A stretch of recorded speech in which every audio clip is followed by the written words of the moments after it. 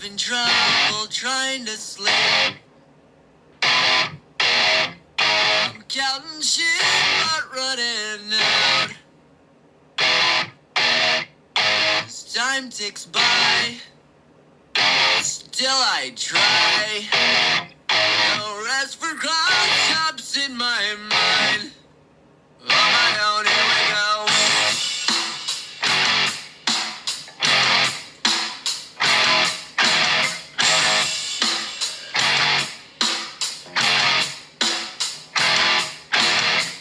My eyes feel like they're gonna bleed. Right up and bulging out my skull. My mouth is dry. My face is numb. What's up, everybody? Fucked up and spun out in my room. On my own, here we go.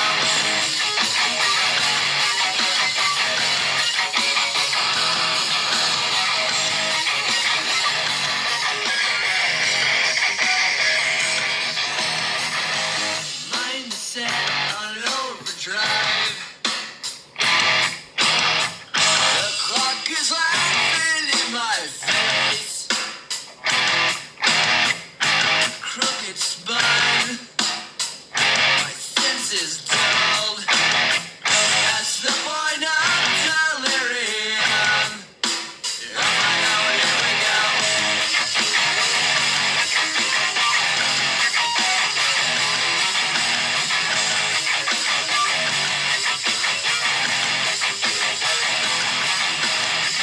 My eyes feel like they're gonna bleed.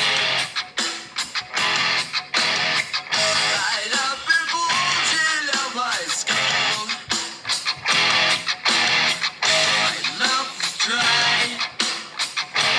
Face is numb. Fucked up and spun out in my room. On my own, here we go.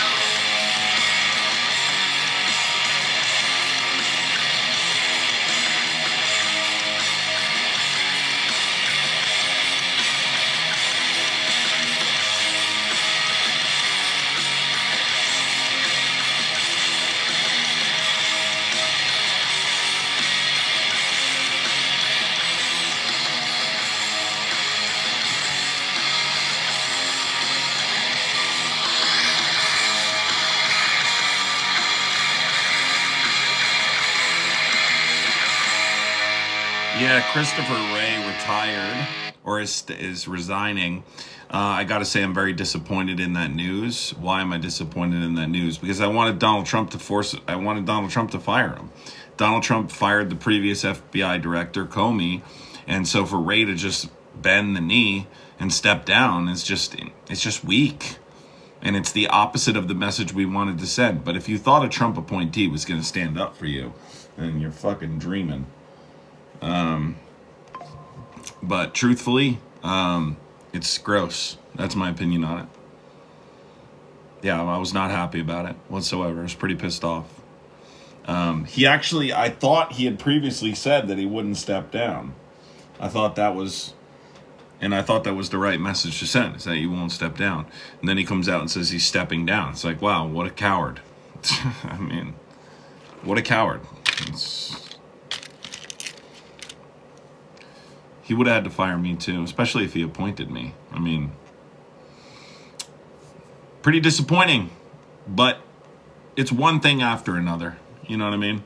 It's one thing after another. And then you have Kash Patel here saying this.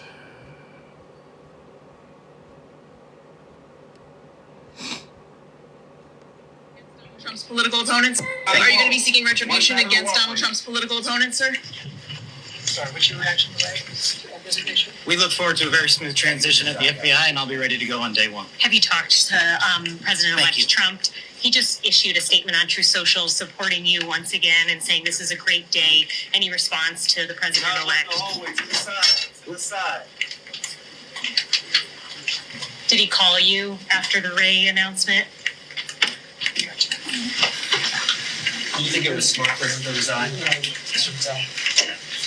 He doesn't Thank you answer. all. So he can't answer a question that he doesn't plan on going after his political opponents? Wow, that's fucking nice. The fucking director of the FBI can't answer a question about whether or not he's going to weaponize fucking institutions against the American people. That's fucking wild, dude. Yeah, can I help you? Do you want to have a legitimate conversation, or do you want to be a child today? I tried to have legitimate conversations with you. No, you don't. You start out being a smartass, and I'm not tolerating your smartassery. Why are So, you so angry tonight? because I'm in a bad fucking mood, man. Go smoke some weed or something. That wouldn't change my mood You don't whatsoever. Would that change my mood? I got a lot of shit on my mind. There's a lot of shit going on. So what's up? What's on your mind, brother? Tell me. Probably right now, I'm probably disappointed, and right now, Ray stepping down is probably the first thing that comes to mind. Well, why I would don't you think do that? it sends a good message. Right? It's just weak. I mean, Trump put him in there. Why would he step down? I mean, this just makes no sense. Especially when he said that he had no plans to step down. I don't know if somebody approached him and threatened him or what the hell the deal is, but paid him. I don't know. Possibility. I think Kash Patel's incredibly dangerous. So, and I just proved it, right? He's asked a question. Are you going to go after Trump's political opponents? He didn't even say no. I mean, the answer is no. The answer is no from any FBI director in the history of our country. The answer is no. Well, the guy's dirty. We all know that. Not the point. And I'm not here to defend the FBI. But what I am here to say is that weaponizing the FBI against political opponents is wrong. And it's a dangerous path. Because, by the way, I hope Republicans understand this. You better have a long-term plan for maintaining power. Because understand, this will be done against you, too. No, You that's the also possibility. will be the victim of weaponization if you do this. Because a lot of people on the left are already advocating for a no-nonsense approach in the next administration. Packing the court, things like that, no nonsense. And so if to trust that a Democrat would, say, well, that's wrong, I'm not going to do that because it's the wrong thing to do after an administration that does it, I wouldn't count on that. I would be, Kash Patel specifically should understand that he too can be investigated. Well, isn't that the point of draining the swamp? It's a very dangerous situation. Yeah, I don't think truthfully, I don't believe if they really wanted to drain the swamp, if they really wanted to get rid of these people that work within the FBI, to try and elevate their position, people that work within the FBI, to try and elevate their position so then they can make more money in the private sector, which is something I've complained about for a long time and at the taxpayers' expense, then I would be on board with it. But that's not really what they're doing. They want to shrink the government. And when they say shrink the government, they mean to Trump-only loyalists, to people who are loyal to the Republican Party. Not shrink the government because it's beneficial to the taxpayer, or shrink the Bureau because it's beneficial to the taxpayer. It's shrink these institutions because they don't want any opposition to their ideology. You don't think it's a lot of waste? There is waste. There is waste. I just don't think that like they legitimately want to solve those problems. But they could prove me wrong. I hope they do. Well, would it make you any angrier? All right, someone in chat is saying I'm glitching. I don't think I'm glitching, am I? Shouldn't have even asked because now people will say yes when I'm not. I don't see you glitching. All right, go ahead. Yeah, no. I just think that like if they really wanted to do these things, because I've been complaining about these things forever. This isn't a new thing to complain about government spending or to complain about waste or complain about, issues or corruption within the FBI. These are things people on the left have been talking about forever. No, I totally agree with you on that. That's something that the FBI is it's corruption on both levels. There is, but do you actually trust that Republicans truly want to clean that or clear that issue up or address that issue? In my opinion, it's not about what you're saying so much as what you're doing, right? Like if we really had intentions to go in and let's be honest, like the Department of Government Efficiency, that's not a serious thing. No, that's not serious. no, that's just waste. But I'm saying that's not serious. That's a department created by Donald Trump. That's not a legitimate department. That has no actual power. Run by people that are not serious people. So like this is just an example. Another example is like when you're saying I want to shrink these institutions, when you're saying I want to shrink the FBI, right? But then you're simultaneously talking about investigations into political opponents, people that opposed your administration. Yeah, once Comes off as when you mean shrink, you mean go after people with an opposing mindset or people that are willing to step up. Republicans, the Trump family specifically, I remember after the election, something really concerning that was said. Donald Trump Jr. said the transition portion of this is the most important because you have to make sure that my father's not surrounded by bureaucrats.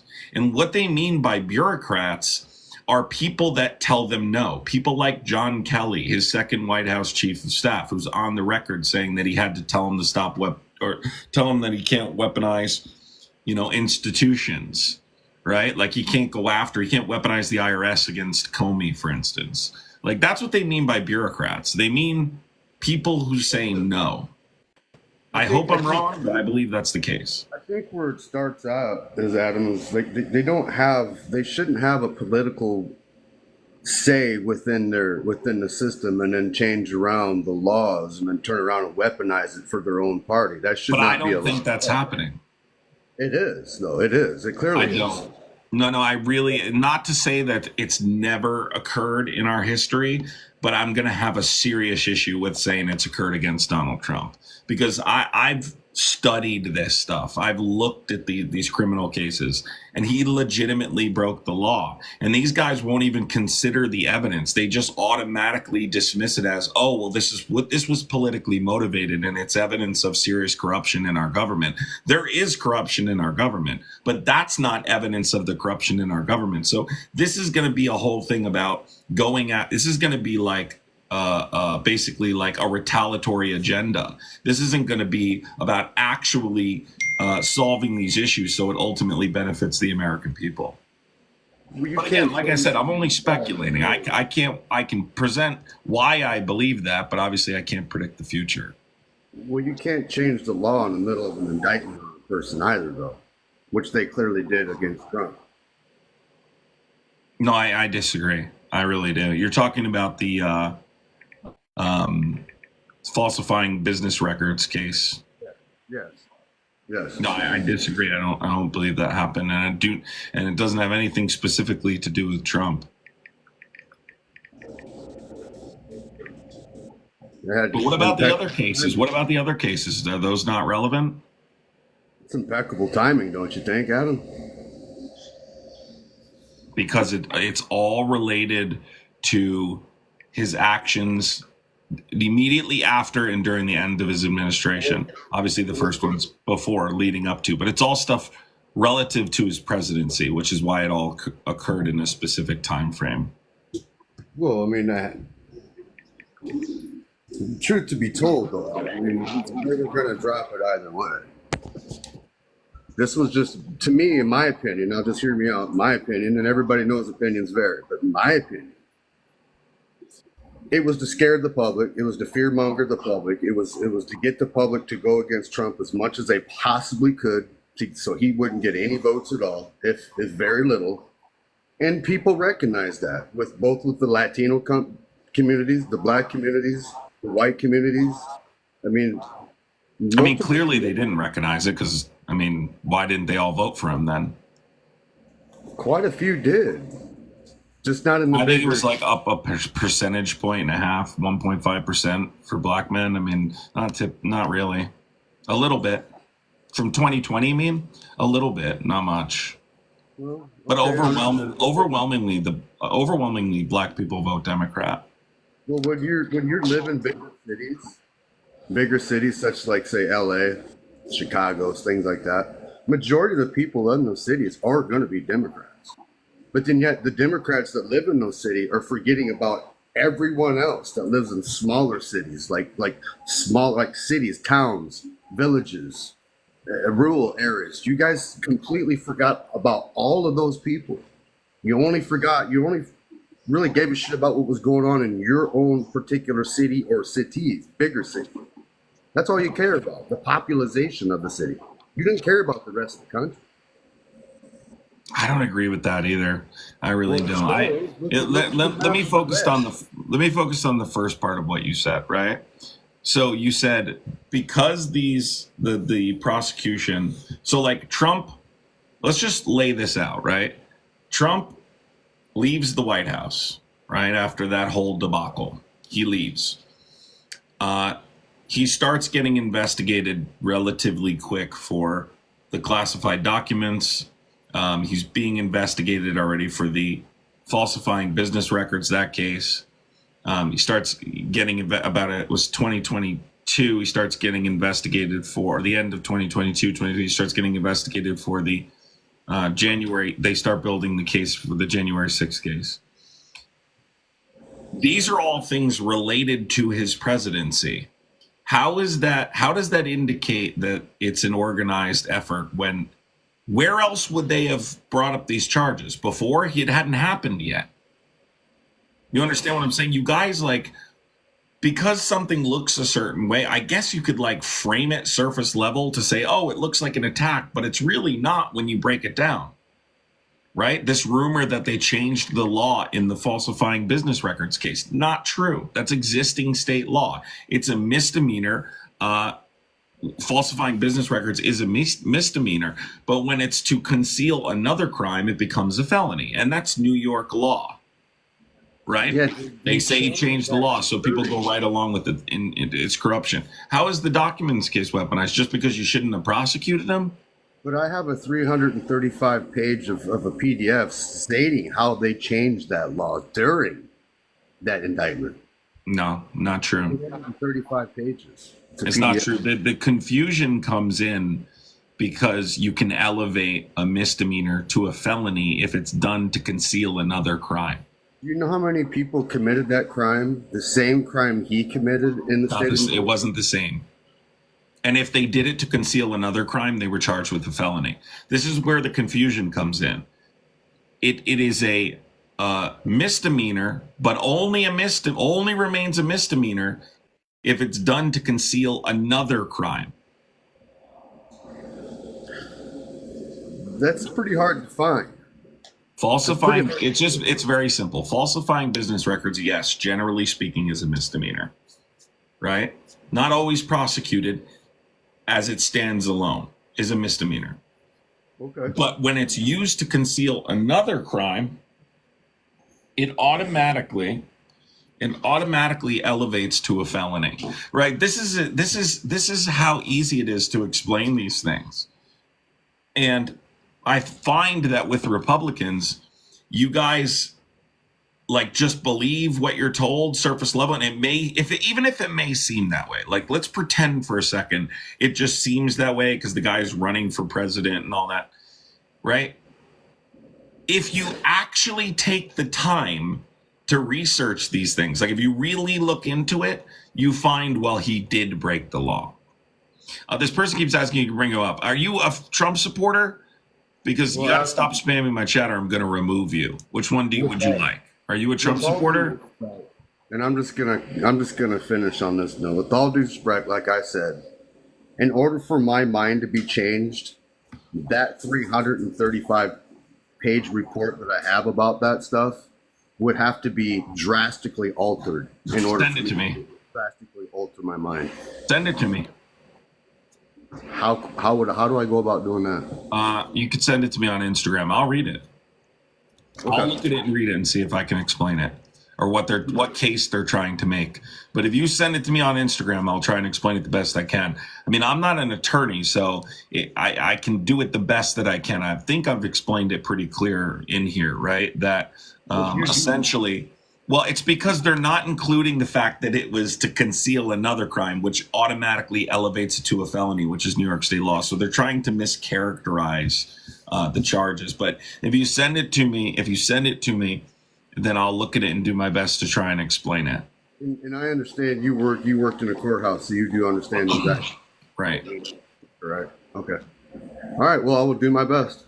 Yeah, send it to me. I would look at it and do my best. You know, I can't promise I can explain it because I don't know who it's from or what they're trying to say. But all I can say is, like, it to me, it's probably the same argument that Republicans consistently make, which is that it is a misdemeanor if you falsify business records. But if you falsify business records to hide campaign finance violations, that misdemeanor automatically, because of New York state law, automatically becomes a felony. Yeah. So they're trying to make it seem like they made it a felony when it wasn't a felony. It was a felony, and that was existing New York state law. Yeah, but that's the thing that I'm trying to explain to you. You got to look at the existing state law, like you just stated. I just did. I have. Send it to me, and I will see what argument they make, and I will do the best that I can to explain it. I don't know what argument they're making. I have to look at it. Yeah, you would have to look at But again, that doesn't dismiss all of the other cases, right? I know the January 6th case pretty well, too. He's guilty in that case. He's guilty in the documents case. He is so guilty in that documents case. It's not even fucking funny. You could say he's guilty, but the hands that it laid into was Pelosi herself, especially when she had a video with her daughter recording in a vehicle, an SUV that I believe. She was sitting in the back seat and recording her mother. That's not true. That was mischaracterized. That was 100% not true. Do you realize it doesn't even matter if that was true because she does not have that authority? She doesn't have the authority to take the blame for it because she doesn't have the authority to discharge the National Guard. Who does? Trump, and only Trump. Okay. So like, there's not a scenario in which someone can tell him he doesn't want people there. By the way, when you accompany that with the fact that he's not doing anything during the course of the insurrection, and you actually look at the time frame, okay, what did he do from the time he left the ellipse till he enters the White House, and then what he does within that time frame in the White House?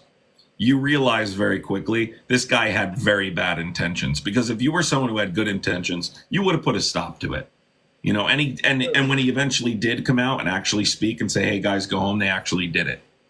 And they did it because he's the reason they're there. This is like the same argument I make all the time, right? If someone is the reason you're in a specific place and committing a specific action, they also are the person most likely to be able to get you to leave. If I incited a bunch of people to commit a specific illegal behavior in a specific location, it would be me who would be most likely to be able to get them to leave, right? Because I'm the reason they're there. And you can even go back. I mean, there's evidence that substantiates this very point, because during criminal proceedings, there was documentation provided. People were recording themselves saying, Trump told us to go home. They were screaming to other people, hey, Trump wants us to leave now. And that was after several hours. You can't control a crowd of people. He did, though. How? Because considering multiple different factors, his position of authority, president of the United States, most importantly, this is a president. Even if someone doesn't even like Trump, maybe they're not maybe they're not somebody who's super engaged in politics. Donald Trump has a tremendous amount of influence just because he's the president of the United States. And it's the same kind of argument I make with COVID, right? When people discount the things he was saying after he told Bob Woodward that it wasn't, or that it was deadly stuff, rather. People go, well, that's Trump. He says ridiculous things. Stop discounting his position of authority. His voice has influence. The things he says influence people to do things. maybe you're not the type of person that would storm a government building, right? Maybe you're not the type of person that would respond with violence because the president told you to. But consider there are people out there that would and did and admitted to doing it and went and were interrogated by the FBI and literally admitted, yeah, we did this because I thought he wanted us to do this. I mean, they're not making that up. Well, I totally agree with you that people are easily influenced by a character. I get that. But unfortunately, you know, with them trying to charge him and then hold that is never going to happen. So it's done and it's over with. I think you guys just have a crazy burden for Trump. There has to be like 100% like no room for error evidence in order for you guys. And even then, I would say most Trump supporters still don't condemn his actions. It's like this crazy burden of proof you must reach in order to convince a Trump supporter that Trump may be wrong in a particular circumstances. With all of these indictments, it proves my point, right? Because I'll sit here I've sat here for 45 minutes, an hour and 15 minutes, an hour and a half with individuals that come and try and have these conversations. And I'll do everything I can to get them to understand that it's likely he broke the law. So then it would justify an indictment. And they'll look me right in the face and say, yeah, I don't believe it. Even after I'm providing them everything you would possibly need to come to this conclusion. It's wild. Yes. So just look in the mirror and think, am I thinking, like, have I lost my train of thought? Like, have I just like, am I worshiping Trump here? Because I wouldn't have this same burden for like your average citizen. For your average citizen, you wouldn't require this much proof. For Trump, you require an enormous amount of evidence. You need to know, you need to see him commit the crime in order to believe he did something. It's bizarre. It's a sign that you guys worship him. It's not so much a sign. It's just what we see as how the DOJ and how the Democrats. But without investigating it, though. It's been weaponized, data. Oh, God. It's been weaponized a long time ago. People, the point I'm trying to make to this guy, right, is that he looks at things because even if we're just pretending for a second that things may look a certain way, right? Because if I just told you surface level, a guy is running for president, right? And there's a opposing administration currently in office that won the election. And he happened to be criminally indicted 4 times right before he announced his campaign for presidency. Surface level, without any more information, you may go, wow, that's suspicious. In fact, if I had no information and someone just told me that, I would say it's suspicious. You see what I'm saying?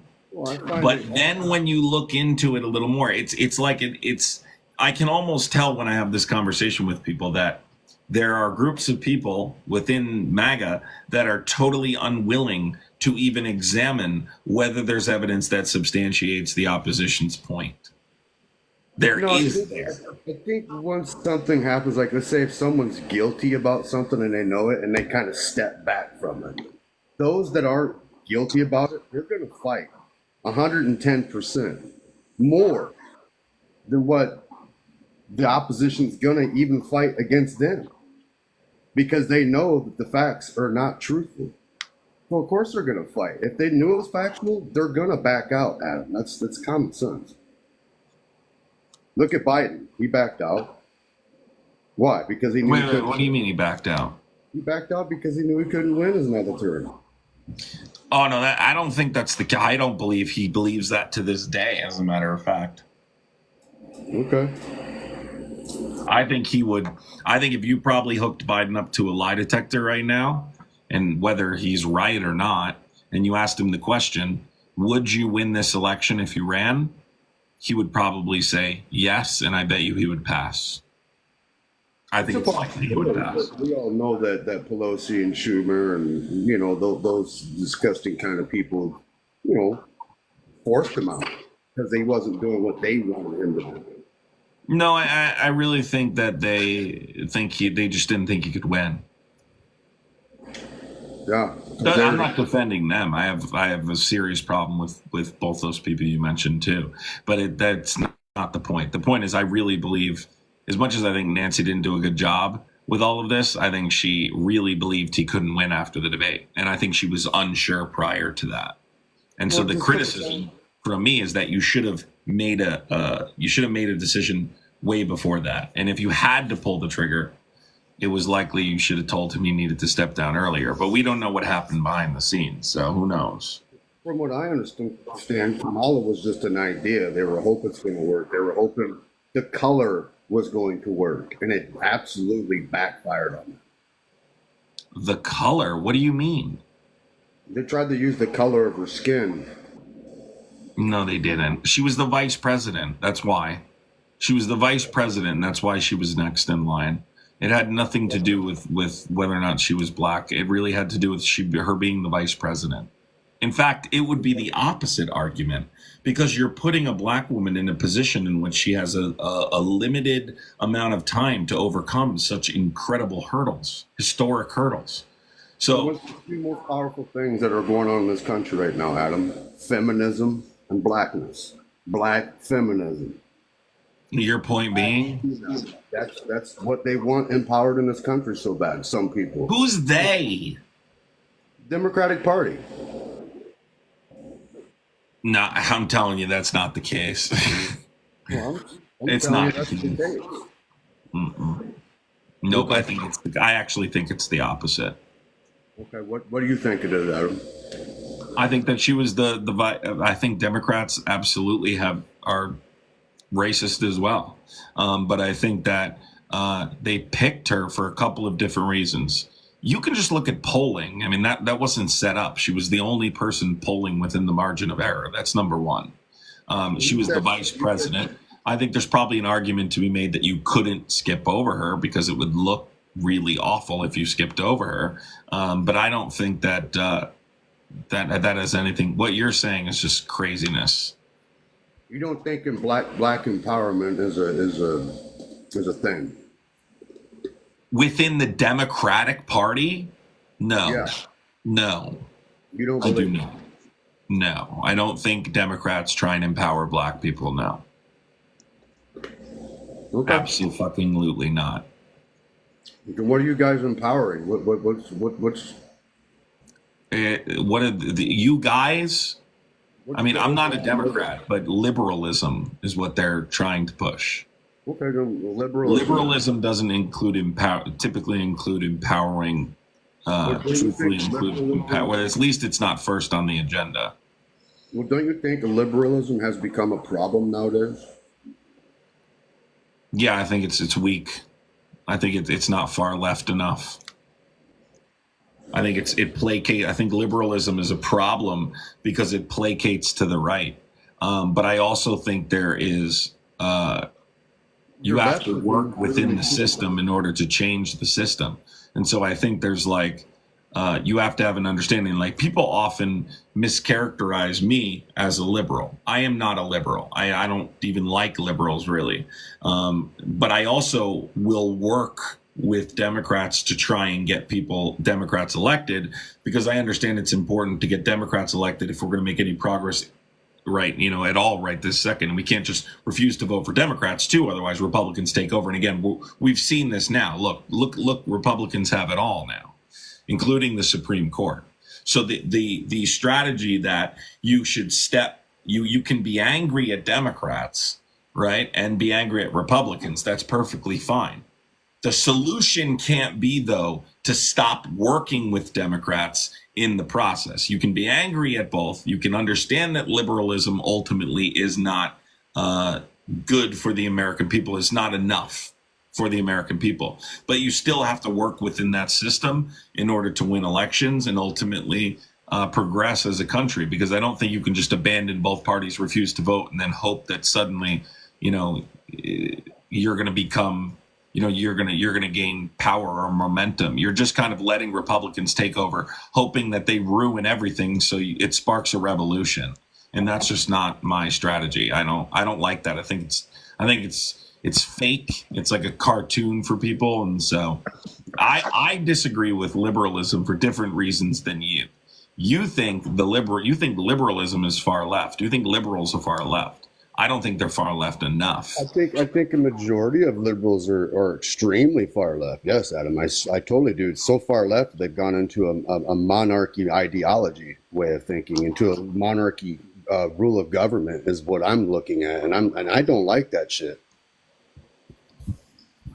You don't like that shit, being a Trump supporter? Are you waiting for Barron Trump to take over? We're not leading into a monarchy. These guys want Barron Trump to take over, and he has the audacity to say that. Hey, by the way, guys, could you send me those? Thank you to Tomato for sending that. Can you guys send those live things, live fest things?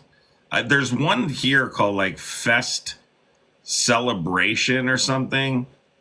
That would be cool if we could get one of them. But basically, this one would put us in the thing. But we basically need live fest. See these live fests people are doing? We need these because there's some live fest thing. TikTok keeps sending me notifications about it, and you just send the live fest gifts, and you also subscribe, and it helps. Subscribing and heart me's and live fest gifts, I believe, are how you move up. To be honest, I really don't give a shit, but I'm trying to at least do a little bit of it, and I would appreciate it. Thank you, everybody. Appreciate it. So I believe Republicans are fascist, and you would disagree with that too, I'm sure. I wouldn't say all Republicans are fascist. I think everybody. I didn't say all Republicans. Republican leadership is fascist, though. I think everybody can be a fascist in their own way. Yeah, that's what I think. Of course. Democrats aren't fascist. Of course they would. Of course they got fascist ideologies. Like, don't speak unless spoken to. I mean, come on. No, what you're talking about, Project, is fascist characteristics. And fascist characteristics exist in the United States. They've existed forever in our government. And we've allowed characteristics of fascism to exist, yes.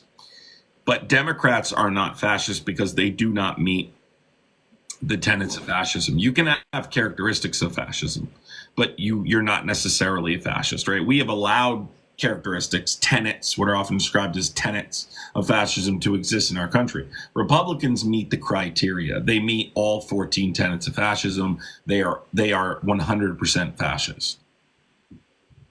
Okay.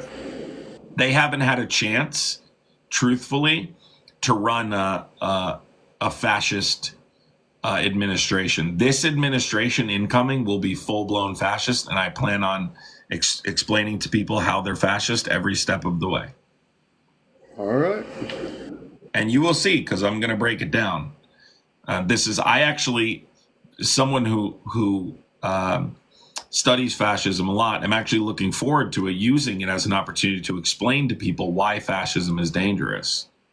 Because unfortunately, there's plenty of people that do not understand. Gary says, send them all away. Why are you guys not getting in the guest box? Project, thanks for coming up. Take care. All right, man. Why are you guys not getting in the guest box, Gary? I just sent you an invite. You guys say send them all away.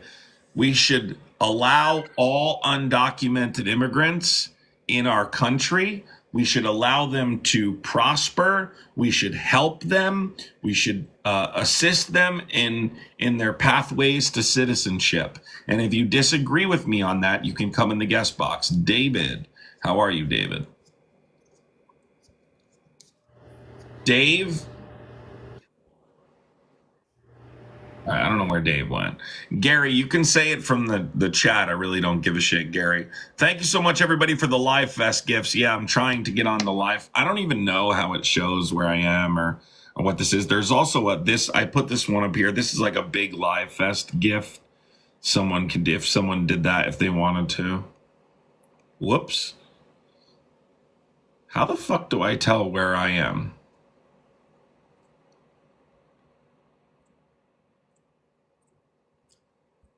Well, I don't know how to do this, so I don't even understand what this is, but So what happens if we win? I go to TikTok headquarters. Will it be abandoned when I get there? Hey, Adam, can you hear me okay? Yeah. Okay, so above your head where your subscriber thing is to your left, there's a little box that you can scroll on, and when it says Live Fest 2024, it'll show what you're ranked. Oh, okay. I think I clicked that and it didn't work. I don't know what the fuck. There's like 2 of them. So you right now are ranked 13. Oh. What category am I in?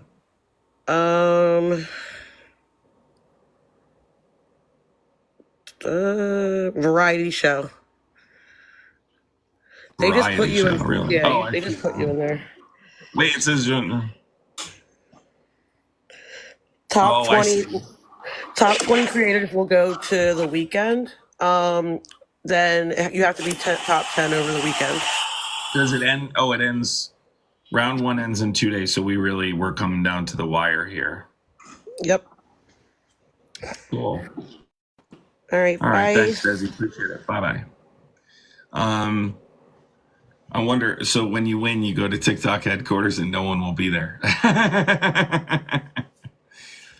It'll be banned. Did someone... Wait a second. Did someone just send the friggin...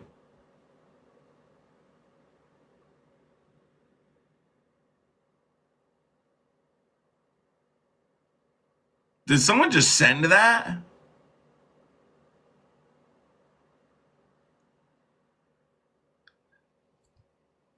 Wow, Beth. Who was that? Was it Beth? Beth, thank you so much, Beth. I really appreciate that. I appreciate that, Beth. Thank you so much, Beth, really. I appreciate that, Beth. Thank you, Beth. I really, really appreciate the support. Seriously, thank you so much. That means a lot to me. Thank you. Do you guys know, I want to make a video. I had a dream last night that I was in college again. Do you want to hear too? I had a dream last night that I shaved my head. But do you want to hear the other dream that I had really quick? So the dream, all right, you guys tell me if you want to hear this. I don't know if it's interesting to people or not, but I'm going to tell you, okay? So I have a recurring nightmare that I am in college and then I have a class that I forgot that I have. And I'm walking down the same, like this hallway, right? And I remember, holy shit, I totally forgot I had this class. And I only went to like 1 in the beginning. It's a recurring nightmare that I have had since I was in college. And I'll like freak out, like in my dream, like, holy shit. And I go to the class sometimes in the dream. Sometimes I go to the class in the dream. Sometimes I ignore it and hope that they didn't notice, but whatever. So I go into the class in this dream and I'm like, the teacher, like it was so real. Like the professor comes up and is like, you haven't been here. Don't think you're passing my class. You haven't been here the entire semester. And my heart sinks. And I'm like, my heart is racing, fucking racing. And every time I wake up, I'm in a panic. Excuse my language. I'm in a panic. It's like a recurring nightmare that I have. It's weird. Thank you, Taylor. But I'll tell you, it's not based off nothing, because although I didn't forget for an entire semester, I did have a semester where I barely showed up to a class. And I passed. I happened to pass, but I barely showed up. I don't know why. I just got super fucking lazy and just didn't go. And would just be like, I'm not going. And like I just kept putting it off. Somehow I passed, but I really did not. I don't even think I really knew what was going on. I passed the exams. I mean, I cared. I just got like incredibly, I just really didn't like human interaction and this glass had a lot of like human interaction.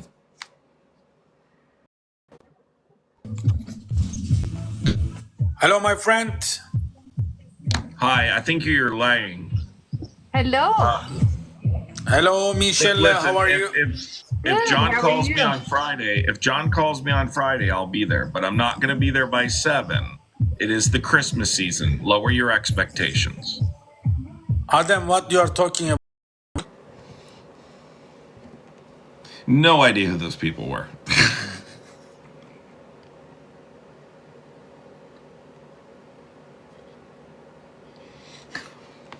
No idea who those people were.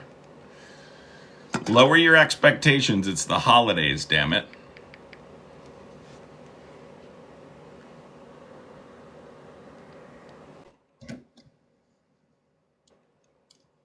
Kind of depressed lately. I don't know. What's going on? Hey, how's it going? How are you? Doing pretty well. Kind Hold of on one rainy second. here. Hold on but one second. Guys, hanging in no, there. my Venmo is down, but my Cash App is up. But tonight we're trying to get people to do Live Fest gifts because we're competing for the Live Fest thing. I have no fucking idea what it is or what to do. But basically, if you send Live Fest gifts, everyone do your heartbeat, subscribe. It helps. Venmo's down right now though because Venmo's a joke of an app that has a stupid glitch when people send too many donations. It crashes. What's going on, man?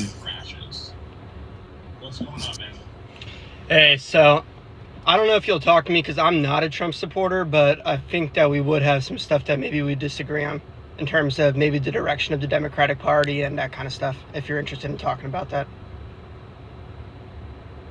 Wait, what? So I'm not a Trump supporter, but like I would like to talk about maybe like the future of the Democratic Party, like what went wrong this past election and that kind of stuff, if you're down for that. Yeah, you have a echo though. Yes. Is there any way to turn that off? Yeah, give me 1 second.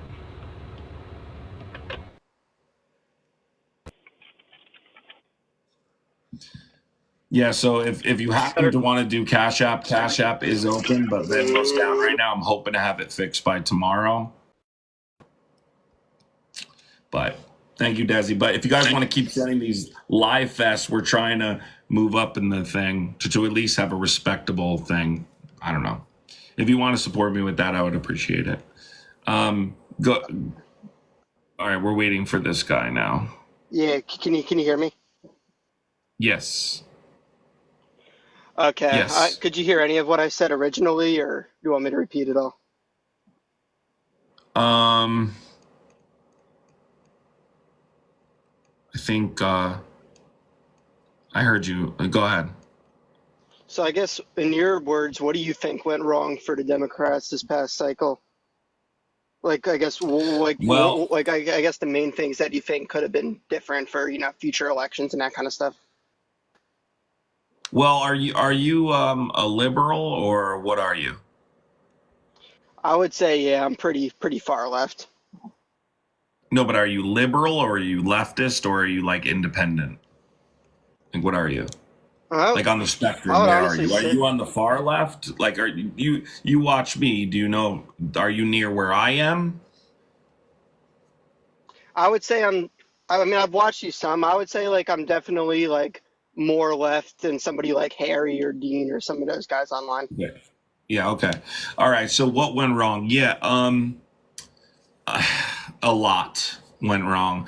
I could sit here all day and talk about what went wrong, but ultimately, are you talking about just like in terms of campaign strategy or like, Yeah, is that what you mean? I guess from my perspective, right? Like, I feel like, and I'm not saying you, but I feel like a lot of Democrats, especially online after this election, have, started, not, I don't think they're trying to necessarily blame voters, but like talking about, what demographic, showed up, who didn't, who voted for who. And I feel like I don't do just that. doing, Yeah, I don't do that. You're talking yeah, about blaming no, marginalized. Talking about blaming marginalized communities. yeah, and not even that, but also Never here. blaming, like the average is blue collar, working class white voter. I feel like, because honestly, I feel like at the end of the day, like as like citizens, we all agree on a lot of issues. Like I think if you put like the top 5 issues on a ballot, like you would get like 70, 80% support for a lot of these like super, progressive, quote unquote leftist ideals, but people actually like them. And I don't know. I just feel like, Well, I here's the feel thing. like I feel like the Democratic Party is not learning their lesson after this election. Is what I'm afraid of, and that we're just gonna like keep appointing like people that are, just they care more about their donor money than they do about actually, truly fighting for a lot of these issues. Because like I did vote for Harris, I voted for Biden in 2022, and honestly, I was pretty disappointed in Biden. Like obviously, I think Trump is terrible. Like I don't understand how anybody could vote for him. I mean, he's a clown and a criminal, and he's not going to do anything good for this country. So I still like reluctantly voted for Harris, but like, I'm not surprised at this result. Like I expected Trump to win, to be honest with you. Like, I mean, when you have a lot of people upset about the economy and stuff like that, and then you have, not saying you, but like other creators and people online, is trying to basically say like, the economy is not that bad because of like the unemployment rate and the inflation rates going down, which that stuff obviously is true. Like if I'm not like this crazy person that's just not going to, agree with data that's, out there, but I feel like you're almost like ignoring their thoughts to an extent at the same time. So I feel like there maybe is a better approach to try to bring more people in, because I feel like a lot of people, especially around me, I live in Philly, and there's a lot of people that are just like done with MAGA. They don't want to talk to anybody with MAGA, and I get it. I mean, there's a lot of, lunatics, but there's also a lot of people who, at the end of the day, they're not voting for Trump because he's a racist. They're not voting for him because he's a criminal and a sexist, but they're voting for him because even if he's lying to them, he's offering them something that there's more. So I feel like as a party, we need to try to shift away from, because we should still talk about culture issues, but I feel like it needs to be economics. And I feel like if we don't do that, like we're going to get spanked in 2028, 2032, and then we're going to have a Supreme Court that's, right leaning until 2080. So that's kind of my concern.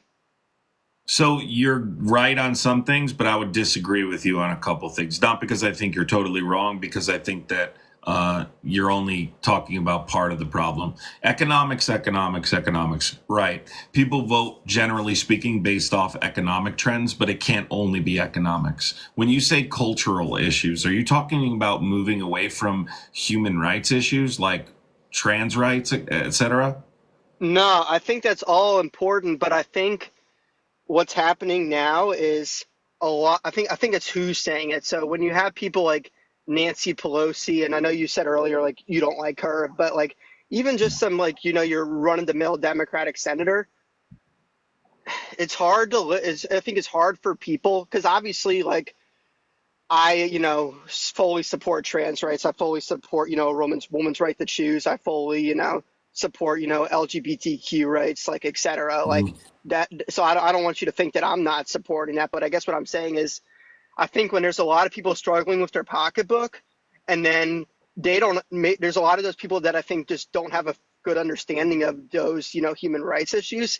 So then when they're being told about these human rights issues from people that are sucking up donor money left and right and not caring about them and lining up their pockets, the argument falls flat.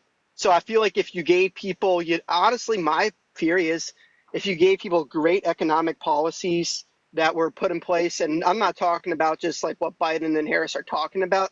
Like if Biden and Harris enacted their entire agenda and really fought for it, like when Joe Manchin was, being, crying about, all this stuff because, his daughter's the CEO of Mylan and he voted against, lowering drug prices. Like Joe Biden should have been in West Virginia every day, screaming from the rooftop fighting, in my opinion, and like not worrying Thank you so much. Yeah. So basically, let me just say, dude, I've said this is mostly what I say, right? So what I think you're trying to say, I hope you're trying to say, because I would agree with you, that people cannot care about these issues like you're talking about, like they should, if they're struggling financially, right? I think that's what you mean. And that Democrats are arrogant in their approach to the economy, in which they're not acknowledging people's struggle, although inflation is not the fault of Joe Biden. And certainly by every available metric, the economy we're handling inflation better than any other country on the globe. we're not explaining that to people properly. So I think this is a messaging issue. I don't think that you need to go away from those.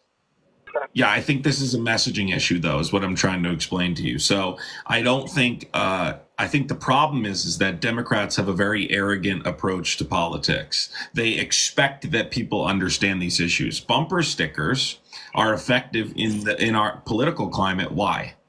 Because it's a simple, clear, concise message. Bumper stickers work, right? Simple messaging works. Simple messaging was effective in this campaign for Donald Trump. Very simplistic, clear, concise messaging. Harris high prices, Trump low prices, right?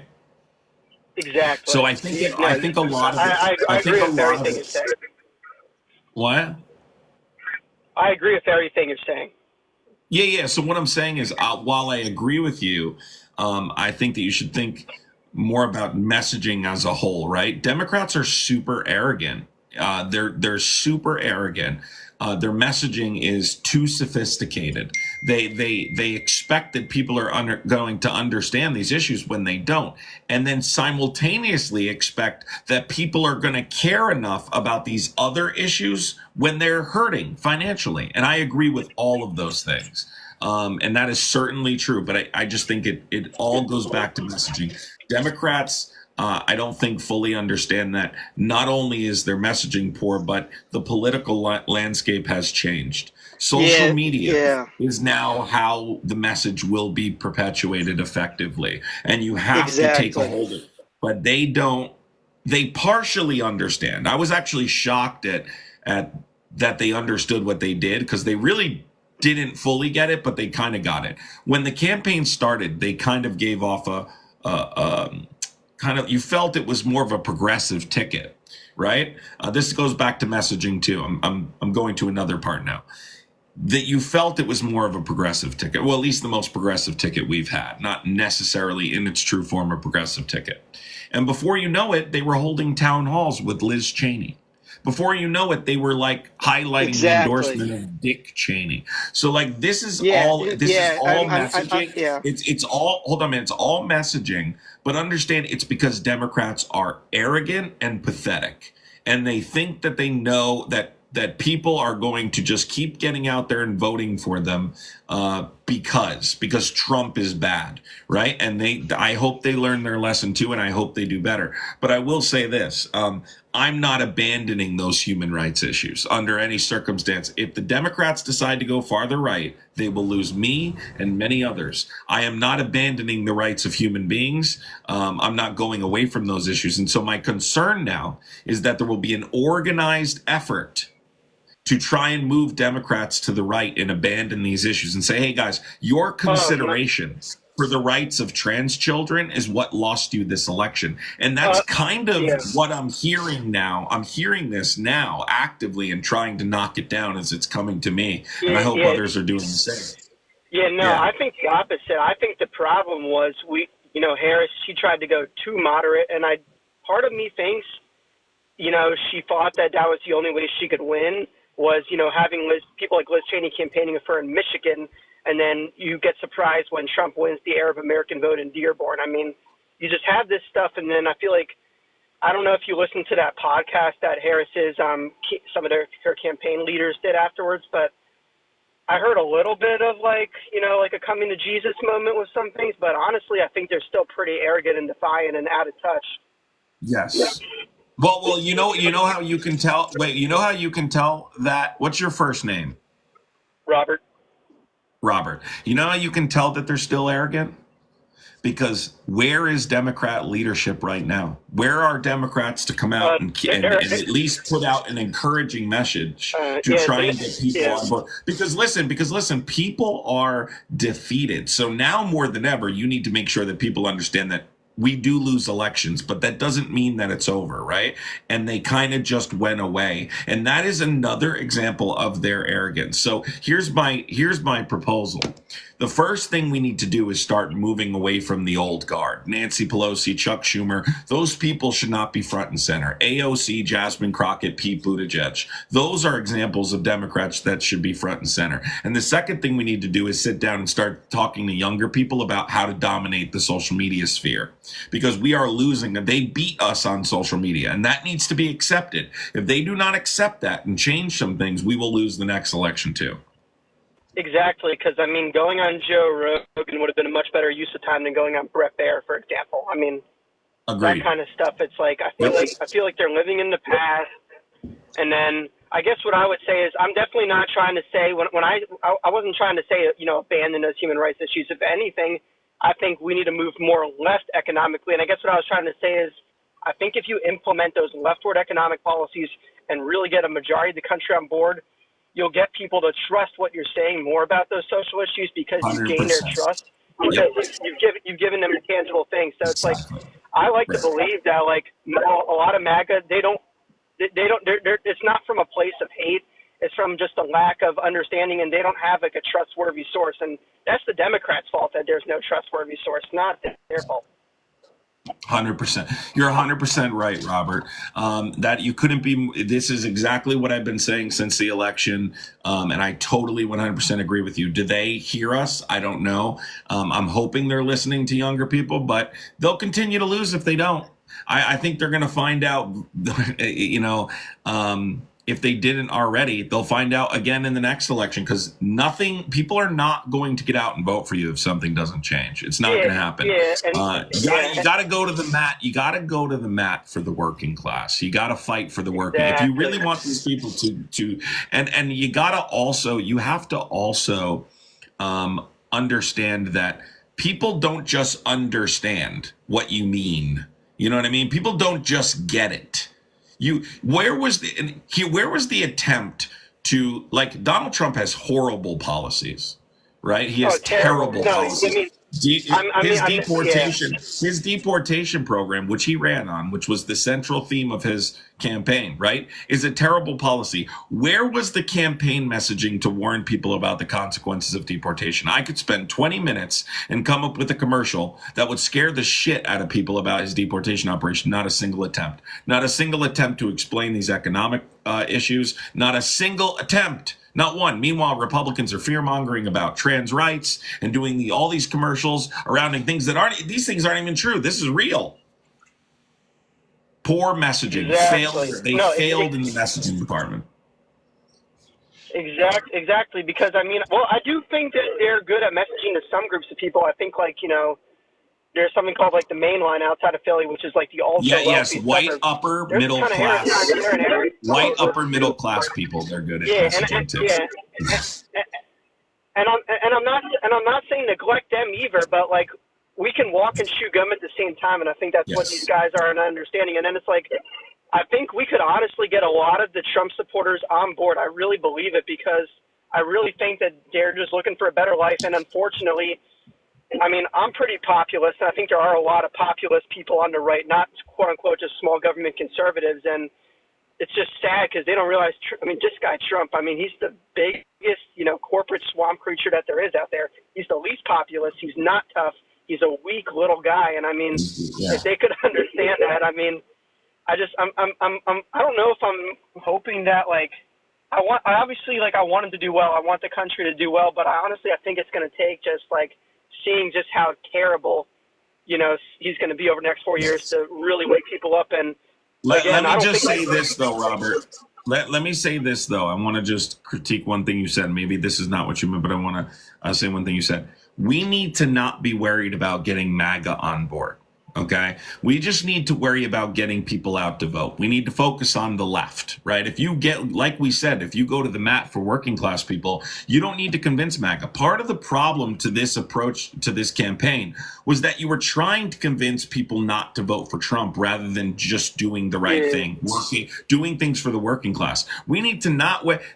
Trump really didn't have any net growth. He basically had the same amount of people vote for him. If everyone got out to vote, then guess what? you'd blow Trump out of the water. You could get way more people out participating. We should have 90 million votes in the pop. Like that's the amount of people that more than that really should be voting. We need to not worry about trying. This is what Democrats did. They tried to convince MAGA that you shouldn't vote for Trump. And how did they do that? Well, they used Liz Cheney, who's a Republican and voted alongside Trump 98% of the time, but she's also attached to her father, who's a war criminal.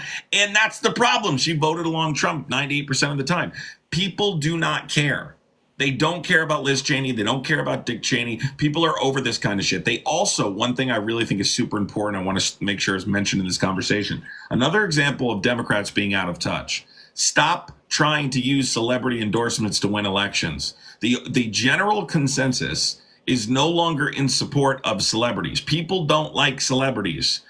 After the Epstein thing, people don't care whether or not Oprah endorsed Harris. It's not the way you win elections. They need to focus much more on policy and less on celebrity endorsements.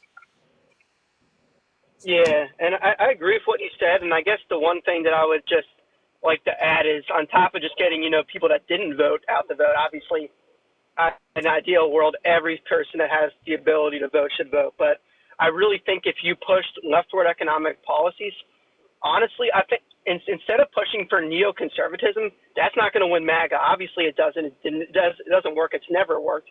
But I think if you push like leftward economic policies, you would get that 10 to 15% that voted for Obama twice, especially up in the upper Midwest, who probably would have voted for Bernie in 2016 instead of Hillary. I think you get those guys back because I don't think that they're actually loyal to just the guy because he's orange and he's able to be a smooth talker. I really think that there's a sizable chunk that just feel like, Barack Obama, the ACA was great, but besides that, so much left off the table, and I think some of it obviously is not his fault, but I feel like people could fight more. I think, especially in those positions of power, and even if it's hard and they don't know how to do it, that's why they're in those positions. They should be able to figure some of that stuff out, and it's going to take time. But I think we need to get people that actually want to implement what they're talking about and walk the walk. The only thing I would say, Robert, is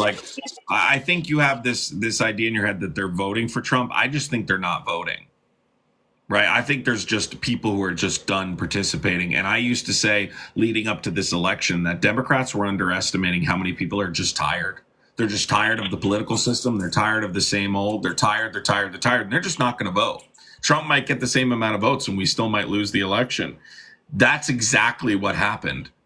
Somebody in chat, let me just address something in chat. Somebody in chat said, yes, they do. No, they don't. Taylor Swift endorsed Harris.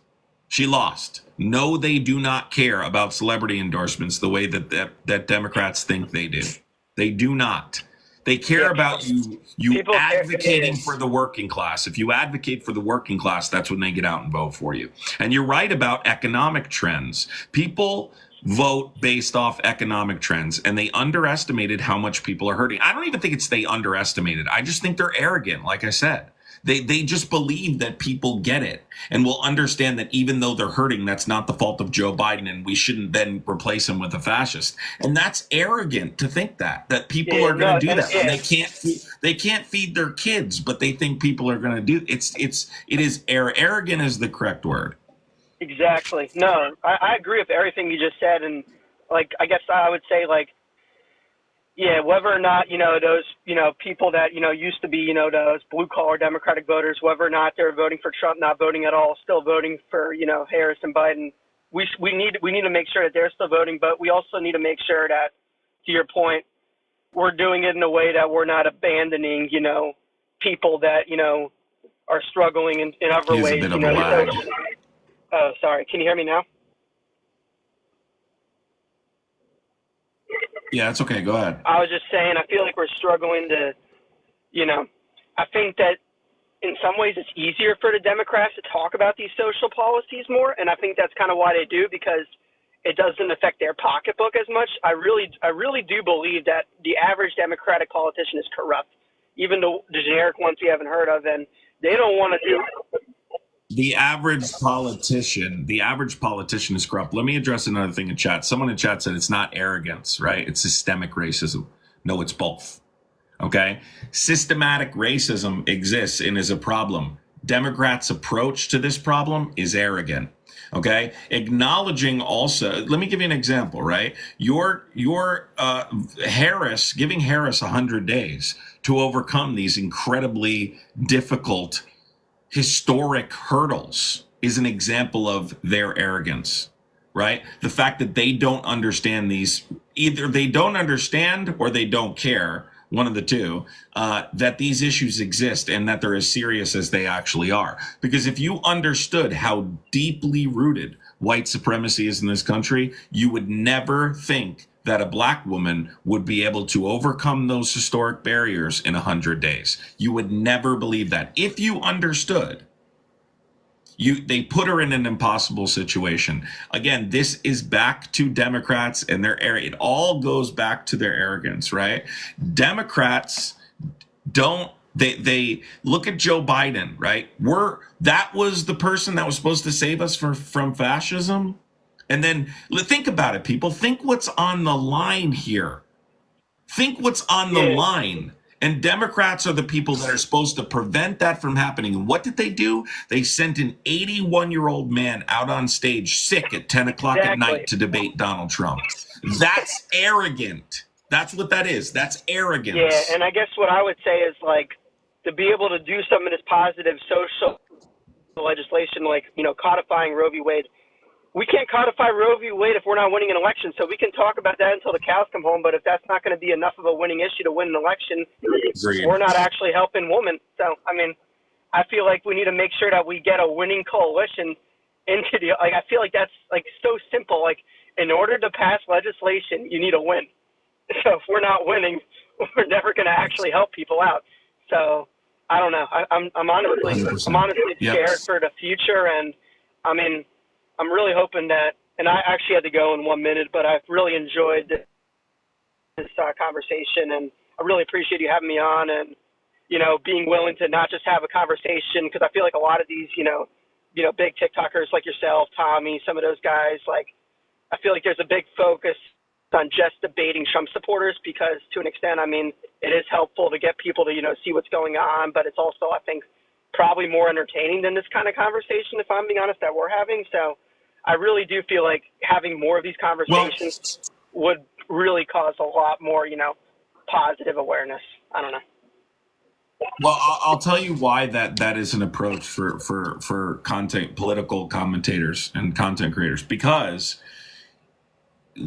just this conversation would be pretty much the exact same over and over. You know what I mean? You can't have an echo chamber and expect to actually make progress. Now, I don't exclusively do Trump's. I have conversations like this. If people want to have an actual sophisticated conversation about campaign strategy, yes. Unfortunately, a lot of it is not that. So, yeah, I'm cool with having both. It has to be a blend, though, right? We still have to allow opposition into our spaces, and as long as you're effectively able to debunk what they're saying, their narrative, then you should always allow them in your spaces. Yeah, but I guess I would say, I mean,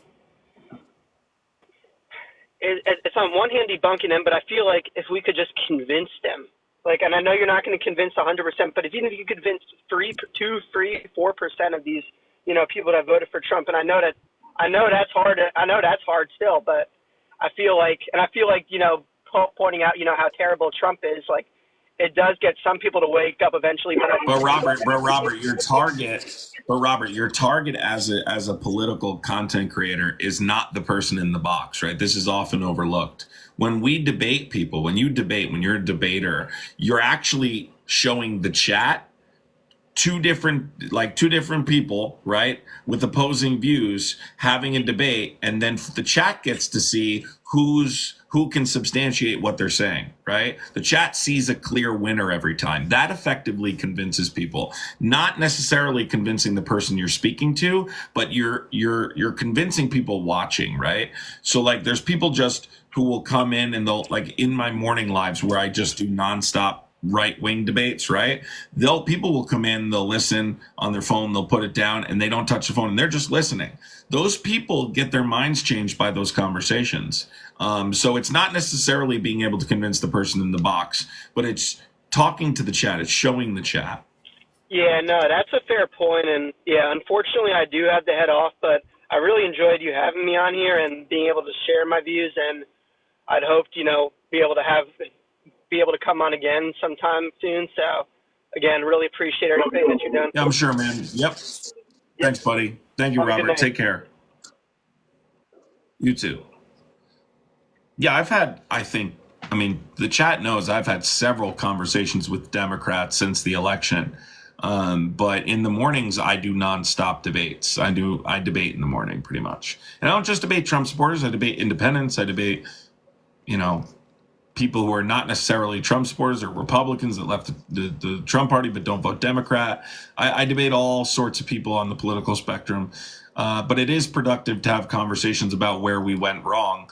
I think that part of this conversation right now, especially for people who pay close attention, you literally there's so much wrong, right? I have filled an entire notebook with mistakes that I think they made. I filled an entire notebook. We're talking like 200 something. I think it's even more than 200 pages, 300 pages of just me writing down mistakes Democrats made. I just keep every day I pull it out and I write more down. Whatever I think it is. Why are we focusing on celebrity endorsement? Why are we not doing this specifically? Where's the messaging that talks about how dangerous Trump's policies are? You know what I mean? Like all of these things. Johnny, what are you doing? Crying in the chat, Johnny? This person said you literally only debate Trump supporters. You wouldn't be able to support yourself if you didn't. Joe, can you stop coming in on a fake account to like cry about me, right? Unless you're going to let me put them on your forehead. That's the only way I'll let you keep commenting on my thing. All right, buddy?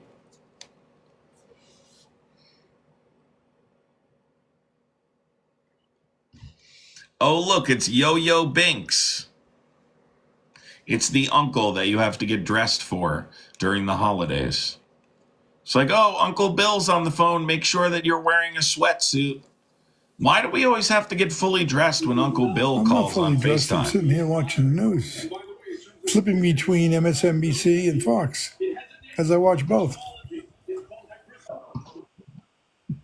Oh, that's quite Thank you. independent of you there, Yo-Yo. You watch MSNBC watch because you actually CNN. care. See, by the way, I watch MSNBC is not even C-SPAN, allowed. I watch News Nation, I watch CBS, ABC, all of them. News Nation is trash. I watch I love the way News Cuomo Nation draws is it. trash. They are so obviously trying to get like I agree. both sides to watch that's what them, news so should they be. like placate. We report, you decide. Well, I don't agree. I think Yeah. the news should be honest. The news shouldn't be worried about targeting specific people. It should just be I'm not honest. trying to get into and a tell the big truth. debate with you tonight, but I do just have one question that I would be interested on your thinking. And it is about these drones. And I'm just curious about what you might think about that. Yeah. What do I think about it? I think it's Me incredibly too. See, we can concerning. agree. And I'm more concerned that Yeah, I mean, I think that drone technology is not even necessarily new. It's been around for several years. It's been around for a long time now. And it's not new. So I don't, number one, know why we're not shooting them out of the sky. I mean, I would have the Department of Defense immediately order those things shot out of the sky. That's number one. Number two, if it was up to me, if I'm in the White House right now, I'm giving the order right now, tonight, right now, go shoot them out of the sky. Because they should not be in the sky. But I also don't buy that the government doesn't know what they are. I mean, you're not going to sell me that the government doesn't know what they are. I'm hoping it's some asshole. Playing a trick. Because if it's not, that's seriously a the problem. only hope that I have for a government right now is that maybe it is us that's doing it. And that would be the only thing that would convince me. If it, Somebody in chat is saying the government is saying it is Iran now. So there was a Republican out of New Jersey who stated that he has top intelligence officials and that give him information that basically stated that an Iran mothership was hovering over the east coast of the United States. I mean, you think this is funny, but it's really not out of the realm of possibility. And released a bunch of drones. But here's the thing. Why have they not been shot down then? I mean, I must think that the government does not think they present any danger to the American people. Otherwise, how the hell are you letting them fly over the American people? It is concerning that Biden isn't talking about it. I don't know. I'm sure he is, but just not publicly. I think Donald might handle it what's going on about that. I don't know. See, you have to understand these guys they're getting advice from other people. They're not ultimately like just going, yeah. I mean, if it was just the Biden or Trump, they would do it. Maybe Trump would make a rash decision, but there certainly could be a reason they're not doing it, right? Listen, you have to think outside the box here. Our government may be collecting information on them. They may be filming what would relieve my concerns is even if the government said, don't worry about it, we got it covered, they're saying, no, we don't know, and it's not adversaries, or there's no ship off the coast. Yeah, I'm not cool with that approach. Yeah, I don't think, I mean, unless, the only thing I could possibly think in my head is that they are actively collecting information because the FBI they're investigating this right now, and I know that the Department of Defense is involved. Now,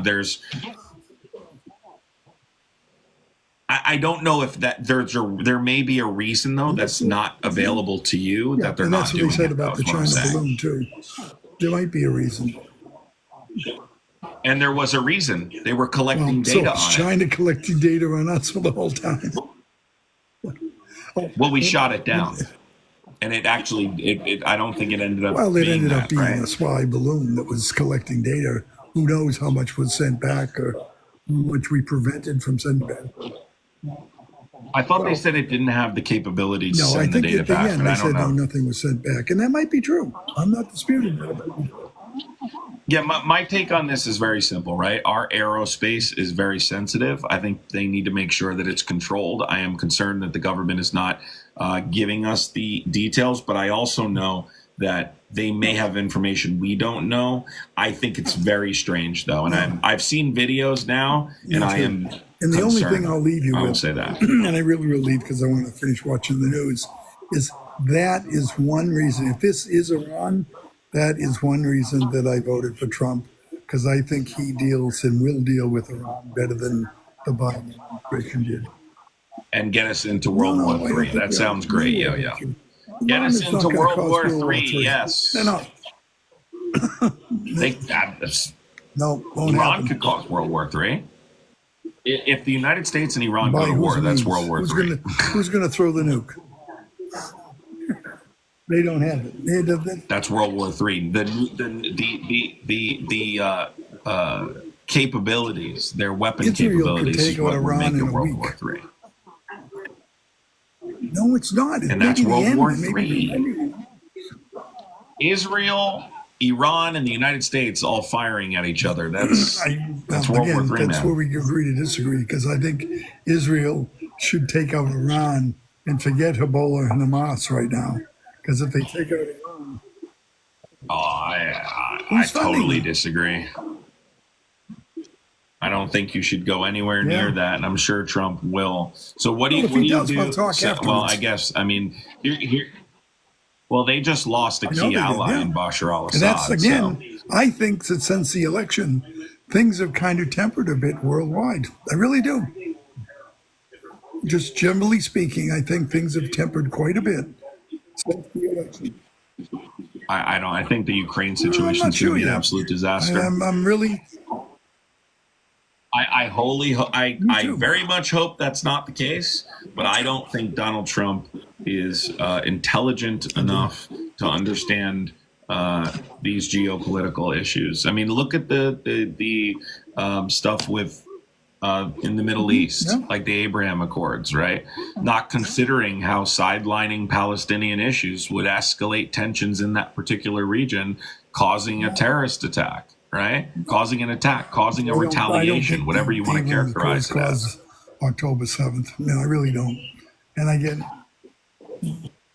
I do, because I think when you sideline Palestinian issues, it escalates tensions. I think when you move the embassy from Tel Aviv to Jerusalem, you're escalating tensions. And I think that Donald Trump also thinks about geopolitical conflict in like 4-year increments, right? And I think it needs to be, if Donald Trump wanted to be an effective leader, he needs to think about the long-term health of the United States. And I think Donald Trump thinks about the long-term health of the United States like he thinks about the long-term health of the Republican Party in 4-year increments. As long as under my term, there is no war. If I'm able to come out and somehow negotiate, or I say negotiate, but force a peace deal where these two countries are no longer at war, it makes me look good. So even if this results in an escalation of tensions and ultimately a more severe conflict after I leave office, I don't assume the burden, right? And so I don't like his approach. I think it's short-term thinking.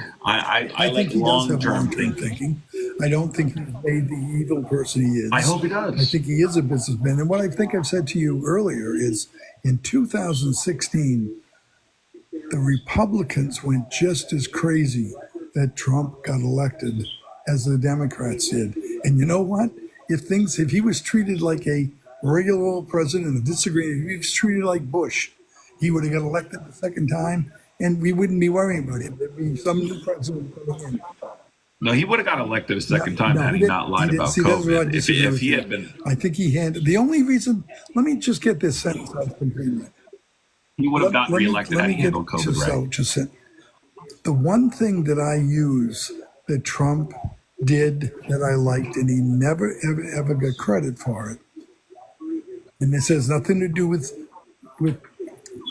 the governor of New York at the time, but Trump gave New York 3,000 beds, a mercy ship, and 18,000 vents, which were never ultimately used or needed with the vents. And instead, the governor sent people back to nursing homes, to the most vulnerable populations, and they had more deaths because of it. Now, I don't think he should go to jail for that. I don't think he should be prosecuted for that. But I don't think Trump should be condemned for not handling COVID. I think anybody would have been overwhelmed. Anybody would have made decisions. And I think Fauci is the epitome of a TV doctor. He turned into a TV doctor. And the day he wore 2 masks, he lost all credibility with me.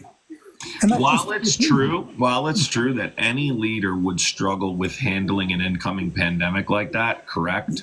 Donald Trump didn't just struggle with how severe it was. He was dishonest about it, right? And this is documented. He told Bob Woodward on February 6th that it was deadly stuff. He proceeded to tell the public it wasn't. And right there, according to many experts, people with people much smarter than us on these particular issues, because they've studied them, medicine, agree that more lives would have been saved had he been honest about the severity of COVID and not been perpetuating the idea, number one, that it was a hoax, or number two, that it wasn't that severe and it was going to go away with the heat. Right? Those things caused people to not take the proper precautions. It delayed people getting the necessary protective equipment and ultimately cost people their life. I don't think anything was delayed. I really don't. And the only reason I say that is before I retired as a registered nurse, I spent 40 years in an emergency department.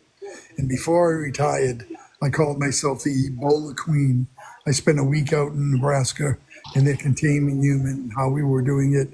And what I will tell you as a personal nursing professional, the CDC wasn't as helpful as people thought they were with Ebola. Now, I think medicine responded quite well, and we did some really good things, but the CDC was getting pushback from hospitals because they were changing their protocols on a daily basis. Sorry, what, you're talking about COVID? No, I was talking about Ebola. Before I retired, I was dealing with it. And just one other topic about Ebola, I fitted people, hundreds of thousands of nurses, doctors, with the N95 masks. I understand the N95 masks high and low, and you had to be fit tested you had to be tested reading paragraphs under a hood while saccharin was sprayed. And if you had one hint of sweetness, you failed and you had to use a PAPR. So when they started saying these E95 masks can be washed and recycled again, it was just crazy. It was crazy stuff. And my only concern is that I absolutely believe. How is that crazy if it prevents virus transmission? No, what I'm saying is, well, but it doesn't. It didn't. That's what I'm trying to say. That's where I totally disagree with you. If they were not fitted properly, they didn't work. And the way they were yes, you have to recycled, wear them properly. they didn't work. So that's all of my colleagues that worked. But they stopped fitting them properly. They said, here, just put these masks on, they'll work. Squeeze your nose, pinch them. But my true feeling about all of this, and I know it's so hard for you to believe that I'm not 110% Trump supporter, but the reason that Trump lost was the Democrats did two major things. They capitalized on COVID, I think to the detriment of people. I think the way it was politicized caused more deaths than Trump ever did. Totally disagree. And two, COVID was a bad disease. Wait. Who politicized it? The Democrats. No, that's just not true. That is just one. No, it's not. Okay. I can provide you proof. Well, Yeah. I mean, Trump. Wait. So you're saying Democrats weren't in charge? What do you mean? They weren't politicizing it. Trump was politicizing it. Trump came out and said it was a hoax. He said it was going to. Listen, Trump. Let me. Yeah, after the fact, it was still going on. Okay, I understand that, but let's just think about the timeline for a second, right? I'm talking about immediately after COVID. Those first few months were crucial. Yep. Who politicized it during that period? Testing was another term that testing didn't help or hinder our response to COVID. Donald Trump.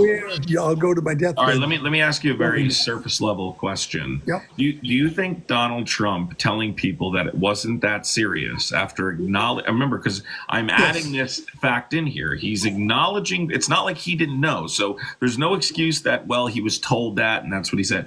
He's acknowledging privately that he's being advised that it's deadly, dangerous, and affects both old and young people. That's included in that conversation. He acknowledges that he believes it's deadly, then publicly tells people it's not that serious. Do you think that cost people their life? No, absolutely not. Because it was a virus that was rampant with a very sick population of people. And the testing didn't help or hurt anything. But I will say that once the election started, it would have saved their life. It would have saved some of their lives. Biden said Trump killed 200,000 plus people, and he shouldn't be president. Use that K word on here. Oh, I'm sorry. On the line. That's another thing that bothers me, that you let TikTok control your wordings. Like I have to, man. I know you do. I just find it comical. But anyways, do you know how many people unlived when Biden was president with the vaccine? That's different though, over because 600,000 people. I'm not. And Trump was only president for a short period of time. I'm not accusing of Biden doing anything wrong. What I'm accusing him saying is this man shouldn't be president because 200,000 people were unlived because of what he did or didn't do. And then truly, Biden had over 600,000 people die. I don't think Biden caused that. I know Biden didn't cause that. So you think the public health officials that have openly stated that his misleading statements likely cost people their lives by affecting public perception and the response to the pandemic as not being that serious, you think those people are lying? I think there is a tremendous amount of bias on both sides. There always is, but that doesn't change this particular fact. This fact remains true. You remember Donald swine Trump's flu? misleading statements around COVID caused people to not take it as seriously as they may have had he been honest. Had Donald Trump told the public what he was telling Bob Woodward in early February, people would have taken it much more seriously. Hold on, you kind of made a point here. You talked about in order for these masks to work, you need to wear them properly, right? Do you think it would have maybe even caused people to make sure their mask was on properly that were walking around after COVID? Because it's been proven that these masks worn correctly do lower virus transmission. So do you think that Donald Trump been honest and not used misleading statements, that people maybe would have taken the extra minute or two to make sure, number one, they had a proper fitting mask, a mask that actually fit them, and it was worn properly, it was on properly. Of course they would have. Okay, of course they would have. No. Let me answer that. The people who wore those masks were not civilians. They were doctors and nurses who continued to try to do the fitting and do everything else. Yeah, but civilians wear those masks. Well, civilians had a little lag time in getting them because but I mean, they wore them during COVID. They didn't exist, okay? And what I will say to you is the politicalization of COVID. I truly believe in 50 years, I'm not going to be around, maybe you'll be around. I think it'll certainly come out that COVID was a horrible disease that really wasn't mismanaged by. You remember when Georgia opened after the shutdown, and I said, if Georgia is unalived in 2 weeks, I'll believe everything that the Democrats have said about COVID, and they didn't. Florida opened up. We didn't ever have a real shutdown. We had a quote shutdown where my wife and daughter wouldn't let me go shopping, but Publix was open, Winn-Dixie was open. All the delivery, Amazon never shut down. It was kind of a made-believe shutdown. And it bothered me because it was more political than real. That's all I'm saying. Again, I have to say, I think you're skipping over kind of what the point that I made. No, I disagree with president's that. language. I don't think what he said at Bob Woodward did anything. But do those statements matter considering his position of authority? I think his statement Hold on, saying, Yo-Yo, here's I want the to problem. stop China. You guys regularly underestimate, you guys say, well, he says these things. He says ridiculous things. It doesn't matter. He's the president of the United States. And I think he handled it fairly well. He really did. But he lied about it. He didn't lie about it. He was the president of the United States.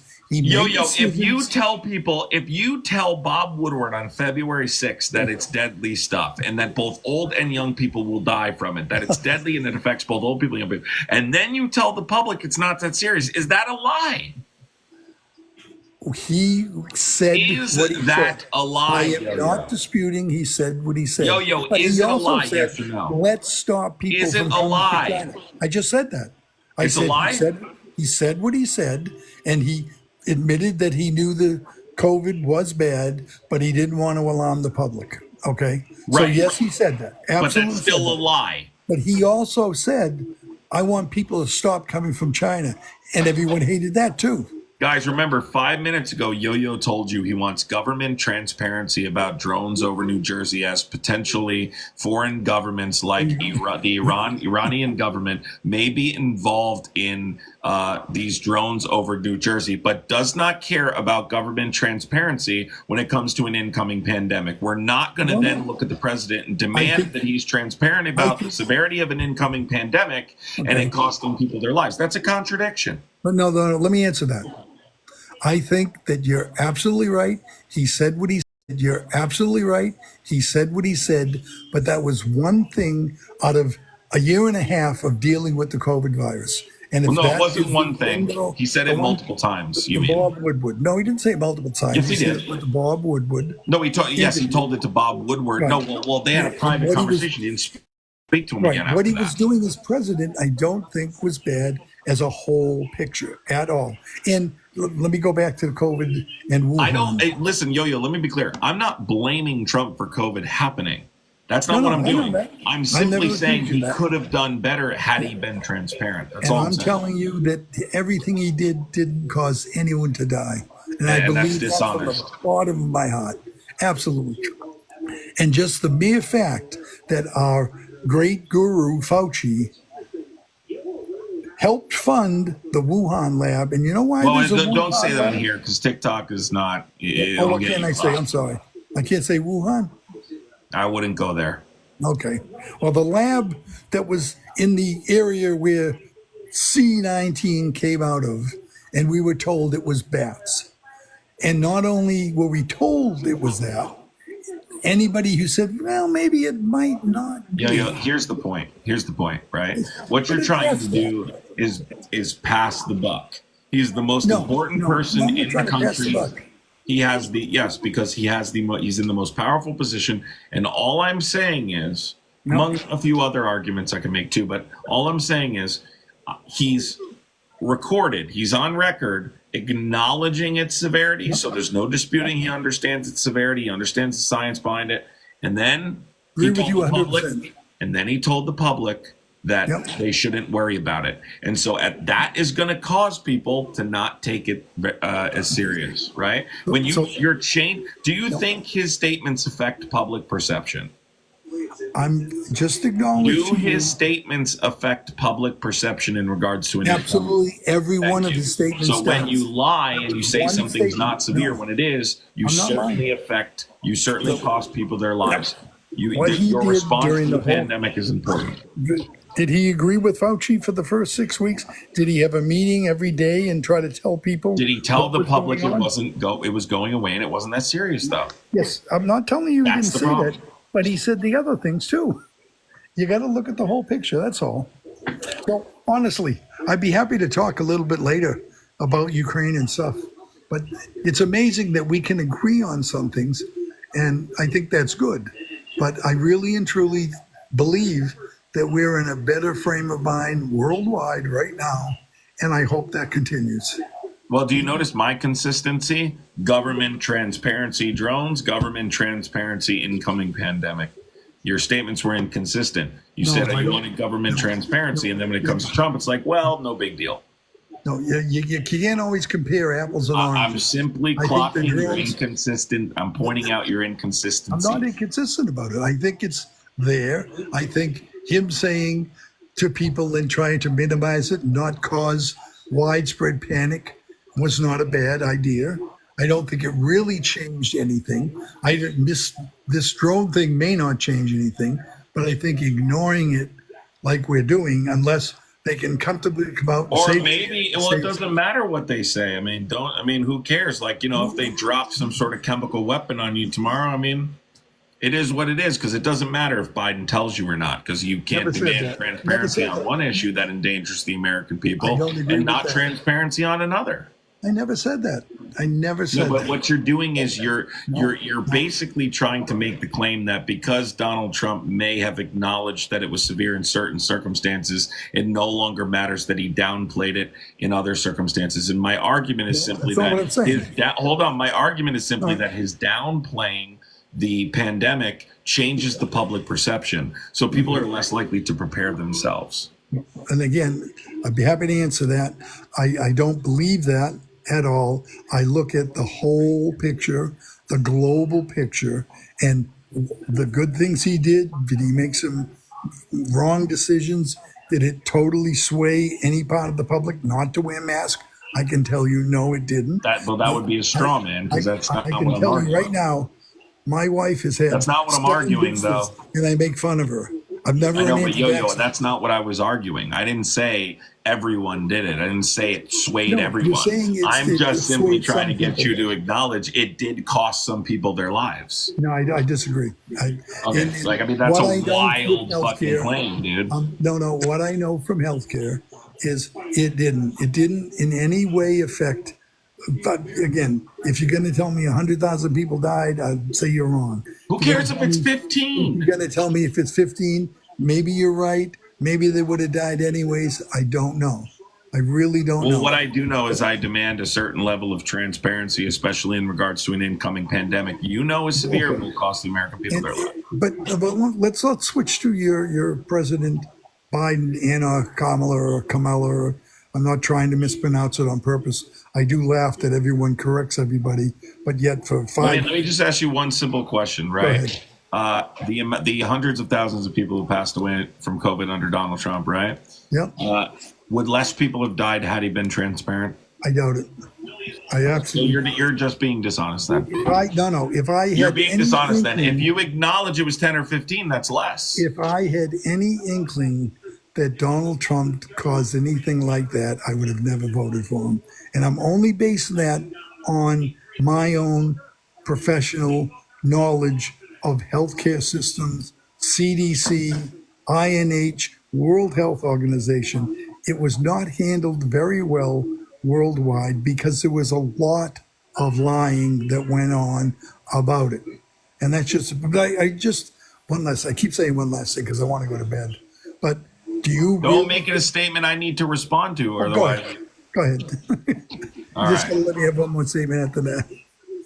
All right. See you later. No, I'm not going. I'd be happy to hear you. Oh, no. I thought I said if your last statement can't be something I need to correct, or it can't be your last statement. I said, go ahead. I said, no, I Oh, want to no. Go ahead. Make your last statement. What is it? My new statement is I would have much more belief in your credibility and many others. You know the names. I forget them all. Harry, Willie, Sammy, Bob, Fred, whatever they are. Dean, Barker, and Harry. Yeah, what about Parker, it? Harry. One, they're way too young to be so expert. Okay, that was my favorite topic to a lot What's of the news- credibility issue with me? Well, the credibility issue is I don't think you're even on both sides. Here's my take.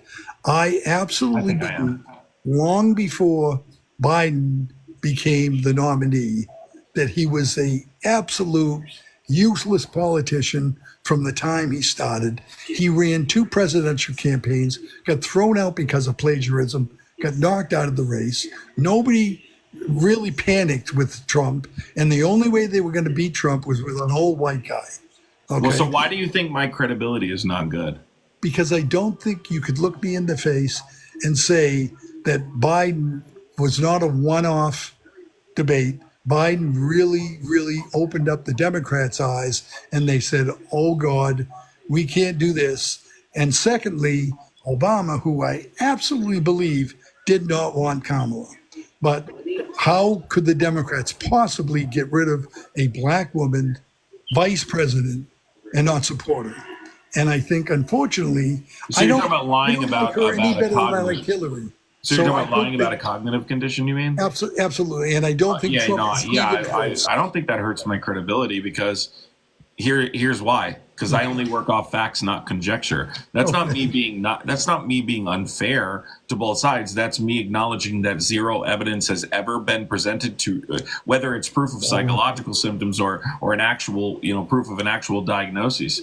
There is nothing that's been presented that proves that Joe Biden has a cognitive condition. So why would I? And that's where I think you lose credibility. No, because I lose credibility because I work off facts, not You're conjecture. not working off facts.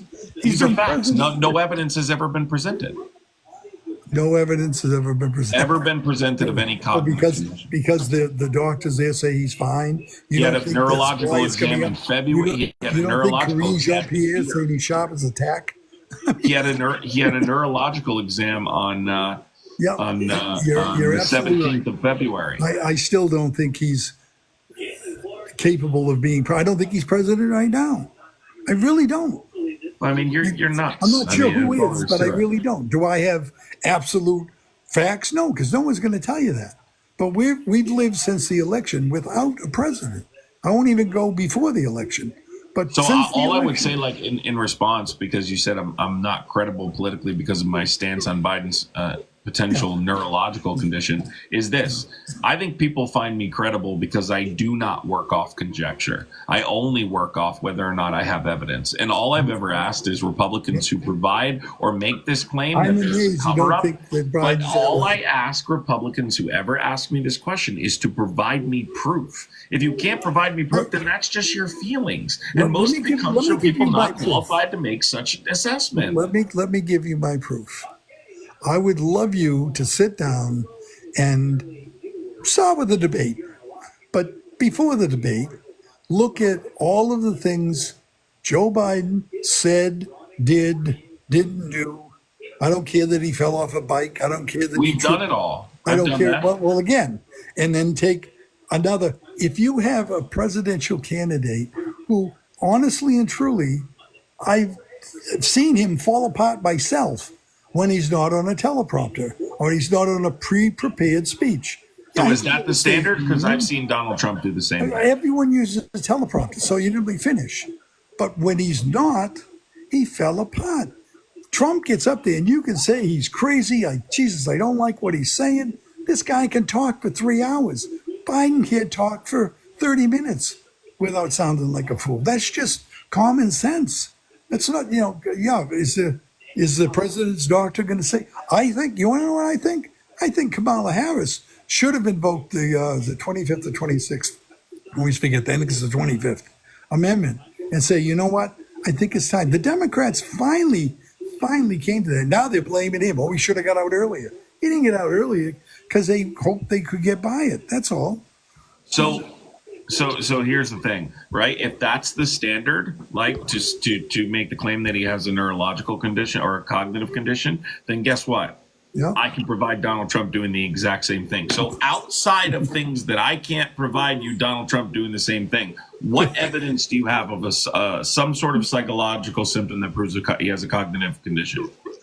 Because that's where I think you're disingenuous. But you think that because you have this feeling. But this It's doesn't not a make feeling. me less. It's Listen, not a feeling. I'm simply It's attacking logic. your point. You It's said seeing I'm reality. you said my political opinion is less If a credible plane because crashes of in my stand. front yard and I see it, I know it happened. I don't have to wait for the news to say there was a plane crash in the yard. Well, Okay? listen, He if was we an relied on absolute every wreck. Dick, Dom, and Harry to diagnose people, then there would be no such thing as If medical you're school. not afraid now, between now and the 21st of January, that we really don't know who's in charge of that button. We don't know who has that football. We don't know about the drones. We don't know. It's scary. To me, it's absolutely scary. And I'm trying not to make it political. And I know you'll never believe I'm not And because it 110% is Trump political. supporter. Because I'm here's sorry. why. Because here's why. Again, when I present, so you said I have less. You do not consider me credible because of my participating in a cover up of Biden's cognitive condition, and I've explained to you provide me a single psychological symptom. Right? That's what you said, right? My credibility because of my unwillingness to say Biden has a particular cognitive condition. Right? Yep. So provide me a single psychological symptom that Trump has not exhibited over the last. Let me try almost to year. answer why I've drawn this conclusion about. That's I don't the point, think and no anybody Trump supporter can. looking at Joe Biden. Not a for the single last 2 psychological years. symptom will be You gotta listen, presented. though. Which, You if you look at can't Joe Biden for substantiate 2 something, then years, it's just and you look- just a feeling. It's not a feeling. It's absolutely not a feeling. It's everything I've seen, everything I've read. There's opposition on both sides. The Democrats are now saying how bad Biden was. The They don't Democrats are now accuse saying it. They don't say maybe there's we a- can work with Trump. They're Carmela maybe would be the better choice. I forget who it was on the other night. I think it might have been CNN that said that. Could you imagine? I think again, totally conjecture, my opinion. I don't think Obama really would have made her the first choice. He was kind of railroaded by Biden saying, I want her. You don't think Biden is mad that he was basically thrown out? Do you really think he resigned for the good of the country and that's what he did? I don't. You can, but I don't. No, I'm just saying it's a different question, right? Simply It's all back the to the same. point. It's all the Simply same. back to the point on whether or not I go along with the fact that Biden has a cognitive condition. I do not, because Republicans cannot present me a single psychological symptom of a neurological condition, right, Well, I or disagree a with that. cognitive condition that Trump has not exhibited over the last almost a decade now. There He's have done been the same exact things. Therefore, it doesn't no, hold any it's- weight. no. There's again. I'm not It's a trying feeling, to. though. I'm It's not still a trying to feeling if you convince can't you. substantiate I it. don't think I'm going to change your mind one bit, and I really don't think you're going to change. Unless you mine. provided me evidence, of I'd course. like to think the evidence was there's got to be at least 10 doctors, can't remember their names, that have said, I've never taken care of Trump, but you know what? Not Here's 10. my You know that. You know, professional and you know opinion. who the main one was. Again, I'm sure you're going to discredit who it was. Yes, No, I I don't am. remember the name, but I I'm do. going to discredit who it was. You understand me now, yeah? But you can say, 100% I'm going to discredit it because it's Trump's doctor who's a hardcore, far-right leaning Republican. And you don't think who this is the only hardcore, guy who gave far-left Trump any kind of Democrats? neurological exam and said he doesn't suffer from dementia. Oh, and So that's fine. That's that. You can feel that way, but you don't think there's a far left, biased presidential doctor that isn't going to stick his neck out and say, "Oh yeah, this guy's crazy." I mean, I the think only reason I would say that's not the case in this case because this person didn't go public and like advertise it. It wasn't a publicity stunt. Most of which because it took place before the debate, so they weren't using it as like a political point to say, "Oh, he doesn't suffer from a particular condition." the one thing I will give you, as my opinion, as you said, is that I really don't think it helps your credibility with basically your answer is, well, he's just as crazy as Trump. I don't think he is. I think he's Not very, crazy. very diminished. And I think his wife should be ashamed of, again, can you imagine if Trump had a cabinet meeting his first week and had his wife sitting at the head of the table and his son in a cabinet meeting? Biden had that just before the election. It was crazy. But everyone's fine with that. And you can be fine. Here it is. Like everybody, I think I've proven my point, right? So like the point is what you're proving. Yeah, I think I have, and I think the chat would agree. Democrats lost. By the way, guys, real quick commercial break. We are in the middle of Live Fest. I would really appreciate everybody sending a Live Fest. I would really appreciate it. We need to complete this subwave. We only have 5 minutes left. It's actively Live Fest today, and what you can do is contribute to try and get me on the Live Fest leaderboard. I think I'm like 10th in the country right now in my category or something. I would appreciate subscribing and contributing to the Live Fest goal. If we could complete this goal, I would really appreciate it. It's very important tonight to complete the goal and do this stat so we can move up in the Live Fest. I would appreciate it, everybody, if you'd like to do it. So I think I've proved my point. Well, can I leave you with one statistic that I think if you take the time to research it, you might find I'm more right than wrong? Okay, but hold on. The point is, Go ahead. right, I think I proved it for the chat here. This guy made a statement, right? You can believe that. I'm not trying to convince you. My political credibility is not as high as it would be because I do not acknowledge that Biden suffers from a particular cognitive condition. Okay. All I've simply stated, right, is that no evidence has ever been presented. So, Yo-Yo, understand that actually, Yo-Yo, listen, Yo-Yo, it proves my point.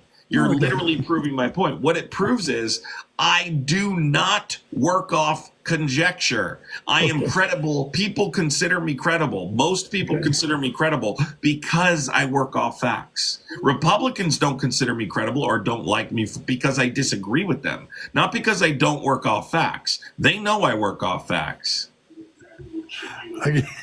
Again, we can agree to disagree on that because looking at Biden and looking at Trump is absolutely amazing that you would draw the same conclusion as to their mental state. Provide me a psychological symptom. One is exhibited, the other hasn't exhibited. Can I just leave you Provide with me one. Provide me one. Provide me one psychological symptom that he's exhibited that he hasn't exhibited. One psychological symptom. One psychological symptom Biden has exhibited that Trump hasn't exhibited. Not be just about everything Biden has done. Trump talking for 3 hours. He Trump can't answer the question, everybody. He cannot answer the question. This is proving my point. Are you telling me that Trump talking for 3 hours is the same as Biden not being able to talk for 3 minutes without screwing up? Nope, because Biden gave a 90-minute presser. Hold on, Yo-Yo, before you interrupt me. Biden gave a 90-minute presser post-debate, which I would classify as a master class in foreign policy to the press. When's the last time Donald Trump did a presser? Oh, wow. I'm so glad you brought that up. When's the last time Donald Trump has done a presser about foreign policy? When is the last time Donald Trump discussed geopolitical issues in depth? Never. He never discusses geopolitics because he doesn't know what the fuck he's talking about. 80% more time he had press conferences. He didn't use his press secretary. And does he discuss geopolitical issues in depth? He discusses everything and anything. He's been questioned more than any president from Jim Acosta on down. That's not true. But I just want to, I promise I got to go to bed.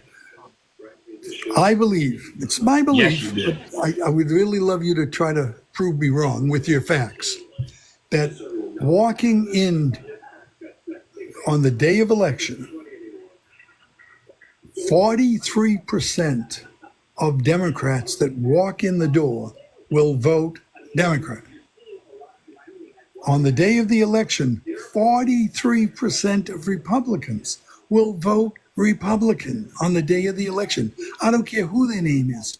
If the Democrats and the Republicans switched, they would still get 43% of that vote. And what's left is 14% of the voting public that decide our presidents. And that's why I said up to 6 weeks before the election, and I only predicted that Trump was going to win maybe three, It's maybe not. four It's not states. 43. It's like 50%. Well, you think it's 50-50? No. It's like 48. It's closer to 50% than 43. But anyway, go ahead. No, but again, I stand by. There's about 14% of the voting public that pick our president, and I think that's something that needs to be looked at. They and didn't changed. vote based off this issue, though. They voted based. I want to on know where about the economic 7 million trends. voters for Biden went. Do you No, really they think voted. the They Democrats voted were because less of economic motivated? trends. But do you think the Democrats were less motivated in 2024 than they were in 2020? No, So it's not where did about. all the votes Oh, you're go? talking about voters? Yeah.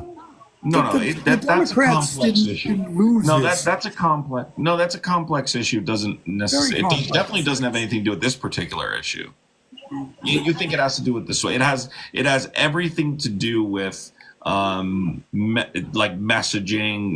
It has things to do with. I just think it was a bad message. I know you say messaging. No, it wasn't just messaging, but I think like it had to do with trying to placate more towards the middle. I think that they definitely have an arrogant approach to the economy. I think they think people understand. Look, voters vote based off economic trends. This is historically true. Voters vote based off how they're doing financially. What I'm saying is Democrats' approach to that particular issue was arrogant, as they did not take the time to even think a lot attempt of to people explain to voted people these on economic Commander-in-Chief why these issue. economic struggles exist, because these economic struggles are not a result of specific legislation that Biden passed, because it's a global issue. And if it's a global issue, that discredits the claim that it's a specific piece of legislation passed under the Biden administration. But they didn't make an attempt to actually explain this to the voting public. And so therefore, I call it an arrogant approach, right? Because they expect that people understand these things with no explanation. Jamie, thank you so much, Jamie. If everyone voted Democrat and Kamala got in, they understood the message, but because they didn't understand the message. I think that's a bit naive. Well, that's a very like simplistic, like I agree with you. elementary way of. I'll use your line. That's what you just said. No, I didn't. I said it's a voters complex. didn't There's a understand the number. issues. There's a number of different reasons why. Yep, I agree with you. But I don't think you swayed. I don't think one Democrat was swayed. I don't think one Republican, MAGA, whatever you want to call it, was swayed. I think there's a core group of voters who are really moderate, don't really know which way to go, may have hated Trump, may have hated Kamala, may have decided, gee, what's better, what's not. But I'd Do you like want to to? say Do you to want to answer a question from someone else someone that I know here? I will if I can just, you knock that out of my brain. But yeah, sure, go ahead. All right, I'm just gonna bring JB up here for a second because I'm gonna use the bathroom. JB, if you want to ask him a question real quick, while I If use I'm the not bathroom. around when you come back, good night. Oh, I remember what I want to say to you. I really would like to talk after the inauguration because Trump's made a very bold statement. You either give us the hostages or something's going to happen. Let's see what happens with the Are you hostages. talking about January 6th? No, I'm talking about January, the inauguration with No. What hostages are you talking about? the hostages that are in Israel. I don't know what else you're talking about. He calls Palestine, the insurrectionists Gaza. all I don't know what. No, not January. So All right, so my apologies. all right, So yeah, he's 100%. made an ultimatum, remove, get Yes, rid, I will and talk give about us the that. Yes, I will hostages. talk about that. But here's the thing also. be happy I'm to call you I'm back. not watching the inauguration with MAGA. I'm watching the inauguration in Patreon with Patreon people, and then I will be live after the inauguration debating after that. Go ahead, JB.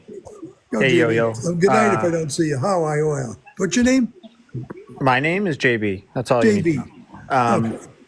Question for you. I kind of entered late, but judging by what you're saying, you're a Trump supporter? Yeah? Like you Well, voted for Donald Trump? what I said to our friend is, I know you absolutely think I'm a Trump supporter, and I wasn't. And what happened? I'll answer that. Let me tell you what happened with me and Trump.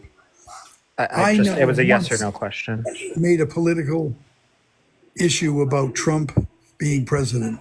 What I did do is I saw a lot of my liberal friends misquoting, quoting out of context, making a headline, and then looking at the real headline, and it just wasn't always 100% accurate. Did you vote? Did you vote for Donald Trump in 2024? Yes, I did. Okay, that's all I needed to know. I have a question specifically about the aggressiveness that he is presenting towards Canada and the tariffs, and saying he's going to annex Canada and make Canada the 51st state. Just to get a barometer check, are you in agreement of that rhetoric? Like, you think that's a good idea? I think it's working. Okay, but do you think that Canada should become the United States 51st state? Nope, never will. Okay. Do I think it's a political statement? Absolutely. How do you think that rhetoric is working? Well, it's funny you mentioned that, because just today when I was driving with my wife, I said, I can't help but laugh. Have you been watching TV in the last 2 weeks? And by the way, just so you know, JB is a Canadian political commentator like I am, but in Canada. Okay. So. All right, that's good. And this is all the talk. So what I'm saying is that Ottawa has had at least 3 times an hour every week about what great partners the United States and Canada is, and we are, and we have been, safest border in the world. I mean, I would argue that it's not safe, considering a majority of our gun violence comes from. Hold on, Yo-Yo, let JB answer well, the he question. asked me a question. I was in the middle of answering it. Well, you were telling a story, not answering the question. What he question. said about Canada has caused Trudeau to sit and talk with them, which is what is needed.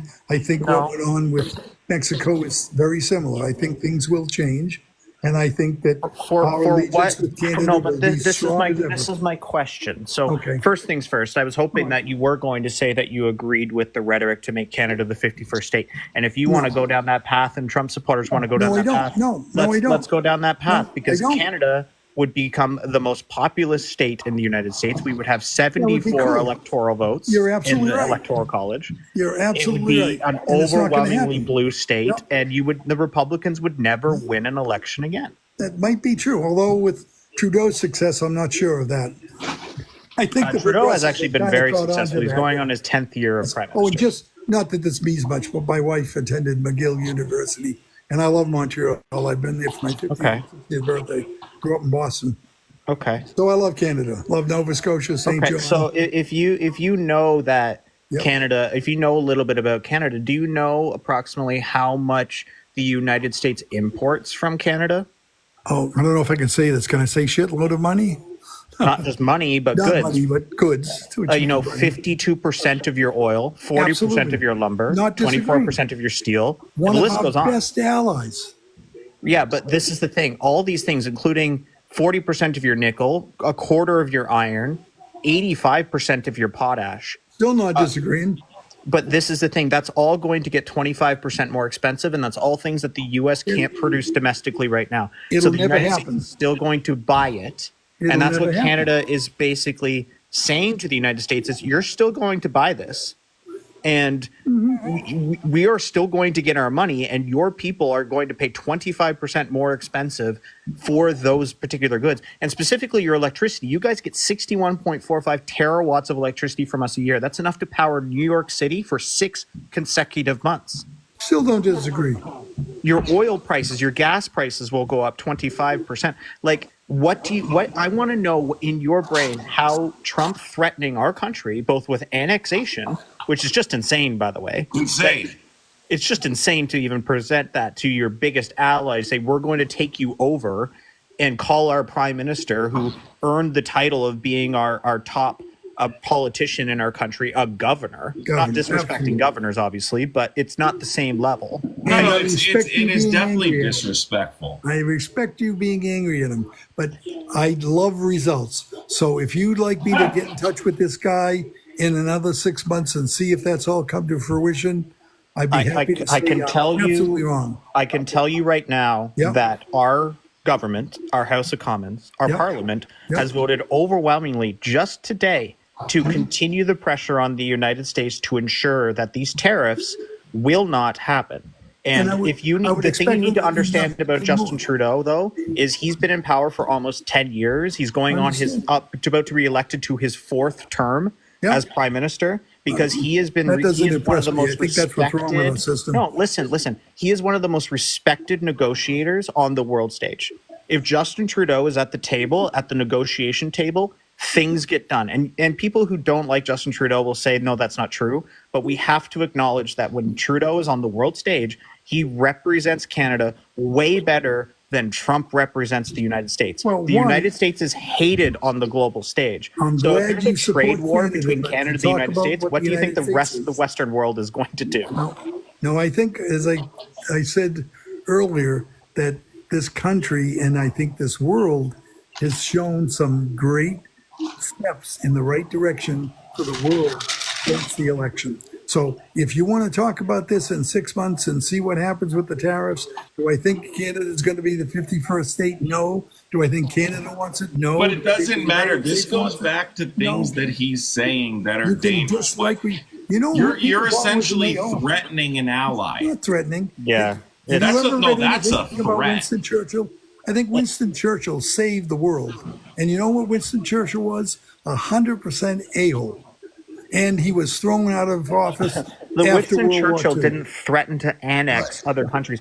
A person that actually did threaten to annex peaceful neighbors Oh, I was know. Silly Let me guess. Mustache Man, Schindler. funny enough. And he did. He And he famously did annexed under a the Czech Republic Democratic when he said he wasn't president. going to. That's just true. He did under a Democratic president. I know it's all Trump's fault, but he did invade under a Democratic president. You Did talk about Winston facts. Churchill Those are overtly just facts. threaten allies? I love Churchill. Love Did Churchill. he And overtly threaten he was- allies? He was the no, but you know who he Thank overly you. threatened? That's the point. Was Joe Yeah, Kennedy it's and like- Chamberlain. If it was up to Joe Kennedy this and is the way I Chamberlain, we'd be compare speaking it. German now. Yo, you really like to talk, but I would love to say something. This is how we're viewing it from our perspective up here. Is we're looking at it like the United States is that kid in high school that just likes to pick on everybody, Yeah, and they're exactly. finally picking on the popular kid, and everyone's like, "Why are you picking on that guy? He's not doing anything wrong. He's just existing. Like we like him."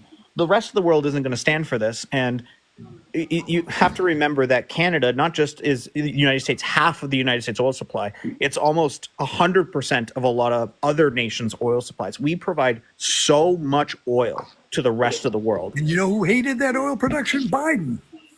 No, he didn't. Oh God, okay. I know. We produce more than we did. Biden is on record. I've seen him come out of my words. Listen to me. We're gonna ban fossil fuels.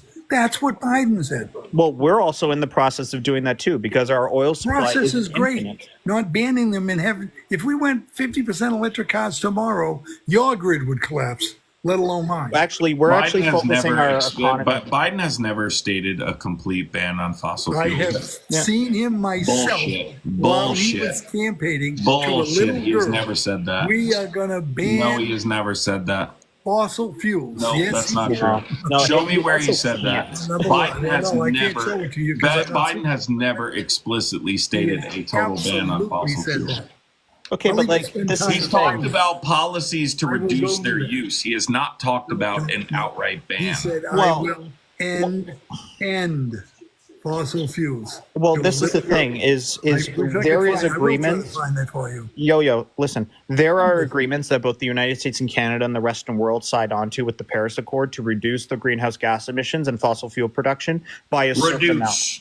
Reduce. Glad you brought The that up. point is to get to carbon neutrality, not to carbon zero. Correct. We will never get to carbon zero because we still No, we need won't. asphalt and plastics and all this stuff, which uses petroleum. But the world needs that CO2. right, but Plants what need Canada to- is doing is based off the current rate of consumption, the 2019 numbers that is, Canada was going to run out of oil by 2100.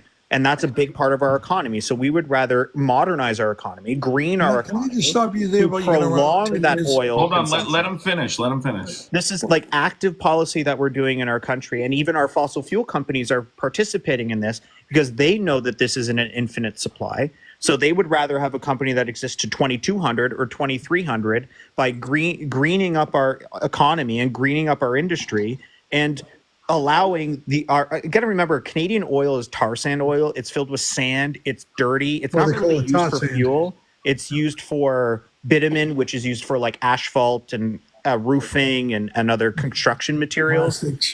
Plastics. So like that's still incredibly important on the world stage. Like we are always going to need plastics, especially in the medical community and stuff. Like this is going to be something we're going to need.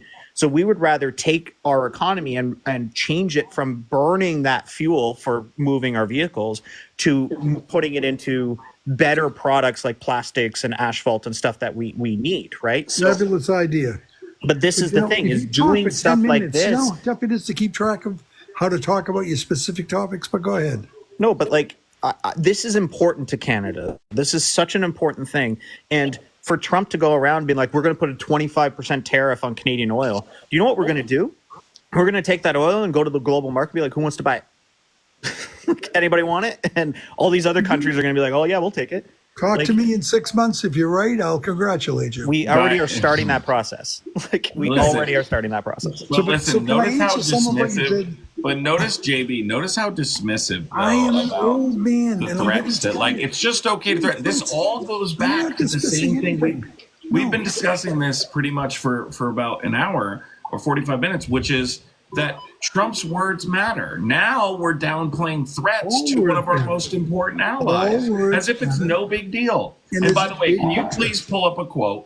Can you please pull up a quote of Biden explicitly stating that he wanted a complete ban? Right now I can't, but I promise you, I will spend the next 36 hours showing you the video where he said that. Listen. No, you asked for me to the do chat, something. so everyone knows. Biden has never talked about an outright ban. That never happened. He's saying that it happened. I promise you it never happened. Nor will you be able to find give me a week, and I promise I'll get back to you. With that video. And make sure that he says a complete ban on fossil fuels. Add something really quick.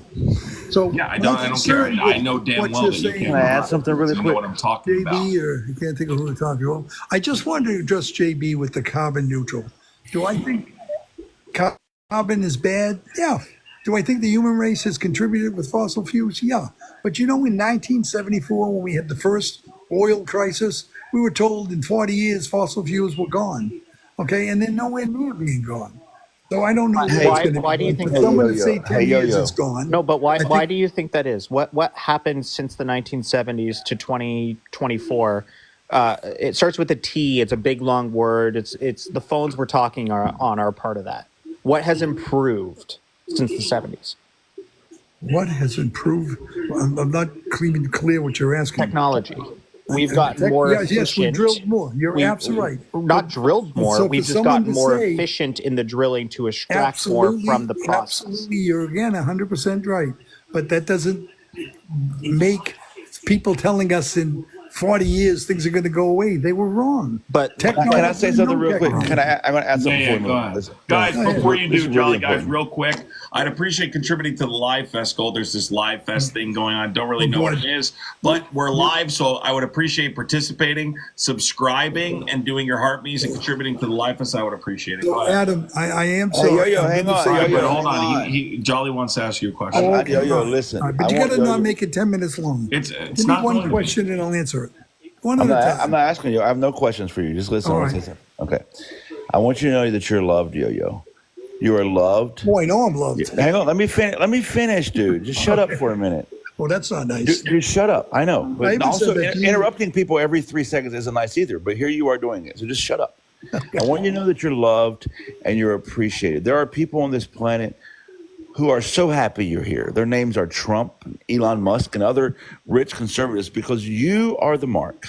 That statement is why. Shut up. They love you. They love you. They need you. They need people that are so massively uneducated on everything in life and that lean on things like I'm old and I've seen it all happen. Listen, you're right. You are old.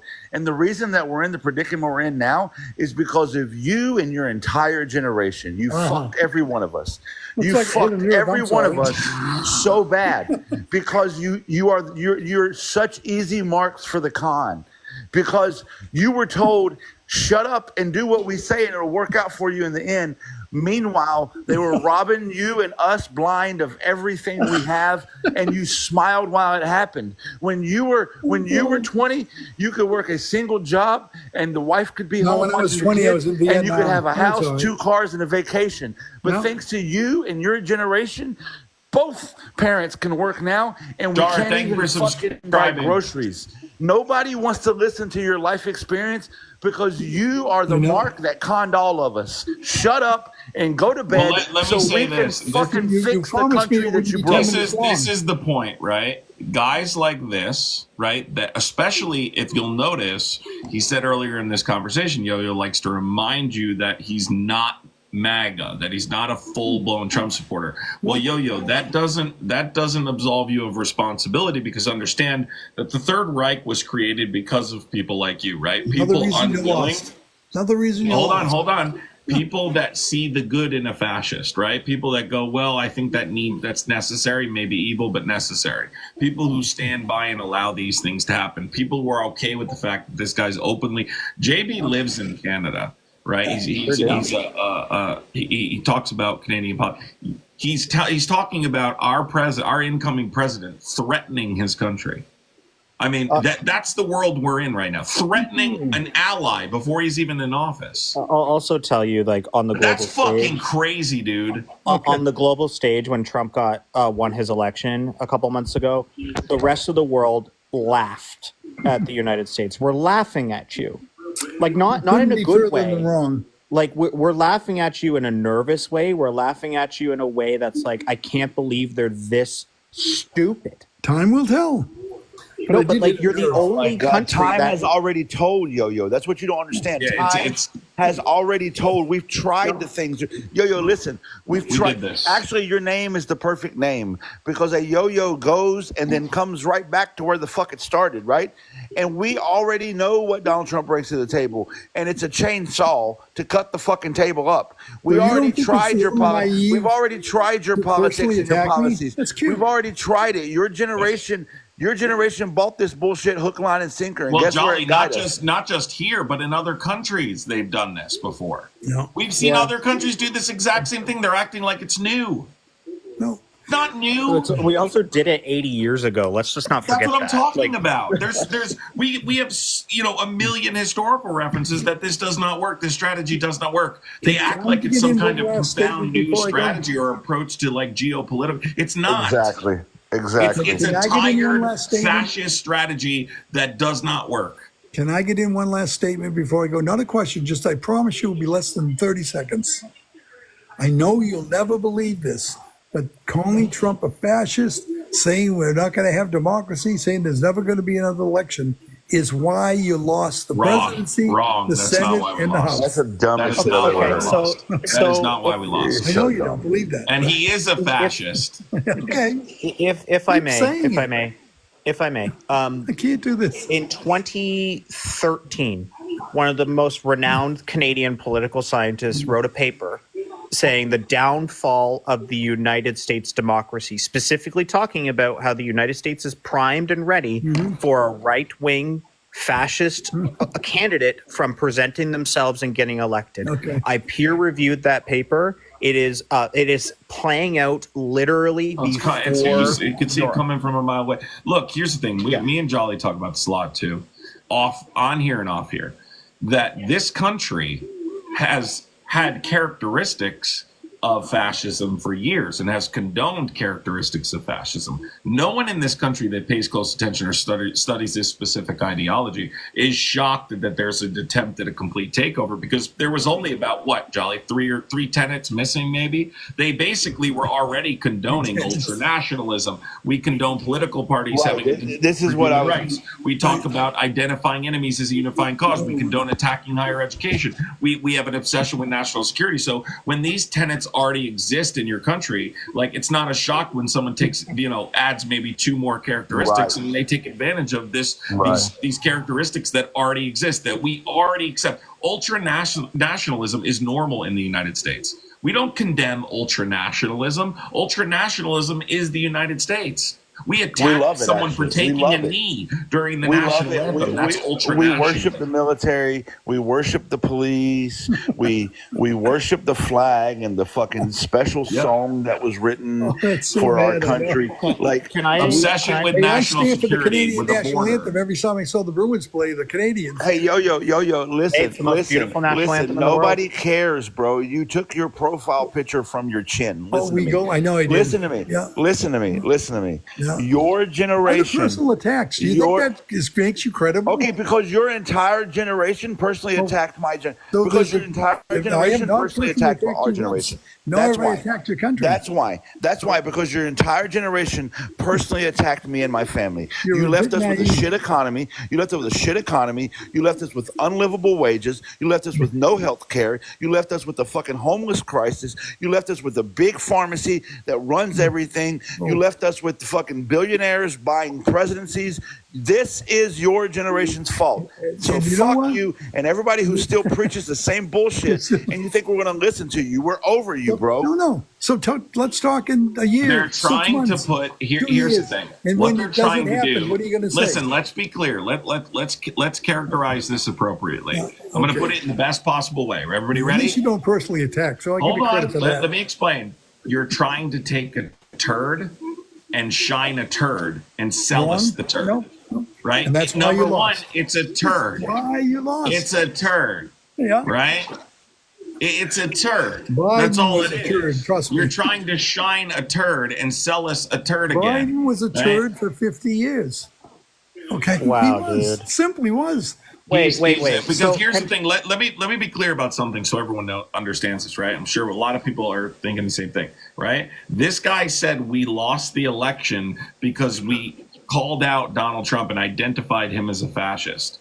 That's People one didn't factor, vote. yes. People didn't vote for Harris because we acknowledged that Trump is a fascist. If you believe that, People I have a voted for fucking Trump bridge to because sell they you. didn't believe That is you not why. saying he was a fascist. No, it's No, it everything is you for said. the very That's reason one that I thing. stated previously is that One these thing. Yo-yo, listen. It is for the reason I stated previously is that these characteristics of fascism, as we were discussing previously, right? Jolly said, and then I said as well, that they're normalized. So people Correct. may not understand the gravity of fascism, understand the consequences of fascism. We call someone a fascist. Maybe we need to do more educating, right? That's a legitimate Will you let me argument on into what the Canada consequences of if you fascism don't have a are. vote But it's for not, you? yo-yo, it's not because people understand fascism and don't think Trump is a fascist. Understand that right now. Right. That's Everyone not that people voted going, for wow, they're Trump being doesn't understand hyperbolic. anything. That's totally not it. Not it. Yo, did you just ask? Can you come to Canada? Yeah, I in said 4 if years? we don't get an election in 4 years, can I come to Canada? And you were right. No, because we actually have an immigration. It's funny you asked that. We have a border? Oh No, my it's God. funny you asked that. Your Because policies? Canada, yo, it's funny you asked that. Canada has already preemptively started restricting U.S. immigration to the country because they are expecting a mass immigration Good thing once for you you to do. motherfuckers realize what you voted for. Good thing for you to do. Well, We the should have other done it down in thing. Mexico. What a coward the other- thing to say, I'm going to run to Canada. What, JB? The That was other a joke. the other Guys, by thing the that way, I'll please mention. contribute to the gifting can't goal. handle Half a the joke, screen. I We're don't trying know to what to complete do. this Live Fest gifting goal today because the Live Fest is going on. I'd appreciate completing it, tapping the screen, sharing the live. I'd appreciate it. So What I believe two is, things. at the end Yo-yo. of 4 years, if you keep Hold this on, up, let there'll be JB a speak. He was trying to say I've been letting something. him speak. Let him He's been answer. doing it personally attacking. All right, two things. Yo-yo, let him answer. For it to be a joke, people need to laugh. And the second thing, Canada actually does have an immigration process. We work on a point system, and when you want to immigrate into Canada, you have to fill out this questionnaire, this form, and you get awarded points based off of your intelligence level, your education, what you do for work, all these various That's things. fabulous. And because you Hold on, let seemingly him take finish, Muppet. because you seemingly Trump take at 10 profile minutes. pictures from your chin, I don't think you'll get enough points to even get granted a visa, let alone a permanent residency. You know what you just described? A pretty good immigration system. It's too bad the Yeah. United States didn't have it for the last 3 Well, you years. could have had it with the bipartisan border bill, No, FYI. it was 3 years too little, too late, and they only did it because they were forced into it. It wasn't the Biden bill. They had a chance in year one to do it when they had the Democrats in the House and the Democrats in the Senate, and they didn't do it. I love that they only care about the southern border, but No, meanwhile, no, I there think is. the border's great. I love Canada. You don't understand it. Yeah, because Well, we they're don't love white. you. Canada. We don't love you. Great. Well, that hurts. That really hurts me. It does. But I'll still Well, visit. hey, if you hurt my feelings, at least I can go to the healthcare and go to my hospital and get checked for free. Good So, luck. Okay. dude. I was just a there. fair amount of healthcare in this country, and I'm pretty pleased with it. You're really going to tackle me on healthcare? Healthcare in America Yep. is garbage. Are you kidding me? Oh my Really am. And it Really am. You're gonna take on a Canadian about healthcare? No, You really He want to just said, that? I'm happy with the health No, care I said I'm system. not taking on Canada. You like your healthcare. That's fucking bless us. insanity. God bless us. 10 That's times better fucking than the I've United never been, States. nor will I go to Canada for my Guys, so healthcare. we are ranked number 11 in the country right Yep. now in the Live Fest. Absolutely. So if you send Live Fest Yep. goals, we could get into the top 5. We could get in there if we could. I mean, if we really do it, we're 11th in the country. Yo, Mrs. JB would like to say something. Just 1 second. Hi. Okay. So, yeah, about the Canadian healthcare, I just had a baby 6 months ago. I didn't even have to pay for parking. I paid for my vending machine snacks. Holy shit. I didn't have to pay for the epidural. I didn't have to pay for the induction. I didn't have to pay for any pain meds. I stayed there for 2 nights. We got x-rays. We had vitamin K shot. We had all of that stuff. We had vaccines. I paid for a ginger ale. And I'm so happy that you're happy about it. I really am. I'm just not planning on going to Canada for any kind of surgery or any kind of elective surgery, especially. You should. It's better than yours. I was No, going to no. say, at least we don't go bankrupt. We have the finest emergency care in the world. That I would back 100%. If anyone is sick, friend or foe, I know where to send them. I know doctors to send them to, and I'm quite comfortable with it. Let me give you a real personal story. So a good family friend of ours, my daughter's best friend's dad, just had very serious open heart surgery. He went to the hospital because he wasn't feeling good. They ran some tests and they determined we need to get you into surgery like now, right?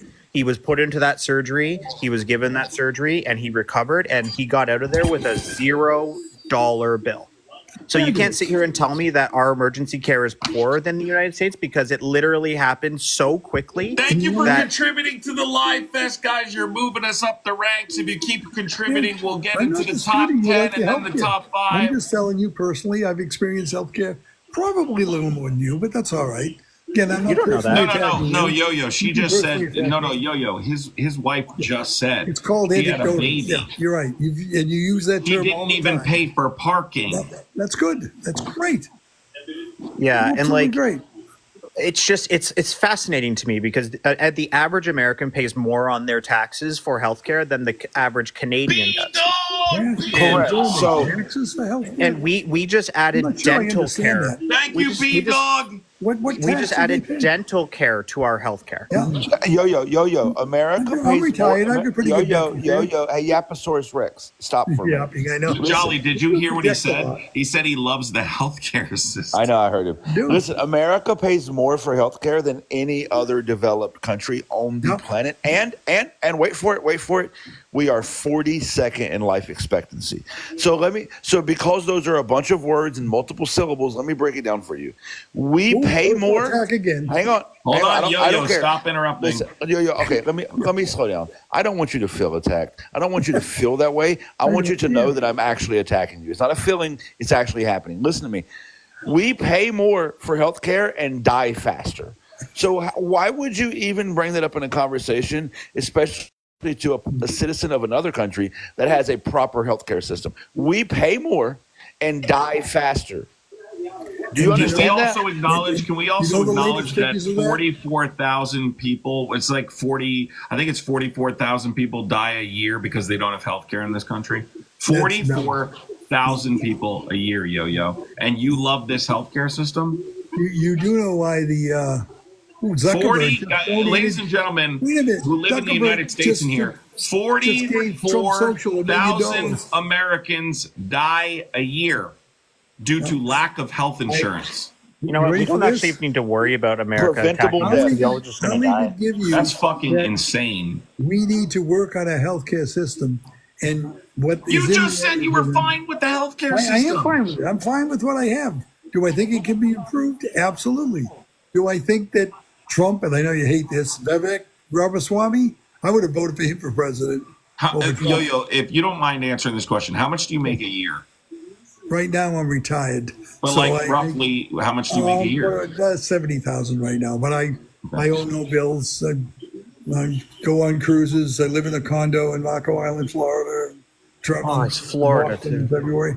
I would want to say that, like, confidently, your life expectancy will not be as long as it could be because of our healthcare system. Well, That would what actually be a life pretty good life up in expectancy Canada making that, to be is? honest. Do you know what life expectancy is? Okay, they take everyone that died, the ages of everyone at the time they died, and so forth. And you know what really bumped us up? COVID, because it was a mass pandemic, not what Trump did. It was so a mass wait. So No, you're your not gonna blame it on country, Trump. and the all the United countries. States under Donald Trump and the handling of COVID cost them over 1 million Americans to lose their lives. Actually, you missed my first comments. Biden's speech during his campaign was Trump killed 2,000 people. Do you know how many people have died under Biden? Yeah. Over 600,000. All right? But just Okay, facts. but you It's just don't facts. understand that there was a That's there why was the a, life there was a expectancy went down. transfer, well, not a peaceful transfer of power, I must add, during Actually, it that was. time frame.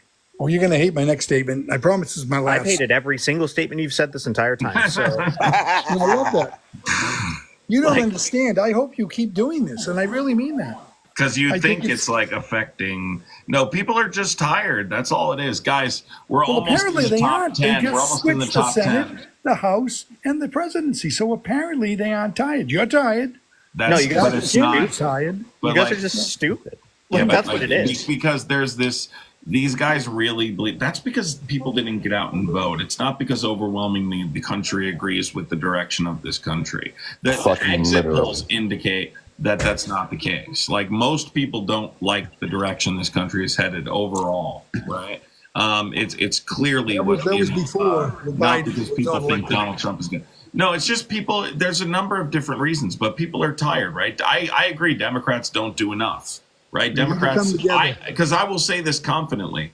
Democrats lost this election. Trump did not win this election. Yeah. Democrats lost this election, right? This isn't about Trump having some like enormous net growth because people love Trumpism and they love fascism and they want to go in that direction. It's because Democrats suck and they're pathetic and they blew the most consequential election of our lifetime again. I agree with you on that. I absolutely do. Well, you agree with me for different reasons. I think Democrats don't do enough, aren't far enough left. I think Democrats are did things like highlighted endorsements from Dick Cheney and Liz Cheney when they should have been talking about policies for the working class, right? They were focusing on trying to convince people like you to not vote for Trump, which is the dumbest fucking thing that we did. No, I Stop actually focusing consider on myself people one like of you. those Focus on 14%. working class, middle class, lower middle class Americans who want you to go to the mat for them. And if you go to the mat for them, they'll get out and vote in numbers, and you'll destroy And here's the Donald thing, Trump. listen. I want you to understand something. I want you to understand something. If the things that you were saying were, because you keep saying give it time. If the things that dude, if the things that you were saying worked and they were valid and they were good principles, then we would already be there, because we are where we are because of the things you believe in. We are where we are because of your generation's belief in these principles that don't work. We are where we are because during the information age where the entire world's knowledge is but a phone click away at your fingertips, we have the most uninformed populace in human history. We are where we are because you were duped. Everybody your age was duped. You guys fell for it, and you still fall for it, and you're too dumb and uneducated to see that it's still not working. So please stop telling us, give it time and wait, and you'll see. We've already seen, as Adam pointed out earlier, this isn't the first time. We are on a literal fucking merry-go-round to hell. Okay. Yep. Can I respond to that? I do got to drop down, but I just want to say two quick things. Is this guy from America or are you from Canada? I'm so No, not he's from Canada. He's a You're from he does Canada. similar to what I do, but in Canada. Oh, okay. Yeah. I understand that. I didn't know which one was talking. No, I'm Jolly's from an America. American. Jolly's I'm from North Jolly's an Carolina. American I'm political from the commentator. backwoods. JB's a I Canadian. love North Carolina. Go ahead. So two things before I go. First things first. I'm asking everybody in the chat and everybody listening to send thoughts and prayers. I know that's so cheesy to say, up our way. Our election is in October of this coming year, and we have our own Trump. We are doing our 2016 moment right now, and we are our Prime Minister and Justin Trudeau is trying to get his 4th term. That's never happened in Canadian history. So on top of him having an uphill battle to achieve something that's never been done, we now have a guy in the conservative side that's exactly copying Trump's playbook. And we call him Timu Trump because he's just like, and he also looks like a dork too. But anyways, that's besides the point. But like it's scary. Like we are having the abortion conversation now. We are having the border conversation. So give us hope, give us thoughts. Like we're trying to do the right thing. But we also have 6 different parties to choose from. So I'm hopeful that Canadians will make the right choice. And if we don't want to go with Trudeau again, fine. But let's just not go with Poilievre. Like one question. One question. Okay. Do you think having their prime minister for 4 times or 3 times is good? Because I don't think having Trump 4 times or 3 times is good. Well, the difference is Canadian terms are not set in stone. You could have a 6-month term or you could have a 4-year term. We have this thing. We have a mechanism in our government to actually remove crazy people. It's called the non-confidence motion, and we do it all the time. We do too. No, we don't. Yo, shut up. No, you don't know shit, bro. Okay, yo. But if we hang on, JB, I apologize. If we have such a mechanism, tell me the last time we used it. I'll wait. We haven't. I didn't say we've. Okay, so we've never done it we have in the 248 years of American history, but it exists. Please, you are the mark. You are who they are conning. You believe anything put in front of you. Okay. No, we don't have that mechanism. No, we have a guy in Donald Trump who tried to overthrow the government, and we couldn't even hold him accountable 4 years after the fucking fact. Yeah. The only mechanism we have in place in America is capitalism. The only mechanism we have in place in America is money. Your guy, Donald Trump, just put on Truth Social today that if you donate $1 billion to America, he'll give you whatever the fuck you want. The only mechanism that we have in America that works is money, and that's because in America, humanity is a commodity that can be bought, traded, and sold on the black market, the Wall Street, the Main Street. Humanity in America has a dollar sign to it. That's the only mechanism we have. But you still believe that there's some governmental mechanism somewhere that's controlling. We don't have checks and balances. The Supreme Court gave the president full immunity. Well, the checks and balances are members of Congress back this guy full-fledged. He's nominated people for cabinet positions that aren't even qualified, but the bootlickers that have R's in parentheses beside their name are there to make sure that his unqualified nominations make it through our fake ass process where we vet people. No one's ever even failed that process. Every presidential pick's always made it because we don't have mechanisms in place. Yo, you're the mark, dude. Actually, we have elections, but just to bring it back to my point, we've had countless times. Like Trudeau's 2nd term was only 2 years. Right. So we don't have term limits because our terms are so volatile. But what we do know is that going into a 10th and then theoretically a 14th year as prime minister has never happened in our country's history. So that's what I was saying. But the second thing I will say, and this will be my point before I go, Canada being threatened has not been good for other countries that have done that, including the United States once before. Canada has an undefeated record on the world stage when it comes to conflict. We saved the Americans' asses on D-Day. We saved the Americans' asses in World War I. And when your country tried to attack my country in 1812, we marched all the way back down and burned your White House. So if you think that America threatening Canada is going to end well for the United States, it hasn't in the past, and it probably won't happen again in the future.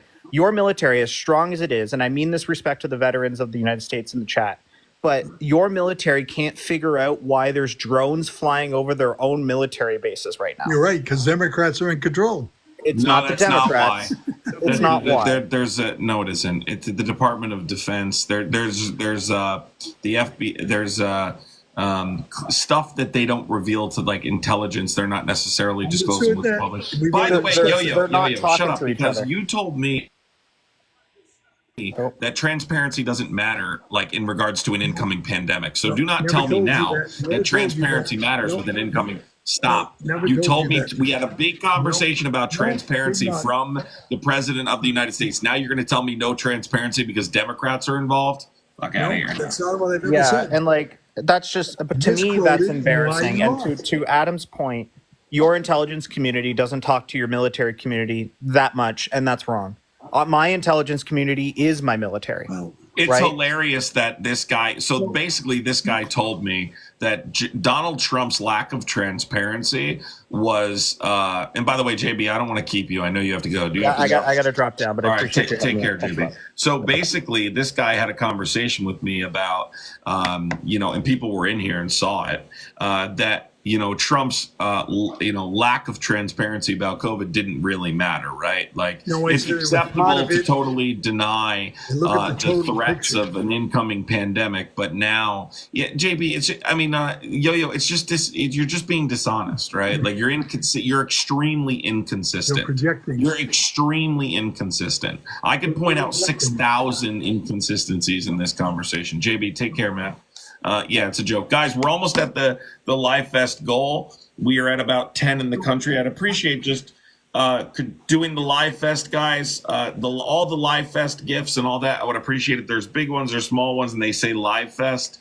I am going to say goodnight, and I just want to say I promise you I will get back to you with either I found it. All right, now, now Jolly wants to know, right, if there could be a cage match. How old are you? How old am I? Yeah. 72. All right. Jolly's 64. Yeah. So this will work out. Headgear. No. Listen, JB, I got to say, I want you to know. Not JB, dude. I mean, my bad. Yo-Yo. I want you to know I want you to know before you go to bed that the people in power, the billionaires, the large corporations, the monopolies that run this country, thank you for your service to ensuring that they're bootlicking. Thank you for the bootlicking. They maintain power, that they rose to power. They want to thank you and your entire generation for not being smart enough to see the con being pulled right before your eyes. I hope you sleep well knowing that you sold America to billionaires. Can I answer that? Thank you. Oh, but like really, they appreciate licking the boot and polishing it so well. They love it. Thank you so much. Corporations love you. Is it true that Kiwi? I'll go if you leave me one more statement. Is it what? I said I promise I'll go. Not you. What did you say? Is it Kiwi what? No, I was asking if Kiwi boot polish literally tastes as good. Tastes better than the other. Listen, corporate bootlickers, fascist bootlickers. Go ahead, Yo-Yo. Oh, okay. So here's a very provocative statement. If you don't think the Democrats are at least as bad as the Republicans, you're wrong. Because See, let me respond to that. Let me respond to that. You got to let me finish. No, you listen. You're 74. How long have you been married? How long have you been married? 40 years. Huh? 40 years. And in 40 years, you haven't let your wife finish. So I'm not going to let you finish tonight. So listen to me. Here's the problem, and here's why you're the mark. Here's why it was so easy to con you. Hear what you just said? You just said that the Democrats are so bad, they're just as bad as Republicans. You've been duped into thinking that this is a sports ball game in which one team wears red jerseys and one team wears blue jerseys, and it has to be one or the other, and one has to be better than the other. You've been duped. You see, I don't see it that way. I don't need to buy the Democratic Party line or the Republican Party. I see what's important to me and my fellow Americans, and I'm going to play the game strategically to get to the end goal that I see the future of this country looking like. And I'm here to tell you that when it comes to human rights, when it comes to the things that matter, when it comes to health care and addressing homelessness, the Republican Party ain't it. Also, there are members of the Republican Party that do get it. I don't know why they're Republicans. I don't need to do the us versus them sports ball game, red jersey, blue jersey bullshit, okay? Because at the end of the day, I see who's running this country. Billionaires. Donald Trump has nominated the richest cabinet in human history. Elon Musk spent $250 million to buy this presidency and is now heading up a government department that will remove regulations for him to make more money from. And you're so caught up in Democrat bad, Republican good that you're letting it happen gleefully. Okay, I need to answer that. It wasn't a question. I'll respond to your statement. I think you're missing the point. It's no different. That's why our Constitution is there. Because you know why? Our Constitution says government is really bad. So it's not picking sides. It is having to choose what is maybe the better of the lesser of two evils. But no, I'm not wedded to the Democrats. I'm not wedded to the Republicans. I have voted for Obama. I voted for Jesse Jackson, if you can believe it, in the primary. I like that. Okay, but I even voted for a black man one time. You believe that? No, I'm just. Yeah, he's black. Wait, did you say? I voted for him. Did he say he voted for? Wait, did he say he voted for Obama? I'm pointing. No, he said Jesse Jackson. Oh, sorry. He voted for Jesse Jackson. Yeah, that's his get out of racism free card. No. Usually it's Obama. I'll give you a little bit of credit for like trying a little bit of originality. Just slightly different in your approach. That's his get out of racism free card. I voted for Jesse Jackson at one time back here in that primary news back here, and you know what I mean. Not the way I said it. Not the reason I voted. I think. Yeah. Okay. Anyway, listen, man. That's a cool story. Add a dragon, make it a book. What I'm telling you is, you think that this is a us versus them, blue versus red sports ball game because you said, I'm going to make one last statement, then I'm heading off. You said it 33 times, but the last time you said it was, if you think the Democrats not as bad as the Republicans, motherfucker, we know the Democratic Party is nothing more than moderate conservatism. Listen, we know that the Democratic Party is nothing more than moderate conservatism. We're not stupid. This isn't about Democrats and Republicans. It's about America failing as a country. It's about you and people like you demanding that we love our country, but never demanding that the country loves us back. It's about us being a half a foot away from fascism, as Adam pointed out earlier. We are a half a foot away from fascism, and we are openly accepting a guy who has said, I'll be your fascist. And you and people like you love it. You love him. You love fascism. You want it to happen. And America, I think, is about to see some very dark times. This is what it is, because we have, hold on, we have a million, again, you're polishing, you're not even polishing a turd, you're repolishing a turd. Like literally, something that we can prove does not work, right? Results in serious human rights, but results in serious human rights violations, but ultimately the collapse of societies, right? We can reference a million different scenarios in which this took place. You're advocating for that same ideology for some reason. God, I can't even really figure out why you guys do this. It's so bizarre. Guys, thank you for hitting the 80% on the gifting goal. Guys, we are 10. I think we're 10 Would you be now in this weird Live Fest thing. Are we 10 yet? I got to say goodnight to Adam. All right. Talk to you later. No, we're almost 10, everybody. God bless you. Can you hear me? Did you mute me? All right, yo. I'm going to bed. Good night. All right, goodbye.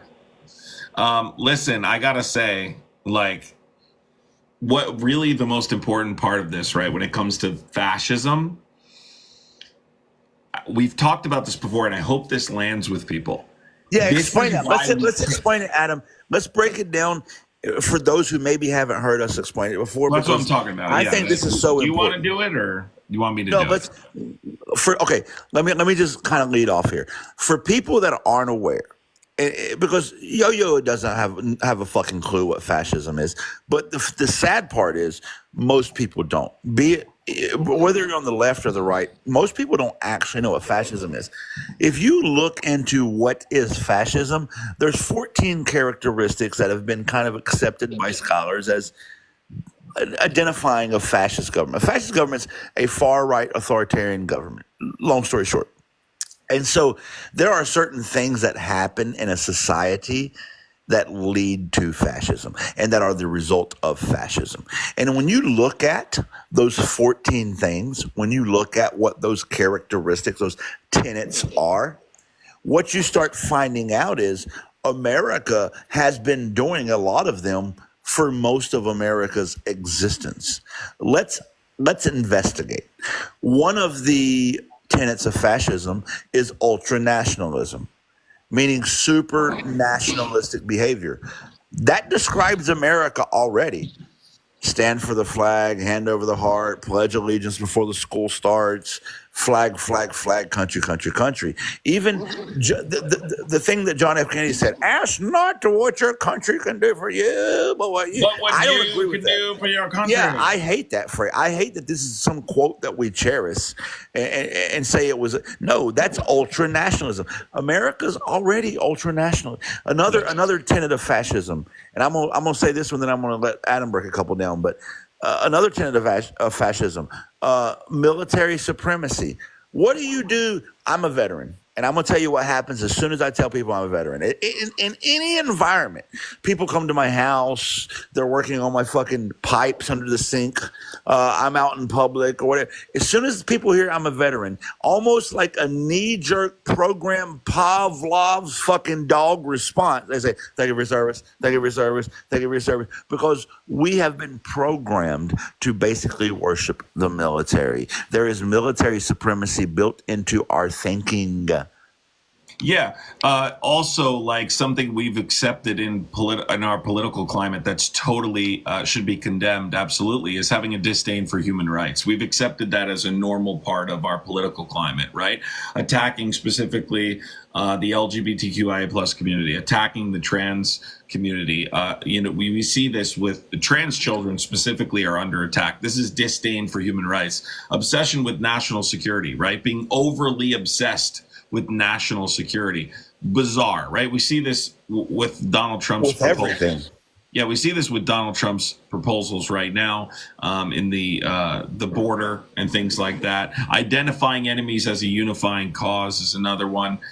Basically, we see this with the attack on undocumented immigrants specifically. There always has to be an enemy. There has to be someone. There has to be a reason we got it. There has to be someone to blame.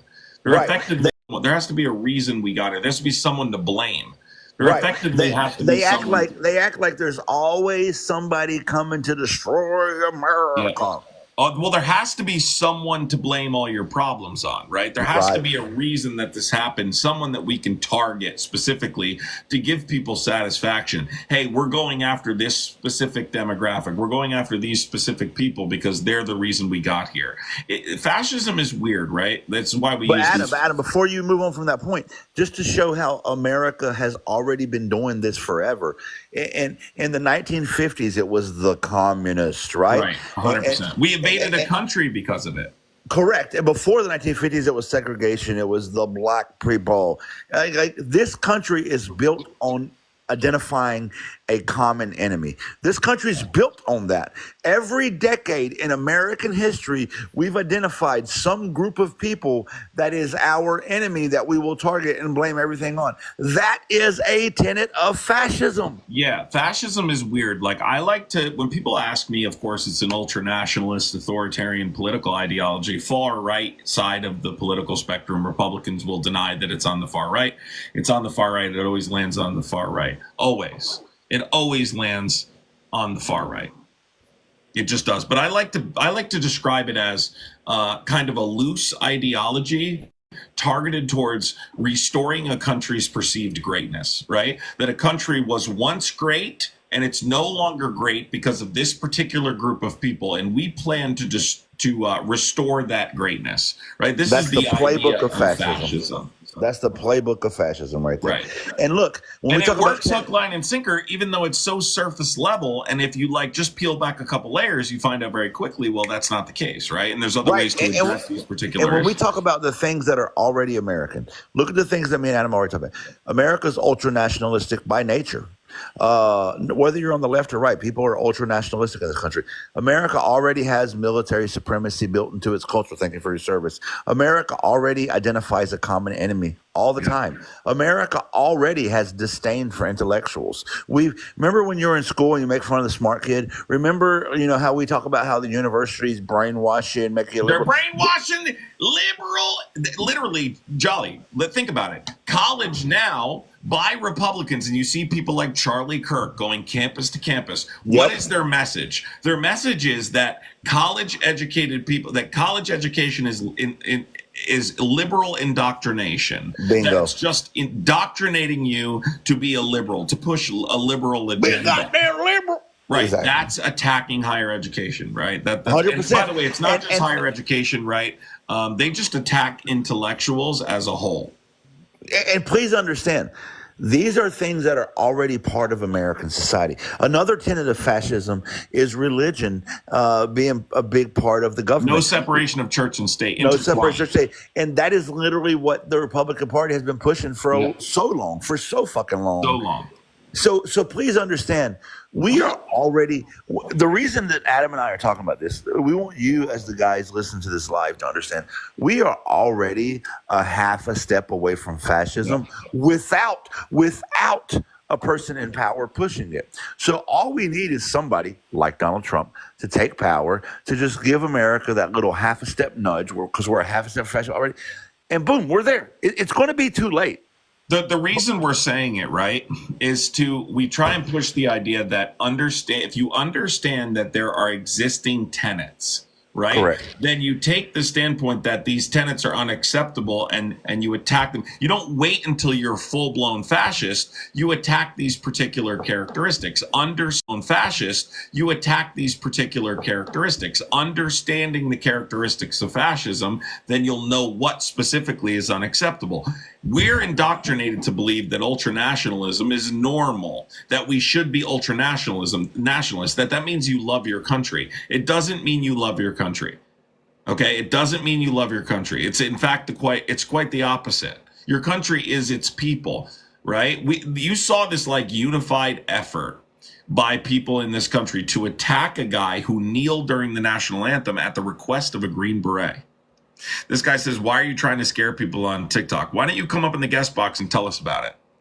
I'd love to hear why you think we're scaring people, because these are facts that can be substantiated with evidence. We've seen this is happening. Do you think you want to have the conversation about whether or not you want to debate that toxic nationalism is a good thing? Because I would argue that nationalism is not good at all. And some people disagree with me, but I'd say all nationalism is toxic and dangerous because it ultimately results in ultranationalism. Agreed. And let me just add on to that. This idea of patriotism has been bastardized and co-opted so much that and the difference. If you view, let me give you my take on this. If you view patriotism as loving your country, but you don't understand that your country is the people, then you've lost the plot. I love my country as defined by the people. You understand? We tell people to love America, but we never demand that America love its people, because that's the problem. I will never love a country that doesn't love me back. A country that, as we just discussed, charges me more for health care than any other developed country on earth, but lets me die faster than all those other countries. A country that will allow me to go homeless and call me a criminal. A country that will allow education to continue to be unequitable. A country that will continue to let people die of diabetes, a super preventable death. A country that will continue to uphold the tenets of white supremacy and pretend like they don't exist. A country that refuses to love you unless you got enough money to purchase its love. If one of your children was in a relationship and their partner treated them the way America treats us, you would tell them to get out immediately. Loving a country that doesn't love you back isn't patriotism, it's brain rot. Yeah, guys, we're almost in the top 10. If you could contribute or send all Live Fest goals and subscribe, it moves us up in the rankings. So any Live Fest goals, I would appreciate. There's some more expensive ones, some less expensive ones, but send a Live Fest goal. But the reason we're saying this is because hopefully, of course, now we lost an election, so we're in the shits right now.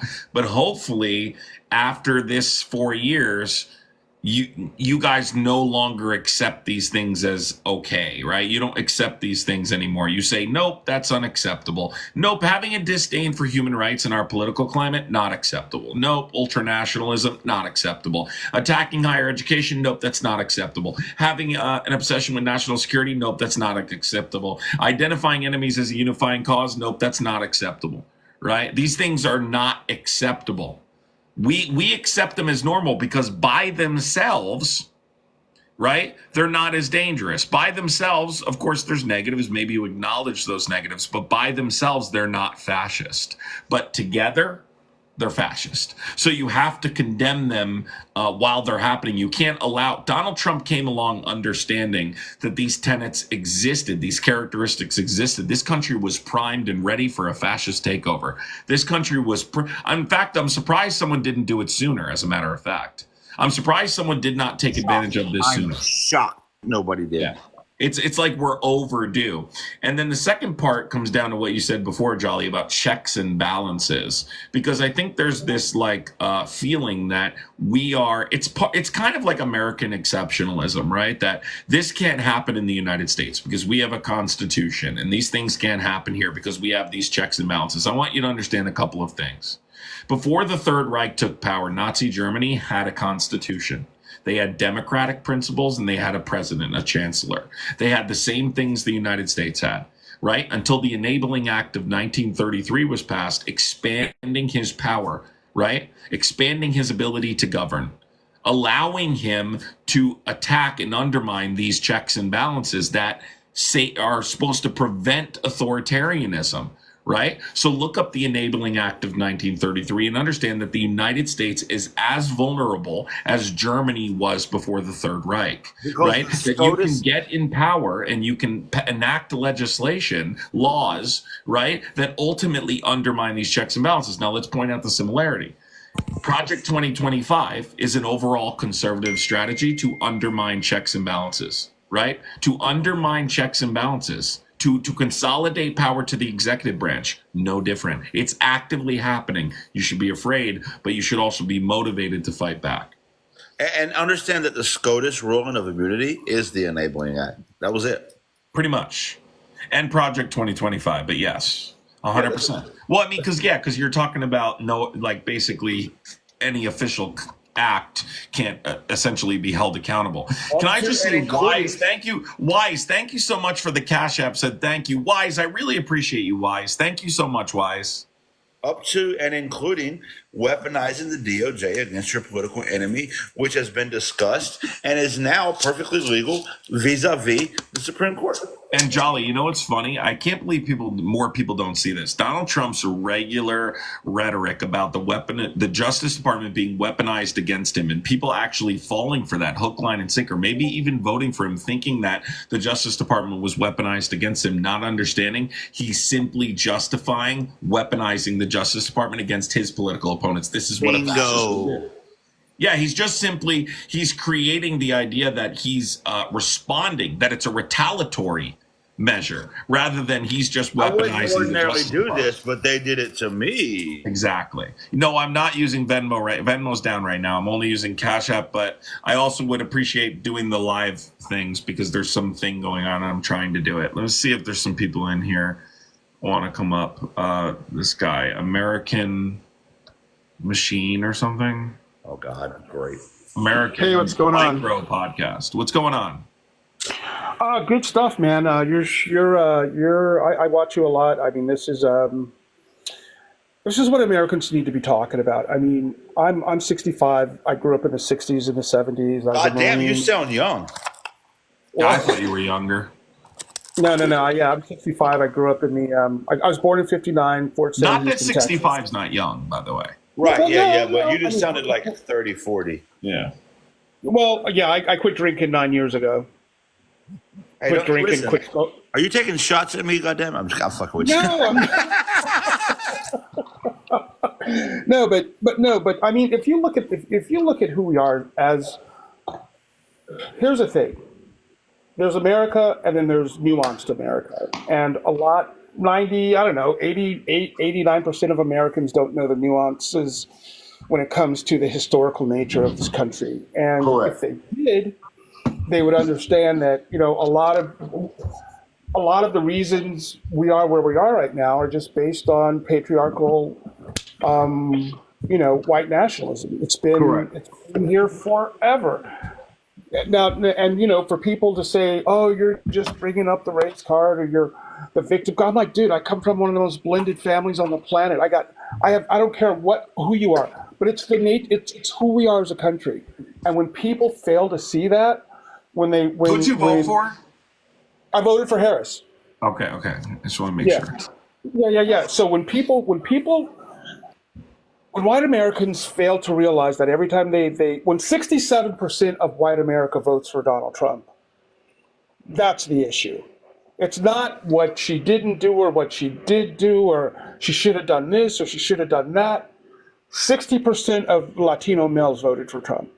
Yeah, so there's two things, right? There's two parts. Thank you, Tomato. Appreciate it. Thank you. Appreciate it. Guys, thank you so much for the Live Fest gifts. I really appreciate it. I don't even really know what it is, but I'm just trying to participate. So here's the thing. I do not blame marginalized communities, and I do not also advocate that anyone rely on we need to not rely on marginalized communities to save us from white supremacy. That's number one. But I want to also acknowledge that my criticisms are not of her directly. I don't think she could have really done any more. I think she pretty much did. She did pretty well with what she was handed. I think she was handed an impossible circumstance. She's a black woman. She was given 100 days to overcome incredibly historic barriers. And I think that was an impossible circumstance she was put in. Truthfully, I think it was nothing short of idiotic by the Democratic Party, which is who I blame. I blame them. I blame their strategy. I blame their approach. I blame their unwillingness to see the truth. I think they lost on social media. They do not have a good understanding of messaging. I think they're arrogant in their approach to things like the economy, for instance. I think with the economy in specific, they just expect that people understand that inflation is not the fault of Joe Biden, and by every available metric, this country is performing better than any country in the world. Well, people who are educated politically understand these things. People vote based off economic trends and do not understand. They just know they're suffering. They know they're hurting. And so, unless you explain these things properly and then also advocate for policy that fights for working class American citizens, then those people aren't going to get out and vote for you. This party paraded Liz Cheney on stage, did town halls with Liz Cheney. Right? Liz Cheney is not going to win you an election. Liz Cheney voted alongside Trump 98% of the time. They highlighted endorsements from Dick Cheney. I remember Democrats begging for the endorsement of George W. Bush. They're still trying to convince what was the Republican Party to vote Democrat. These people are not interested in voting for you. You need to go to the mat for the working class American citizen. You need to go to bat for the lower middle class, and these people will get out and participate. Stop trying to target MAGA. MAGA's not going to vote for you. Trump didn't have a tremendous amount of net growth. Okay? He had roughly the same amount of votes he had in 2020. Democrats did not get out and vote because they do not feel like you're representing them. And I can be honest in saying this. I felt the Democratic Party left the left behind during this campaign. This should not be unusual to anyone. I think many people on the left here feel like they've been left behind. That is a legitimate thing to say. You feel left behind. You feel like they just expected you to get out and support them while they turned right and said, hey, guys, you should really vote for us. They didn't pay attention to you. A lot of people feel that way, and that's true. Democrats do not do enough for the working class. They're not left enough. No, they need to stop placating to the right. They're moderate conservatives, and to your point, Adam, they did not address their base at all. Whereas the Republican Party consistently and only addresses their base. The Republican Party doesn't waste any time trying to appeal to the middle. They just address their base and run with it.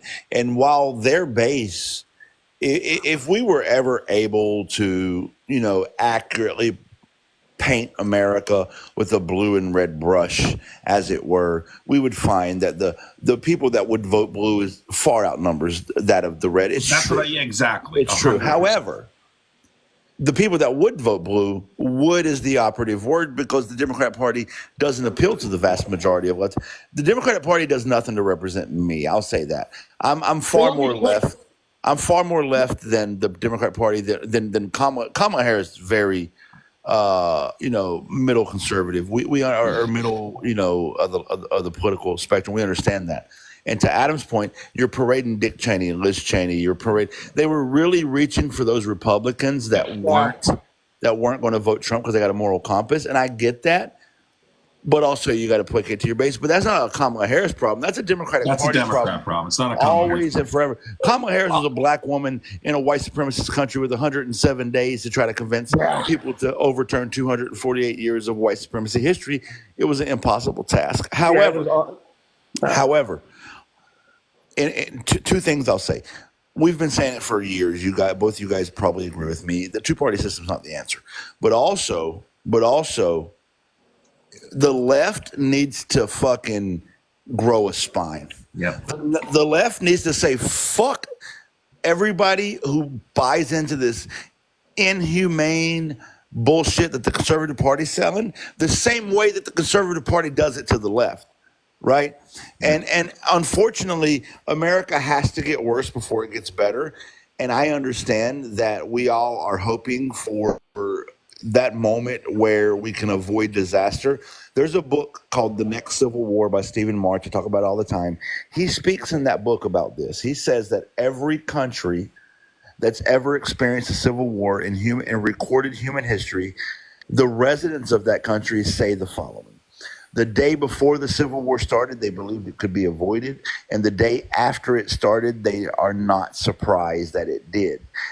I think that if you think about America intellectually, we are there. We are all hoping it can be avoided, but wouldn't be surprised if it started. That's a dangerous place to be. Yeah. America, do you want to say one thing before I move on to this next guest? Yeah, and then I'll be out of here. Like I said, born in 59, grew up in the 60s, used separate but equal restrooms and water fountains. Grew up in Jim Crow because my dad was in the military. Mm-hmm. And so we every 3 or 4 years we were traveling across country. And, being a black man in America in the 60s, the 70s, when I was in the Marine Corps under Ronald Reagan, and just, having I was fortunate enough to have two amazing parents. I got to see the world by the time I was 12 years old, and basically everything in it. And when you're 18, 19, 20 years old, you go to college. I went to the University of Maryland. I got out, went to the Marine Corps, and you get to see all of these things in the 70s, the culturally and socially, all the things that happened in the 60s, 70s, and 80s and 90s. You realize that, the Democratic Party, once upon a time, used to mean something. Once upon a time, it really did. There were voices out there that were strong voices that helped marginalized people get things done. We don't have that anymore. And there's a ton of reasons why. There's so many reasons why those things just don't happen anymore. And how do you get back to that? That's the question you have to ask yourself. We can be as left as we want to, but we need an SOP. We need a standard operating procedure. And like you both said, we need to start punching people in the mouth, man. Yeah. We definitely need to take our approach is far too soft. Thank you for coming up. I appreciate it, buddy. Thanks. Take care. Mason Hood, you were begging to come in here saying, let me in, blah, blah, blah. Well, what's your take? So I'm at a young age, Well, how old are you? I'm 12. Fuck. This is a fetus. It's a literal fetus, bro. Holy shit. If there's a Republican who disagrees with what I'm saying, I'd like you to hop in the guest box. That's a literal fetus. Holy shit, dude. Fetus in the chat. No, but what we're trying to say is I think that when we have this conversation about campaign strategy, there's so many things we can say that are wrong. So often these conversations go off on these tangents about, well, we did this wrong, we did that wrong, and Liz Cheney, and it's, all those things are true. But it's like Jolly said before, truthfully, we just need a more in-your-face approach to politics, right? Let's be clear, guys. The next Democrat that gets elected needs to pack the court, right? The next Democrat that gets elected needs to be a pit bull. We need to stop electing these cowards. Let's be honest. We've been talking how long, Jolly, about Donald Trump not being constitutionally eligible. We need a guy that would stand up here and say, my oath is to the Constitution, and I'm going to encourage my vice president to refuse to certify the results of Donald Trump's election as he is not constitutionally eligible because he engaged in insurrection. We need those types of guys. We need people who have a no-nonsense approach to politics and human rights, and that's who we need to elect. Yeah, right? The Democrats, 100%. Though, importantly, need to get behind that individual. I'm not sure Democrats understand this the same way we do, and that's what concerns me. That's what worries me. Is I'm happy that there are so many people that understand this, but at the same time, me and Jolly screaming about this is not going to get the Democrats to understand this. But if all of us do it, if all of you do it, we can do it. Guys, real quick, I'd appreciate trying to keep sending these Live Fest gifts, sending a heart me and a Live Fest gift. Try and push us. We're number 10 in the country. I'd appreciate just trying to stay relevant in it. Go ahead. No, what I was going to say was, imagine if Donald Trump just lost the election and he had SCOTUS immunity with 90 days, or not even 90 days, 60 days before his right. His successor took over. Holy shit. The amount of crazy shit he would do. Whereas here we are, and Joe Biden is essentially doing nothing. Yeah. I mean, dude, like you said, stop electing cowards. But it's almost like they want to. This is what scares me, though. And I don't know that he represents the party, but it's almost like they want to continue this. Again, I think there is some importance in an argument to be made about the peaceful transfer of power, but they want to continue this like average 2010 political climate when that no longer exists. It's gone, dude. And everybody keeps waiting for this moment where we go back. Yeah, it's not happening. When in history have we ever gone back? I know. The Republican Party's dead. It hasn't been acknowledged yet, but it's dead. It's the MAGA party now. It's dead. The Republican Party, which, by the way, I didn't like the Republican Party before it was MAGA, so I'm not saying that's a good thing, but it's dead, and MAGA is there now. You could at least argue there was some integrity there, at least in regards to, of course, the Constitution and whether or not it's good enough can be disputed, but at least some integrity, right? Something like, hey, well, that's unconstitutional. Now they don't give a fuck. Right. You know, McCain, I think, as much as we disagree with him, McCain was a guy I think we could both say had integrity. You know what I mean? I think, you know, he definitely had integrity. He's still on the wrong side. When it comes to, you know, human rights, and he's still on the wrong side of history. People hate to hear that, but it's just true. I mean, McCain, although he had integrity, and like when it came to, so MAGA tried to be MAGA way before MAGA was MAGA, and McCain was the person that stopped him. I'll give him all the credit in the world, but the Republican Party itself still was anti-human rights. 100%. But that goes back to what we said before, Jolly. Remember, like we allowed, like it kind of like this is how you kind of fall for it and how people fall for it. What you're calling out right now is that although they may not be full-blown fascists, we allowed those characteristics to exist. Yeah, they had a disdain for human rights. That's unacceptable. It's unacceptable. That's my whole point. When you make human rights the litmus test, you start realizing how just evil the Republican Party really is. 100%. Steven, what's going on? What's up, man? I'm just curious what y'all think about. I'm 19 years old. Steven, how old are you? 19 years old. I'm curious what y'all think about Trump shooting down the 2022 Langford border bill. Shooting down what? The 2022 Langford border bill. What about it? Why did Trump shoot that bill down? So they could run, so he could run on immigration. What's your point? Why did he use political influence to do it? Because he doesn't really care about the issues. He doesn't care about the border. The border's not a real issue to them. So you admit he cared more about running on the border than fixing it? Correct. And you voted for him? That's a typical political thing, yeah. No, we didn't vote for him. We didn't vote for Trump, you clown. We're leftists. Okay, I'm tripping, bro. I'm tripping. Yeah, I thought y'all were Republicans, bro. I'm bugging my fault. No. We Trump is a fascist. Trump is a fascist, you goof. That guy was in the guest box for a long time too. That's what I was wondering. What the fuck's he talking about? Why would I defend Trump using his political influence to kill the border bill? Fuck. Hey, DSW News. I love these guys that have news in their name with 150 followers. My guy, it didn't work out. DSW News. Can you get in the box? Here's some breaking news for you. Here's some breaking news to my 11 followers. Try another angle. Yeah, and they're always Trump supporters too. This is DSW News coming right in with the breaking news. Donald Trump is still a fascist. Donald Trump still uses spray tan, and so that's the breaking news for today. DSW News out.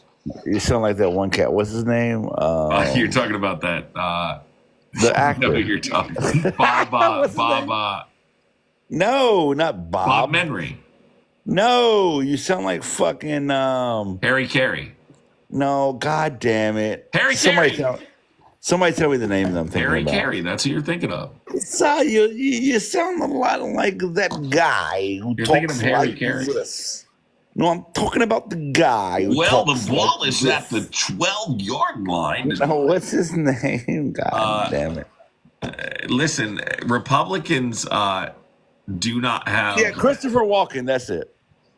Oh, do I really? I would have never. Yeah, that was DSW News, where are you? I want the news. DSW. I want the news. You know what's funny? Right now. You know what's funny? All this shit is happening, right? The TikTok ban, all this shit is happening simultaneously, and we're just acting like life is normal right now. Like our government is literally stepping on our neck, and we're just like, America's literally in quicksand, dude. Like we're totally we're just hoping to survive and like maybe have a chance to call it out, but it's gonna these next 4 years are going to be a complete nightmare. Total nightmare. Let's see here. Democrats have no self-awareness, but yet you guys aren't in the box because you're cowards. I'm simply asking to speak to another Republican, but Republicans don't get in the box, right? They just sit here and fucking cry because they're cowards. Let's see if this person is a Republican. The only Republican we got in the box so far was 12.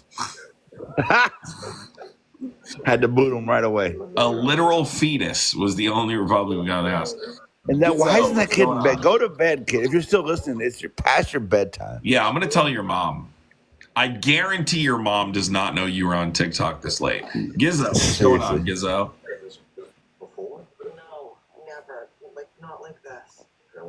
Gizzo the Oracle. Pounding. Where do you feel that pounding? Everywhere. All right, I don't know what the fuck you're doing. I'm listening to where you feel that pounding everywhere. It's far away from the microphone if he's talking because we don't deal with morons. Meanwhile, you're sitting in my live, simp. Fuck Donald Trump. Hey, fuck Donald Trump. Fuck Donald Trump. Fuck Donald Trump. Yeah. Fuck Donald Trump. Yeah, fuck Donald Trump. I got a question. Okay. I just really hate Trump. That was it. I like white folks. I don't like you. What's up, Casper? Oh, thank you for that profound contribution. Can we? I really would like to talk to one more Republican, but they're so scared. They're so scared to fucking have conversations because they're like, yeah, that's not. They want to have a surface level conversation. I like Trump. Do you? Can we just agree? Can we just all get along? Can we just all come together and just put our differences aside. Now, granted, I still don't want trans people to exist. I think my Bible should be taught in schools, 10 Commandments in the Adam course. Cray. And I also think Fuck Adam Cray. Fuck Adam Cray. Fuck Adam Cray. Dude, that was creative. Jolly good. That was so creative. Cocksucker. Jolly on a good. level Don't of say that one- shit. Come on, man. We want to have a conversation. Don't say On a level of 1 to 10, the level of creativity of that. Jolly solid, good. Jolly solid good. The zero. cocksucker. Come on, man. Solid Can't you say? zero. Can't you say like? Can't you be appropriate? Like now he leaves. He Can- says, Do you have a wider vocabulary, or is this just "Jolly, do you know why? Because they are terrified to debate us, dude." That's exactly. that is exact. Any guy with the name Trump Vance is terrified to debate. I mean, imagine actually still fucking thinking Vance is like the dude. By the way, where is Vance? This motherfucker's been kidnapped. Yeah, no one's even seen Vance, and by the way, that's really weird, isn't it? So tonight, something weird happened. Of course, you can't trust Republicans' word on anything, but a Republican in New Jersey, Jeff Vander, I can't remember his name. I think it's Vander. Basically stated that his communication with intelligence agencies said that Iran is actually responsible for the drones over New Jersey. So if anyone knows, there's this really weird thing happening in New Jersey right now where there's literal drones coming out at night and flying all over New Jersey. And it's weird as fuck. I've seen videos on it. I've talked to people about it. I had 2 people message me about it that live in that area and told me this is happening. It is extremely fucking weird. Now, I think some people are mistaking them for planes, but now it's being discussed, right? The FBI is looking into it. They're acknowledging it's a real issue, and they don't know. They're saying they don't know what it is. Is that not fucking weird? Because drone technology is not necessarily new. So it's concerning. I'm sure our government knows what those are, right? Don't you think? And they're just not telling us? Because there's no way that they don't know, right? Because like if they didn't know, you would think there would be an order by the Department of Defense to go shoot them I down. was talking, not realizing when I clicked unmute, it didn't unmute. No, I think, okay, here's my thoughts on it.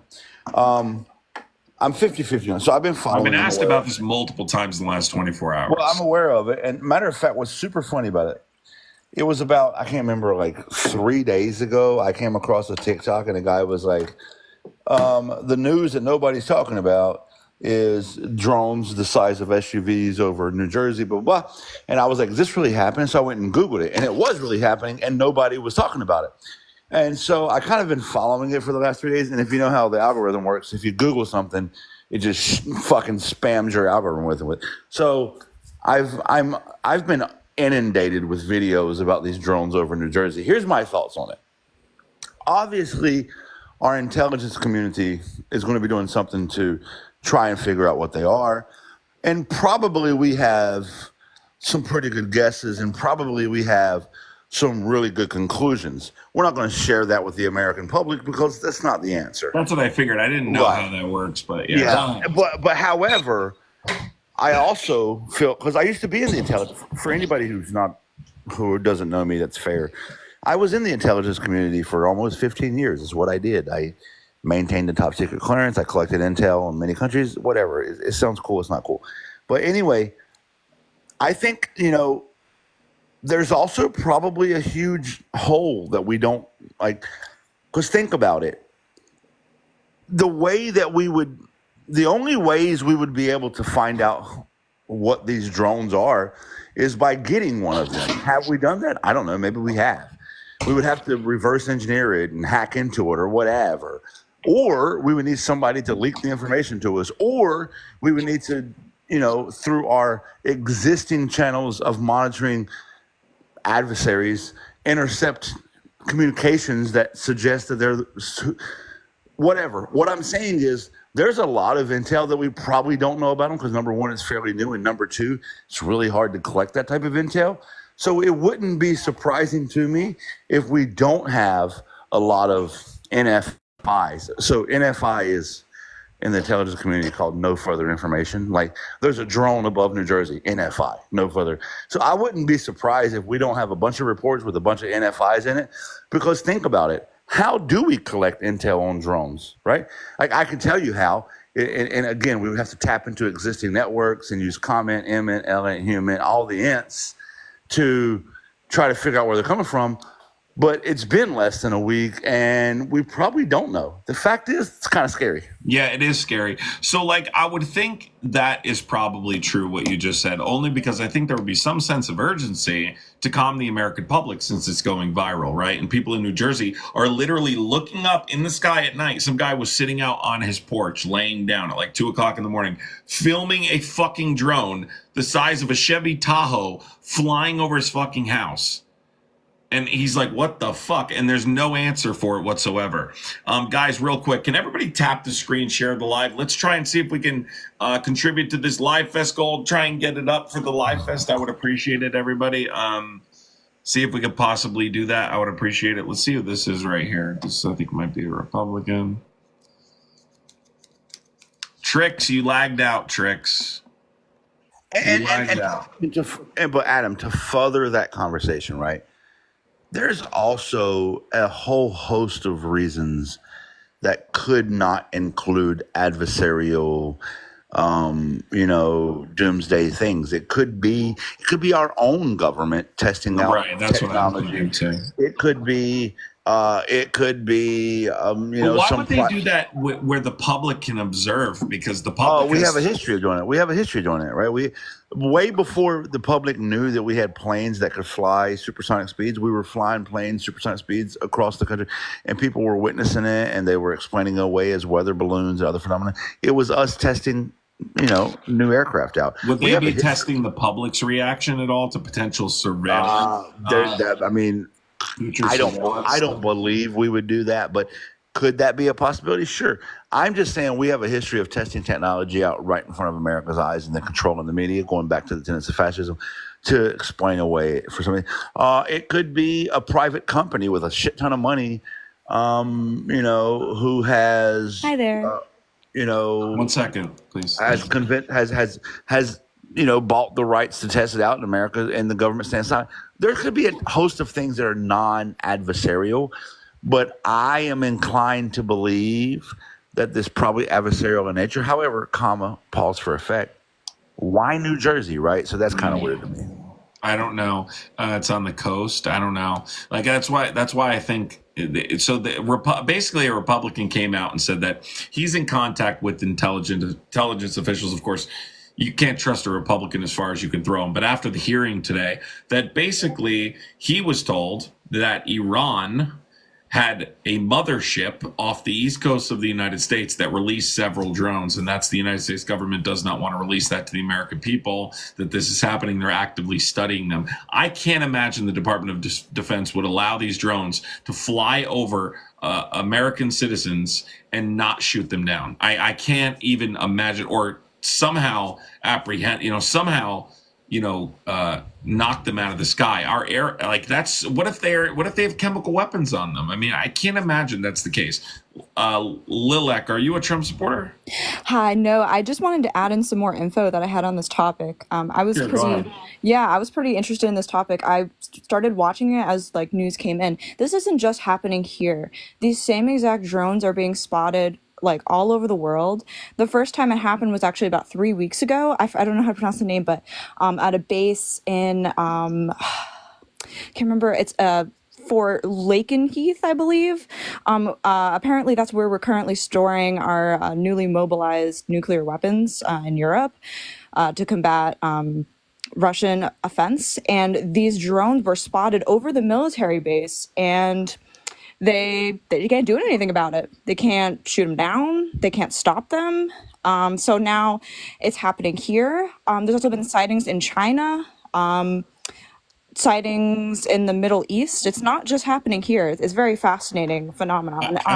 So there has been reports of, and thank you for coming up. I appreciate it. There has been reports of this stuff happening all over. I do know that the Navy released a video, if you guys remember that, Jolly? It went in the water, came out, and it speeds that are we don't recognize. And to that effect, it could. I don't know if we have that technology or not. They wouldn't tell us, of course. I mean, who knows? It could be extraterrestrial intelligent life. I don't know. Who knows? Well, I hope they are, because I hope they're not another country, because that would be more scary to me. than if they were. And again, maybe they are.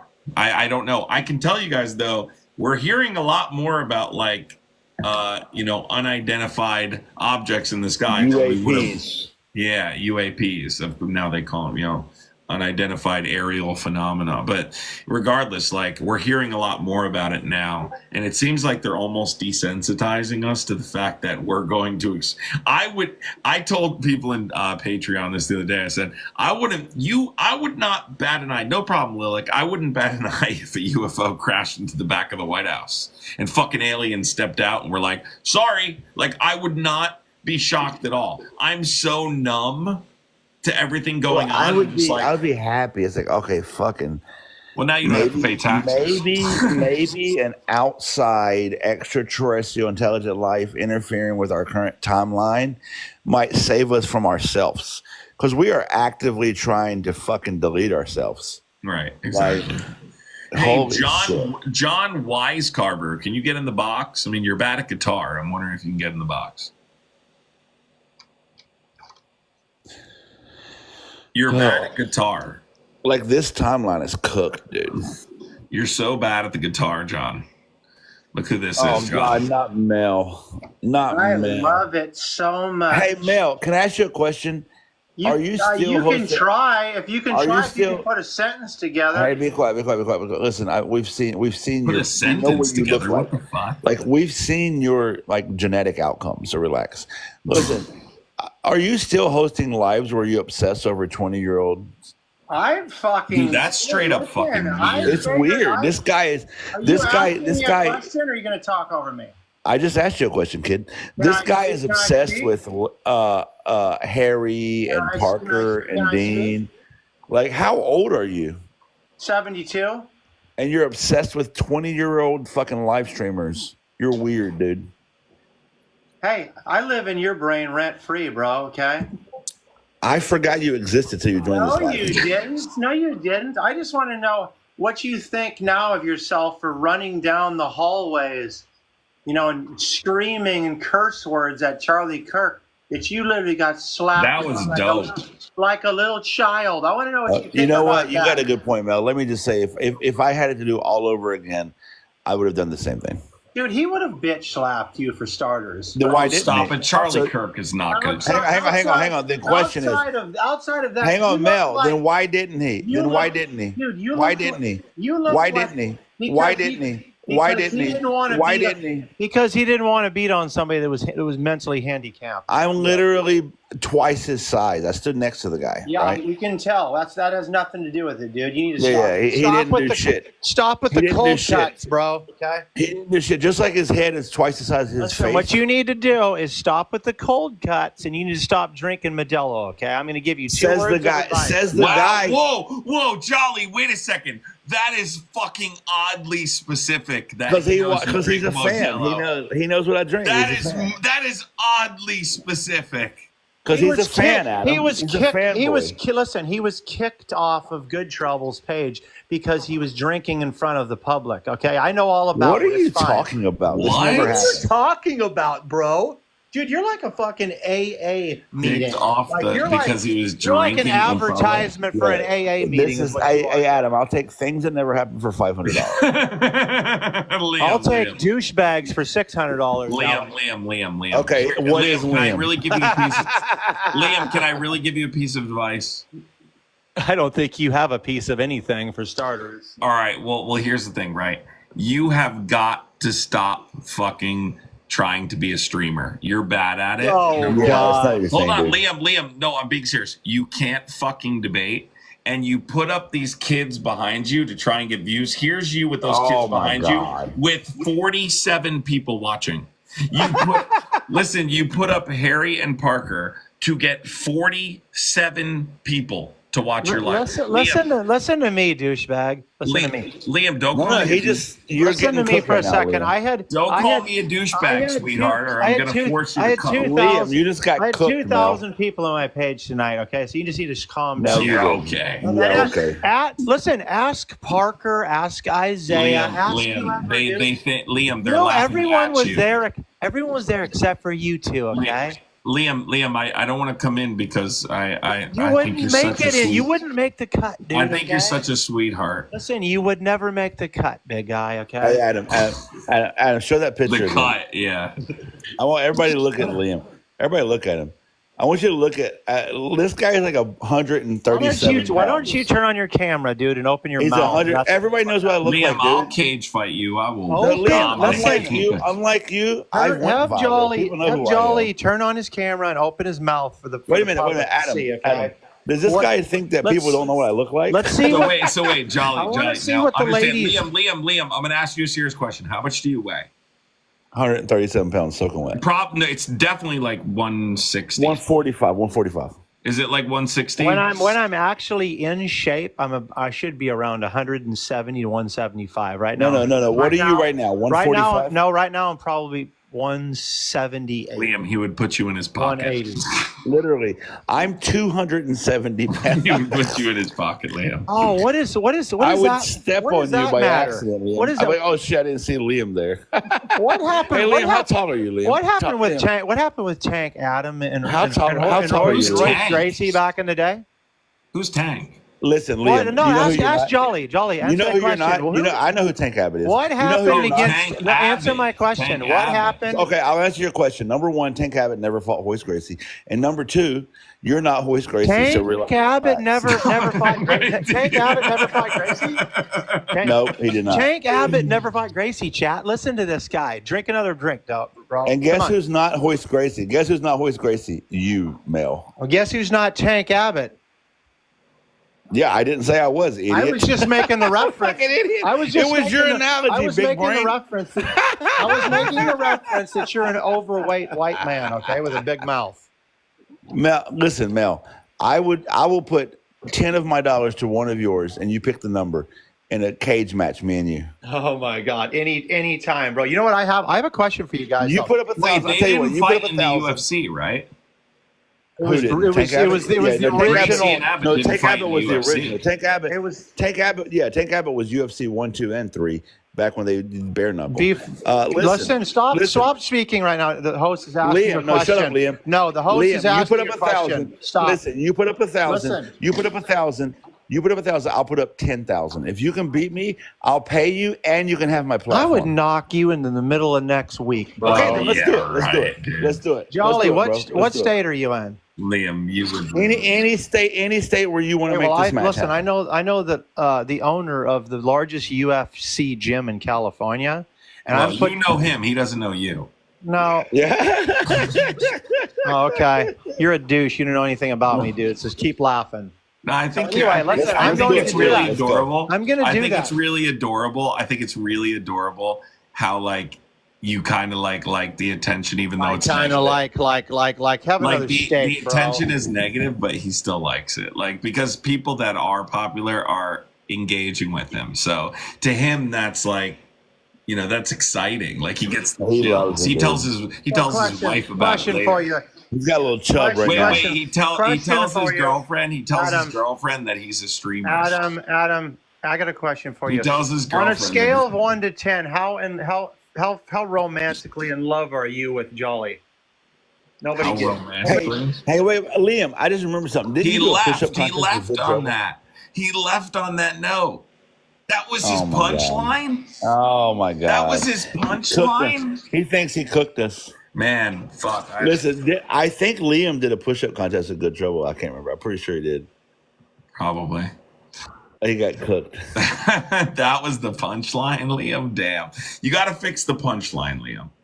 His mom walked in and she was like, "You better not be on the fucking phone again." Not right now, Mom. I don't want a pizza on the bite. fucking phone again. I told you, if you're gonna live in my fucking house, you're gonna be off the phone by midnight. God damn it! I pay rent for this basement, Mom. Mom, fucking, come on, man. Like, don't come in screaming when I'm on with my friends. He calls us his friends to his mom. He's got a tattoo of my logo on his thigh. Dude, he knew what you drank. No, wait, he knew what you drank, dude. That's Oh, fucking yeah, down to the wild. brand, dude. Yeah, He was like, have He another loves it. Modelo. How the fuck do you know that he drinks Modelo? Yeah. No, you seriously, have bro. to be seriously watching you every day that you drink.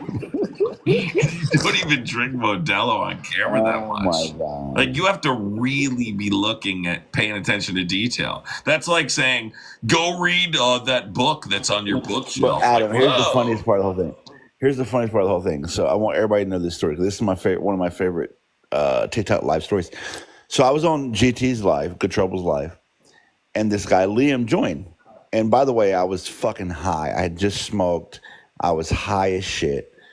And my high brain, as soon as this guy joined, I didn't know who he was yet, never met him before.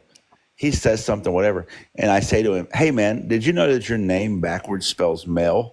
That's all I said. I was just high yapping, right? I was like, "Hey, you know your name backwards spells male?" And the chat starts losing it. Everybody's laughing. Everybody starts calling him male. Dude, he is unreasonably angry about this. Like he's fucking, fuck you, man, motherfucker, you stupid Charlie, you stupid, you yelled at Charlie Kirk. He knew everything about me, knew my life story because he's a fan. I never heard of him before, and all I said was your name backwards spells male. Lost his shit, and to this day, he is upset that I called him male. Like it's such the weirdest. Well, I mentioned It's so like, weird, bro. I really think I always tell him like he gets mad when I say it, but it's like Liam, you want to be a streamer? It's okay. Like it's okay to He admit wants, you he want to wants be a it. streamer. That's why he hates Harry and everybody else so bad because 100%. they can do it. He Right. said he came Right. last time he came in here. He said, "Well, I tried to like I tried to be your friend, but you rejected it." Like here's the thing. When Liam first came in here, like the first time he came in here, it was a long time ago. We debated normally, and then he just like lost his shit. I don't know if he's having a fucking meltdown or what's happening. But like he just lost his shit. He went off. He's tried to become something that he's not. And by the way, putting Parker or anyone as your background that does get engagement to get 47 views is fucking sad. Embarrassing, bro. Like I gotta be honest. Like that's you. I would have more respect for you, Liam. Just put up a background and try and be a lot. If you want to be a political commentator, commentate on politics, but stop using other people to get engagement. Yeah, it's embarrassing. Yeah. And guys, make sure you call him Mel. He loves that shit. Ty, what's going on? I'm fine. Ty? Tyke? How are you? Hi. Yes. What's up? How old Hi, are to you? how are you? We're good. What's up? Fine. What's fine, up? Fine. What's up? I'm good. I'm fine, thank you. Do you have a question or no? Wait, don't. Maybe I don't know drop. what's going on there. Yeah. Maybe drop. I just think there's probably a language barrier, so it's not going to work. Michael, what's going on? Also, I think might have been what's going on, Adam? What's up, Michael? First of all, I had a question for you and Jolly in the comments, so I wanted to ask you guys a question. But Can before you that- speak a little bit louder? I can't really hear you. Sorry. Yeah, can you hear me better now? Yes, Is that go better? ahead. I said I had a question for you and Jolly in the comments, but I wanted to ask both you guys because you had mentioned you were talking about the left's messaging earlier, right? Yes. And you were saying how they were just way off base on messaging. So my question to both of you, and I can drop back in the comments, but my question to both of you is, do you think that the messaging is easier for the right because their target base is a lot more narrow and a lot more That's a narrow? good question. I think the left represents let me answer this way. If you go to any other country, they all have 5, 6, 7, 8, 9 parties, right? Because a true population that critically analyzes the world around them cannot be shoved into one or two baskets. Correct. And so I think the left represents what is regular everyday people. Like if you look on the left, a lot of us, we are, even on the left, we are divided by certain ideologies, which is okay because, you know, the left, you got more left, you got most leftists, right? But the right, especially in America, because by the way, the left, like the Democratic Party in America is the right in any other country. So our right, our Republican Party, which is MAGA now, is extremely right. They are galvanized by hate and Thank you, Una. ignorance. They are galvanized by hate and ignorance. They're uneducated. They are a program, like it's very unique to this country in terms of the white supremacist programming. And so they're galvanized by the lemming mentality, the sheep mentality. And so they are just one big bubble of copy paste. Whereas the left is this everybody else who critically analyzes the world around them. And so I think that us being normal people works against us in this two-party system because we are not galvanized by anything. Thank you, Raven. Because we represent a wide spectrum of people, as it should be. Right. So I think that's the problem.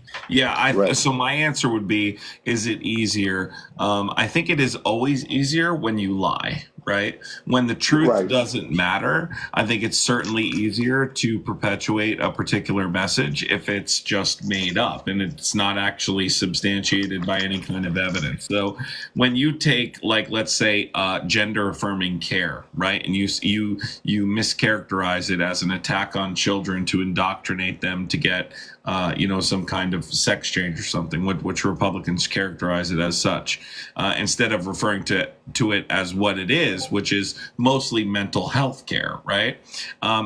It's easier to spread that message. It's easier because you don't have to rely on the truth. You don't have to be truthful. Republicans don't actually care about the truth. They're okay if you lie, as long as it results in victory. Republicans only care about winning, not the truth. On the left, you're more likely to be called out if you perpetuate a message, even if it results in you winning an election, by Democrats or people on the left who will say, hey, that's not true, right? Statistically, that's not true, or hey, that's not what that actually is. The left is more likely to hold you accountable when you lie. The right is not. The right only cares about the effectiveness of the message, whether or not it results in victory, whether or not it results in people voting Republican. They only care about the result.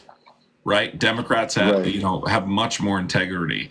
People on the left have much more integrity when it comes to the truth. Republicans consistently lie. They lie about consequences of immigration, undocumented immigration. They lie about the LGBTQIA plus community. They lie about just about everything.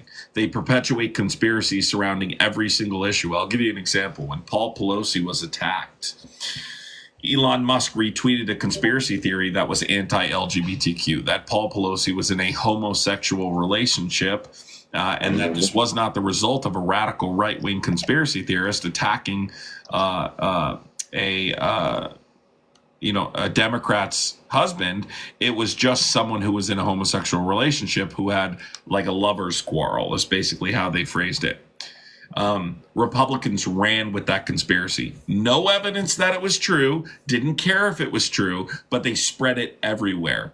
Once it got debunked, once people, effectively debunked that narrative on social media, we put out, information that proved that that wasn't true. Elon Musk deleted the tweet, did not apologize. There was no accountability, right? That's an example of what I'm talking about, right? It's just about, can you convince people of this, whether it's true or not? So, of course, it's easier to perpetuate a message if you don't have to rely on it being true. Man, those were two. I just want to say, you and Jolly, those were two. I mean, and I hope everybody heard what you said, because it was really, both of you, what you said was really deep. And now we got to figure out how do you take everything you said, which is the difficult part, right? How do you take everything the social media and put it has to into do with social media. Like social media, we fully don't understand. Social media is going to win elections in the future. So social media is the future. And Jolly would agree. 100%. And also, we got to end the two-party system in America. We got to get out of this, because the fact of the matter is, and we have to figure out a strategy to do that, though. Yeah. Because here's my whole point, and it kind of it just reiterates what I just said, but. The left represents the diversity of what is people. That's why the right never wins popular vote. No Republican president wins the popular vote. We thought Donald Trump won it, but now that the final votes are in, he didn't win the popular vote this time either. And so the right doesn't win the popular vote because the majority of people doesn't represent that viewpoint. However, it's either that viewpoint or this giant box over here on the left. And because people on the left critically analyze the world around them, they don't always want to vote for that box. And I get that. And to Adam's point, the strategy is galvanize the left against the two-party system until we can end the two-party system, but that's just not happening. And so, like, it's until we eliminate the requirement for 270 electoral votes on that note, until we eliminate the electoral college, until we eliminate these barriers to a multi-party system, we're stuck in this two-party system that represents the old guard, white supremacy and hate and bigotry, and everybody else. And while the everybody else category should always win, it doesn't, because this system doesn't represent the people. Yeah, 100%. Listen, hey, I appreciate you guys answering that question for me. I appreciate it. And skin tags. I is the appreciate funniest the shit question, ever. quite frankly. Yeah, no, and calling people skin tags is the funniest shit ever, Adam. I just want to tell you, you made me spit up my coffee the other morning with that shit. Yeah, Adam's pretty good at getting around the algorithm. With him and Good Trouble, they both come up with pretty creative names to call people. That's me. I'm still stuck on you fucking idiot, and they'll call them toenails. I can hear you, unfortunately, Michael. I don't know, it's low, but that's weird. Okay, brother, I appreciate you. I appreciate you, Michael. Thanks. Take care, buddy. All right. Yeah, unfortunately, I don't know if it's me or, but it might just be like the TikTok audio bullshit. well, I mean, it's just there's this glitch thing that's happening now too, where half my screen cuts off. I mean, it's just TikTok. has so many Don't worry, glitches. TikTok won't be here much longer. I know. So who gives a fuck, right? Joe, what's going on? Hey guys, what's up? By the way, TikTok is getting banned. If you guys would like to follow me on YouTube, it's in the link tree in my bio. But guys, can you please contribute to this Live Fest goal? We kind of stopped doing this and gave up on it, but I would appreciate just trying to at least remain in the top 10 or we're not far away from being like number 7. If we just fulfill this second one, we would be there. Joe, what's going on? Are you a Republican? Thank you, everybody. Appreciate it. I'm not Republican, but I did vote for Trump in this election. So you're MAGA? Unfortunately, yes. No, not unfortunately. You voted for it, so fuck I really just wanted to negate your claim that Trump lost the popular vote. He lost the popular vote. He did not. According to the Associated Press, he won by about 2.5 million votes. No, he lost the popular vote. According to who? The popular vote. What source? The popular vote. So if I go online right now and look up the Associated Press, why does it say that Donald Trump has 77 million and she has around 74.5 million? I don't have the numbers in front of me, so I'm not going to like argue the actual numbers. But I mean, he won the popular vote, though. You're telling lies. But he's not more popular. No, I'm pretty sure he lost the popular vote. I don't know the number. I think it's like 1.5% difference. He did not lose the popular vote. There's a reason why Adam's not backing you up right now. Oh, wait a minute. Hang on. No, stop. Are you just comparing him versus her? Is that what you're saying? I'm just comparing numbers. He's talking about this election, not 2020. Yeah. Why would I be talking about 2020? It's 4 years ago. Donald Trump lost. People still talking about it because you guys haven't admitted you lost that election. Donald Trump did lose the 2020 election. Oh, wow. That's shocking. A Republican that admits they lost. I have no problem admitting that. Anyone that doesn't admit that is delusional. Oh, I don't really care. Look, the point is this. Why'd you vote for Trump? I think the main issue that I had in this certain cycle was Kamala Harris's inability to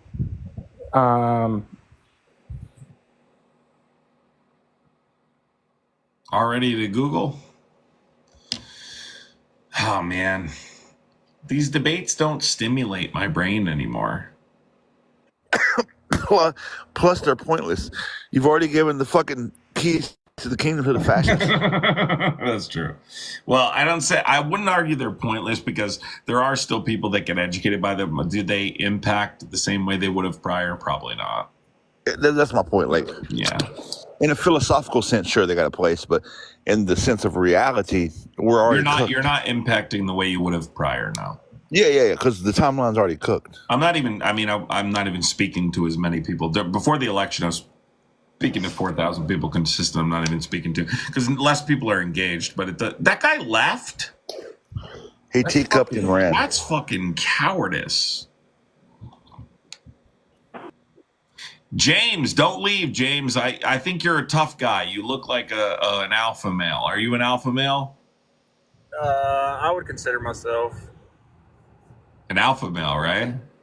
yes, sir. Would you cuddle under distress? Never mind. Go ahead. I just had a question for you guys. Sure. Are y'all both cucks? Do y'all let y'all's wife get fucked on camera by other men? Does your wife get effed by camera on other men? Yes, usually, unless we don't film it. I don't normally film it because honestly, subpar. But I yes, often. What about Jolly Good Ginger? You're usually in the corner on a folding chair. You're usually in the corner on a folding chair. Oh, Jolly Good Ginger is? Jolly Reset. Jolly Reset. I don't know why the fuck you got it. James, are you a Trump supporter? Yes, sir, I am. All right, tell me why you voted for Trump. Be honest. Because his policies outweigh his good outweighs the bad, obviously. Give me one policy from Agenda 47. I don't give a fuck about Agenda 47. I give a He fuck doesn't what know. he did the So, first. so this guy doesn't know a singular policy of the candidate in which he supports, but yet he voted for Trump. Yeah, results speak for themselves, brother. Okay, give me the results. The results of him in 2016 versus the results Correlation does not equal causation. What policy, specific legislation, was passed under the administration that resulted in these results you're talking about? What policies did Biden do that Wait. Don't ask me about Biden. Biden's not running for president. What policies, James? Yeah, y'all are just still stuck on the fact that fucking This guy got absolutely cooked in 30 seconds. 30 seconds, I own these. My bad. Why Why is fucking easy? Why did I get a violation? I wonder. That was weird. It's my bad, James. I couldn't answer you earlier. It probably wouldn't have done anything if you stayed, but it's better to reset. But no, I want to answer your question, dude. James, I would never film when I fuck your wife. Why would you ask me that question? It was just a question, Because dude. he films his, that's why. He asked, would I film it when I fuck your wife? James, that's weird. That's a weird question. James, to ask another seriously, the first thing you ask us is whether or not we film our wives. That's really creepy, dude. I asked if you filmed. No, James, can I ask you a question? Do you have any respect for women? James, just because your wife is texting me doesn't mean you should be upset, bro. See, this is why, but wait, let's elaborate further, Jolly. Let's elaborate further. The reason he brings up women, right? The reason that he talks about filming lives initially is because James does not value women. He does not, he thinks of women as a fact. That's right? a fact. That's a fact. I value women, but I'm just not a shut up, cuck. James. You don't value women, James. Shut up, You James. don't value women, James. I'm not That's a why cuck. you immediately asked us whether or not we film our wives. That's weird, dude. Yeah, because y'all act like it. Y'all give that vibe. Oh, so wait a minute. So that's the kind of vibe you're out looking for, James? That's weird, too. Hey, beta males. Guys, how many Beta OFs do you males. think James is subscribed to? The only one that I'm subscribed Hey, somebody to go is check out myself. James. Already he's subscribed to Hey, somebody go check out. I'm Somebody go check out subscribed to James's follow myself, you list. dumb fuck. Hey, Adam, Wait. they- There's they no should way. check out You James' follow wait, list. James, you have one? Yes. Oh my God, dude. There's no one subscribed. There's You want no to bet? one subscribed. Stop it. You want to bet? All right, hold on. Let's do a verification. Hold on. All right. He just took a screenshot. Oh, sweetheart. Oh, darling. Darling, stop it. Darling, stop it, sweetheart. Oh, Motherfucker just sweetheart. made a fake fucking. Oh, sweetheart.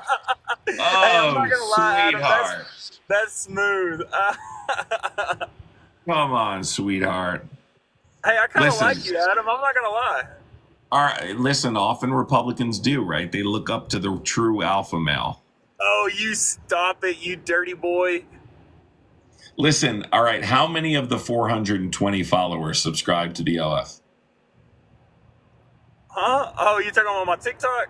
Bro, chill. I was just kidding. Wait. Every Republican, Jolly, if you didn't know this, every Republican tells me they're popular on another app. Swear to God. Swear to God, if you were on this other, Every your Republican Facebook, tells. No, I'm not. Every popular. single one. it's all, I'm popular on Blueberry 76. he's got more followers I'm on Truth popular Social. on Lemon 47. Yeah, he's Hey, got more I- followers on Truth Social. I guarantee you, I have more followers 103 on Facebook MySpace. friends. I have 60 followers on Instagram. Yay! I'm popular on MySpace. That sounds about right. Yeah. I mean, because you know what it's giving? Hold on, chat. Let's do our thing. What is it giving? What is it giving to you, chat? What is James giving to you?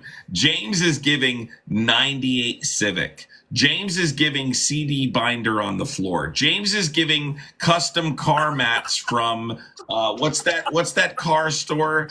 What do they call it? What's that store you buy like mats that like what is it? I don't even know. What's the name of it that has an orange symbol? What is the name of that, everybody? Not Pebble. AutoZone. It's giving AutoZone car mats. It's giving 6-disc CD changer. It's giving hangs out at the mall. It's giving ears pierced at them. It's giving faux hawk. It's giving fucking revs your engine. Stop. It's giving hangs out at the gas station at 10 p.m. Right? He's got a goatee. It's and giving goatee and a straight hangs frame out in his with profile picture. seniors. Yeah. No, It's giving juniors hangs too. out with seniors. This guy's got a goatee It's and a giving straight flat frame in brim his hats. profile It's picture. giving metal militia. It's He giving wears I DC used to shoes. ride motocross. It's Do you giving still wear I'm a DC biker. shoes?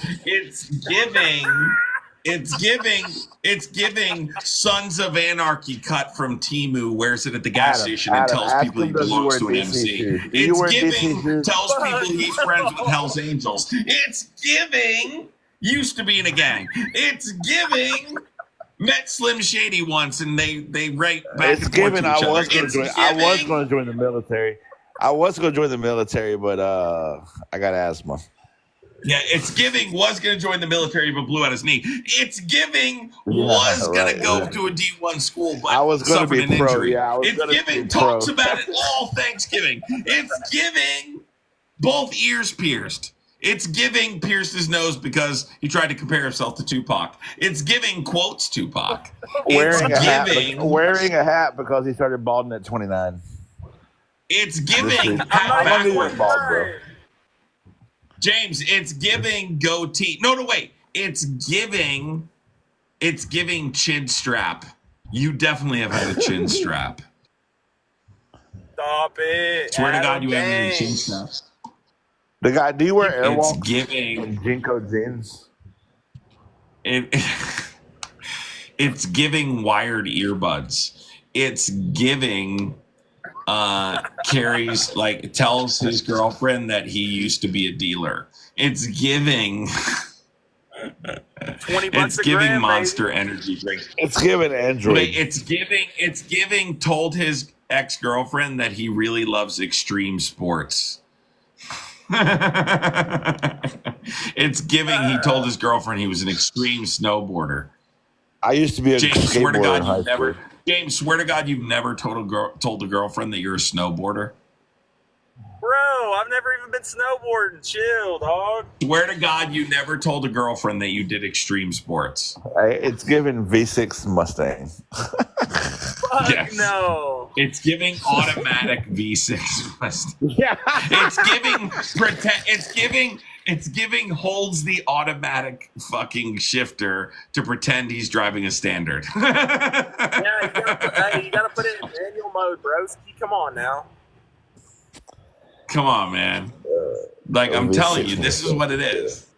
It's giving automatic.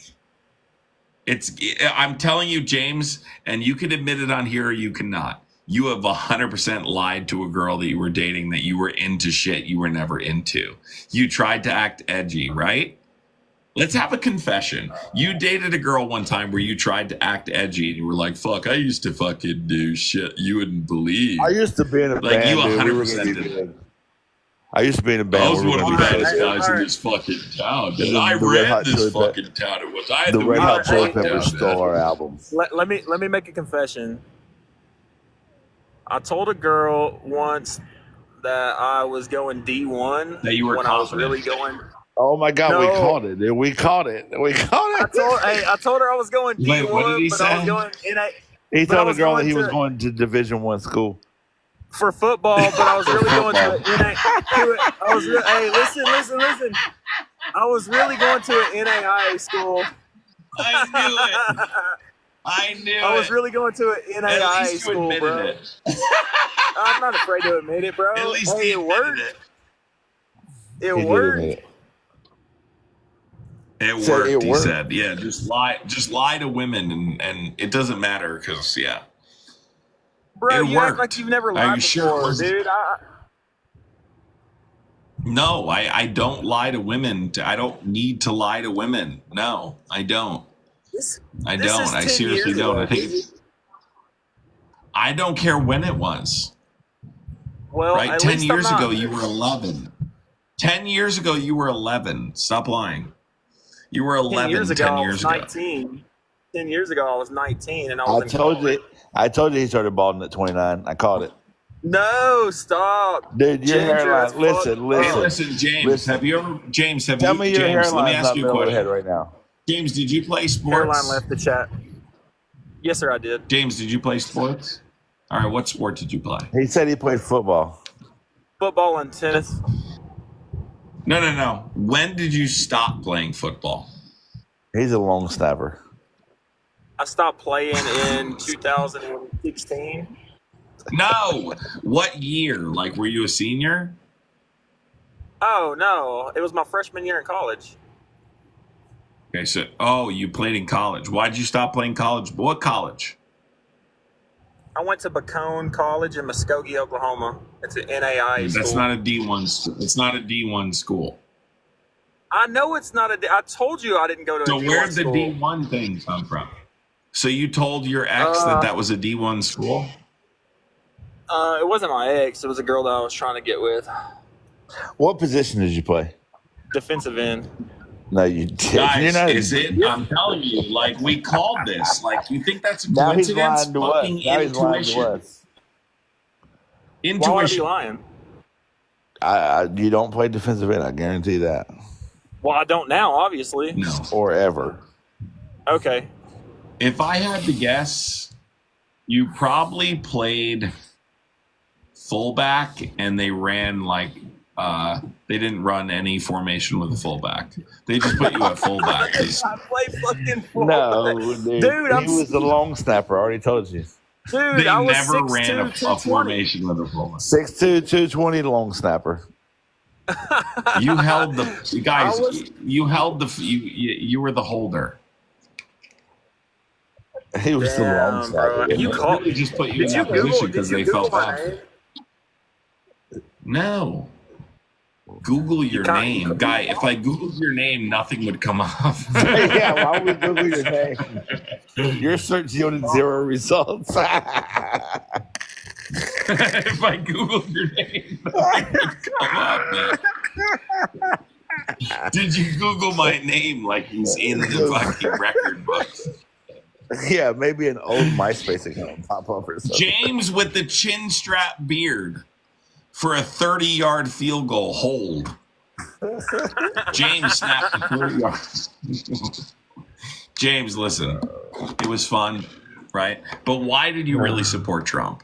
And why the fuck do you have your middle name in your username, dude? What are you applying for Social Security? Why the fuck is your middle name included in? Guy, you would think you're applying for Social Security. Why is your Motherfucker middle said name?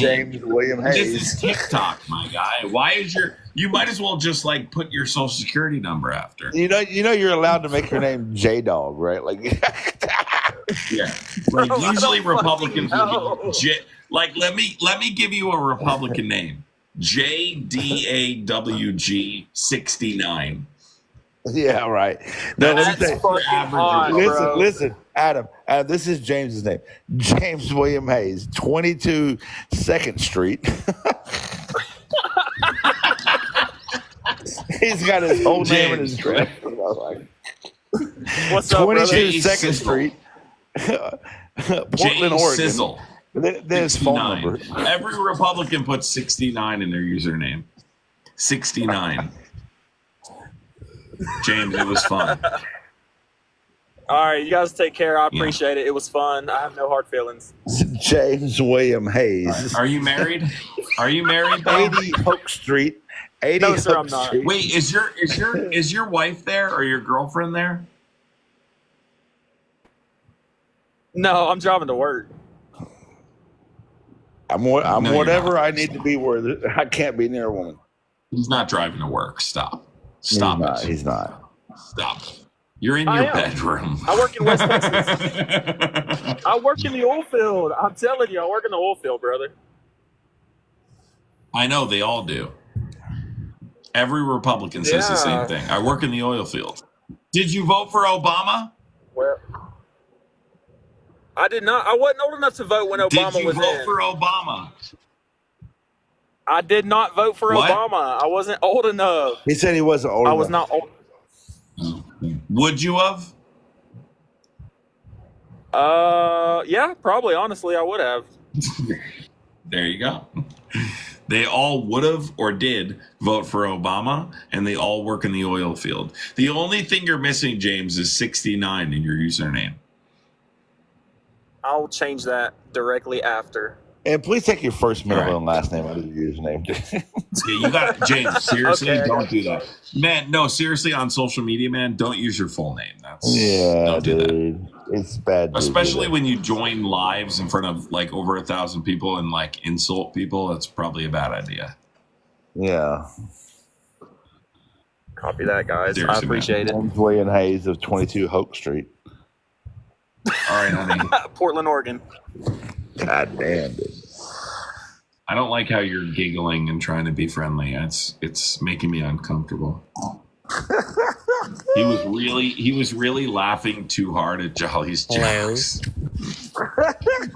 Every time Jolly told a joke, he was like, yeah. Hello. I voted for Trump. How I'm old? 18. This guy's a troll. I was born in 2020. I was born in 2006. I believe that Trump is Christ reincarnated and Christ is king, and Christ Trump is king, 2025 and in the future. I believe that Kamala is the devil, and I believe that Adam, what are you doing, gay bro? people should I love men. I mean, I love women, and I think that Trump Now I should, see why you have 27 followers. 2024. 27 followers is Adam was proof that you're not funny. Why In were fact, you I long would with stop it? talking. Like, in all seriousness, I would just stop talking at that point. Don't even speak to people anymore. Don't ever go out in public, in fact. Stay inside your house for the rest of the eternity. Flippin', what's going on? This is a guy, Hey, Jolly, dude. that I debated one time. Hey, listen. Jolly, this guy came into my live one time with a popped collar and started talking shit. So I started playing that song by 3 6 Mafia, right? Yeah. And his wife told him, like, he's right. Your collar does need to go down. What the fuck? It's not Man, what you guys doing, 2006. man? What's up? Seriously, his wife was like, dude, stop popping your collar. His wife even was like, Adam's right. Adam's right. Y'all so, hey, Ever since I can remember, I've been working these holes and then gotta put my money in my hand.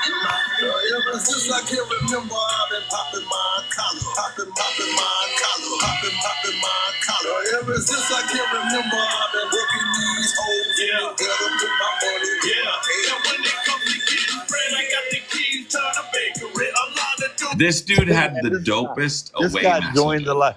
Listen, this guy joined the live and immediately got cooked. This guy had a 3-letter screen name. Adam on didn't even a- let the listen. Guys, Adam just so you didn't even know, let the this dude guy breathe. had a custom. This guy had a 3-letter screen name on AOL. Like this guy had the dopest away messages on AOL. Like he would go No, but away Adam, and like it would have special here's the characters and funniest shit. part. Hey, Here's bro. the funniest part of the whole thing. Hang on. Here's the funniest part of the whole thing. The way that Adam remembers all these random people blows my mind. This guy joins the live, doesn't even say nothing. Adam cooks him from 3 weeks ago, bro. You know what's so funny, guys? Y'all can't cook me. This guy 'Cause stood y'all know out why to y'all me can't cook because me. this My guy stood out to refrigerator me costs more because than y'all's his cars wife was like, "Yeah, he's right. Adam's right. You got to stop Check it popping out. your collar." It's Oh yeah, right. Hey guys. Hey, when my refrigerator Can I costs more ask than you a y'all's car question? did, Why does it look like you died? Why does your camera look like a memorial video? Like we're looking at like a video from the past and you've passed away. Can you wipe off Let's your see. lens? It looks like Let's see. you've passed away. Not a Hold on. memorial video. Hold up, let's clean it. Are you trying to That show was us Like your we're house, bro? remembering a moment. Remember when we were live with Flippin'? God rest his soul. Let me God ask y'all a rest his question. soul. He's no longer No, with Flippin. us. No, hang on, Adam, hang on. Honest question, Flippin. Why are you trying to show us your house, bro? Well, because I'm trying to show you guys if you vote for Trump, what you get. See, look, my refrigerator costs more than y'all's car did. You get a conventional oven, Jolly. Hang on. You get a Look conventional at oven. that. You get a toaster oven if you vote for Trump. Pop it in my car. There's my pool room. Want to go play game pool? Look, hey, look at that Sub-Zero. Y'all ain't got nothing Bro, like if you that. Man, vote for this Trump, right you here, get an know what, y'all oven can do all from this joke. 1992. If you vote for Listen, Trump, you guys. get a conventional oven and a Christmas tree from the late 90s. My man Check this said, By the look way, at my the color refrigerator. lights are back in. I like the color Why are lights you? much better. Hang on. I'm trying to figure out why you were trying to show us your house. I'm trying to giving show you a y'all tour, what man. success looks like if you guys would get off TikTok and go to work. Why do you think that you have like more than us? What does this mean? Well, let's go in the home theater. What? What's a home theater doing in here? Did you put it there? Oh my gosh. Well, hey, you little broke dick guys. I love you That'd be a guys. good reason. No, but like I don't understand. What are you doing here? Have you been to my house or something? No, well, yeah, I went to your apartment. Me and your mom went over there to pick you up. She wanted me to take you, get you a job, but you know, I understand, guys. Hang on, that was it. Was You know, that the you get whole on here and you joke? make fun Like, of was that the everybody. thing? Was You that your try to laugh punchline? at their expense. But see, you Was that can't your laugh at punchline? me. Hang on. I My am the mom's in the original chat. boss. Hang on. My mom's in the chat. Mom, did you go to my house with this guy? Yes, put her on there. Let's see what she's working with. I mean, I swear to God, it looks like a 2007 YouTube video that's titled "Rest in Peace, Flippin'." Look at it. Like, I Hey, swear can to you God, take your you gotta wipe camera your out of lens, man. I feel like Yeah, you died or take it out of the something. fish tank. Hey, is my lens still messed up? Take your phone out of the fish tank. Nice refrigerator. Can you get a better phone? How bad are y'all hating me right now? Hey, nice refrigerator. Can you get a better phone? I know, I gotta go get a new one. Or Hey, there's wipe a your dog. lens. Get my dog out. Yeah, your Bring my dog. 2003 Motorola Well, Razr. now that you see how us Razr. Trump voters live, hey, All right, let me see your lifestyles, TV. living Let me the see your same, man. TV. Let me see your TV. Let me see your TV. Oh, which one? Let me see your Here. TV. There's You one. wanted to show it to us. Go ahead. That one? Oh, you want to go see the He's home got theater? two. All right. A 45-inch TV from Best Buy. That's about Come on, let's $250. ask What you else? Hold up. Hold up. Hold up. I got that one. Hold up. He's about to show us the Nintendo 64 just released last year. I got a PS5. Hang on, hold on. No, PS5. stop everything. No, Adam, hey, flipping, everybody stop. Are your sideburns connected to your mustache? No, that's your mom's pubic hair. No. Turn your face Here, sideways. look. Turn your face sideways. This man has his sideburns connected to his mustache. That's my other TV, bro. Look. Oh, Show me the Mike the Situation poster you have on your wall. Mike All right, look at this. Do You you see have a something cool? Mike? Check this out. Look at this. Do you have a Mike the Situation poster on the wall? Hey, check this out. Did you idolize Ronnie from the Jersey Shore? Your they idolize fucking me. sideburns are connected to your mustache. I By told choice. you, man. By Listen. choice. Look at Listen, that. haters. No, I'm not even. Bro, you really. That's true. Hater. You did that. I It's didn't not. do it. You did it. Hater. Am I tripping? Is that not his sideburn and mustache? I got a beard. Bullshit. It's 2007. It's giving late 2007, early 2008. What's up? Bro, maybe it's the shadows. Is it just the shadows or something? It's the shadow. This Let me man's go ahead I and don't do know. what I want. can't His see him because sideburns. it looks like he died. It looks like he died. It's like the I bottom don't know, half is man. It shaved, seems like a and rest then in his sideburns go like straight to his your mustache. cameras. It seems like a memorial video. I wish you would get a new phone, Like bro. I swear to God, guys, tell me this doesn't look like he passed away, and we're like, rest in All right, let me peace. do this. It's an Hold on. effect you added. Video. Maybe you have another phone. It looks with like all a that money. his camera looks like a memorial video, dude. Hold on. Can you see better now? Hold on, I'm gonna add some music to this. I do it. That's so fucking music. Hold on, I'm gonna add something good to this. Everybody, you ready? Guys, I'm gonna add something perfect Get it to over. this. Hold on, everybody. Watch.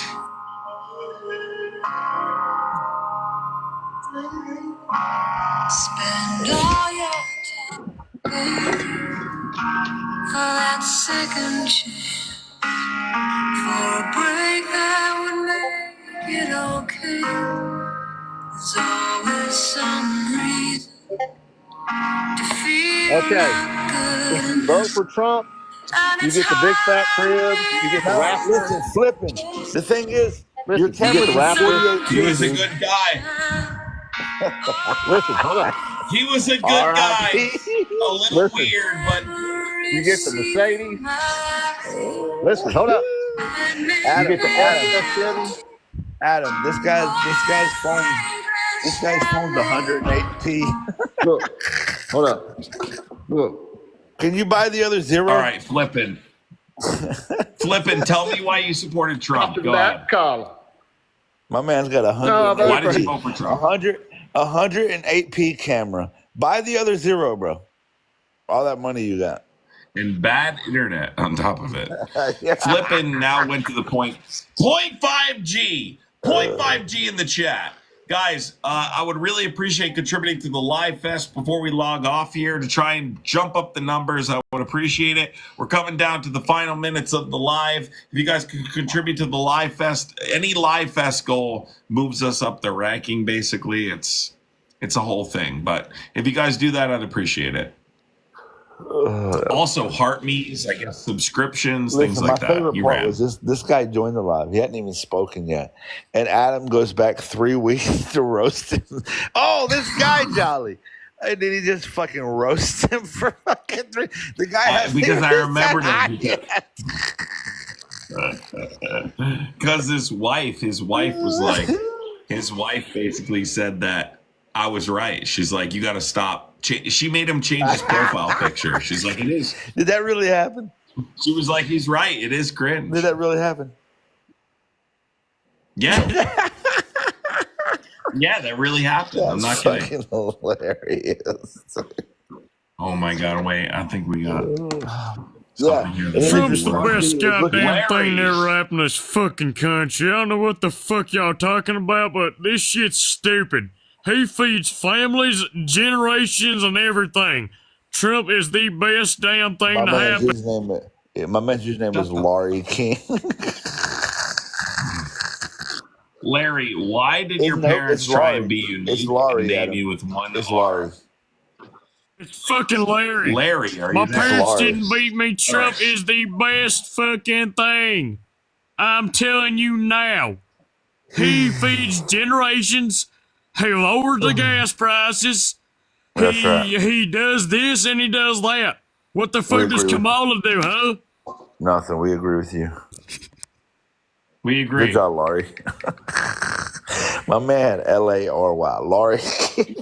Now I'm going to give it to you. Larry!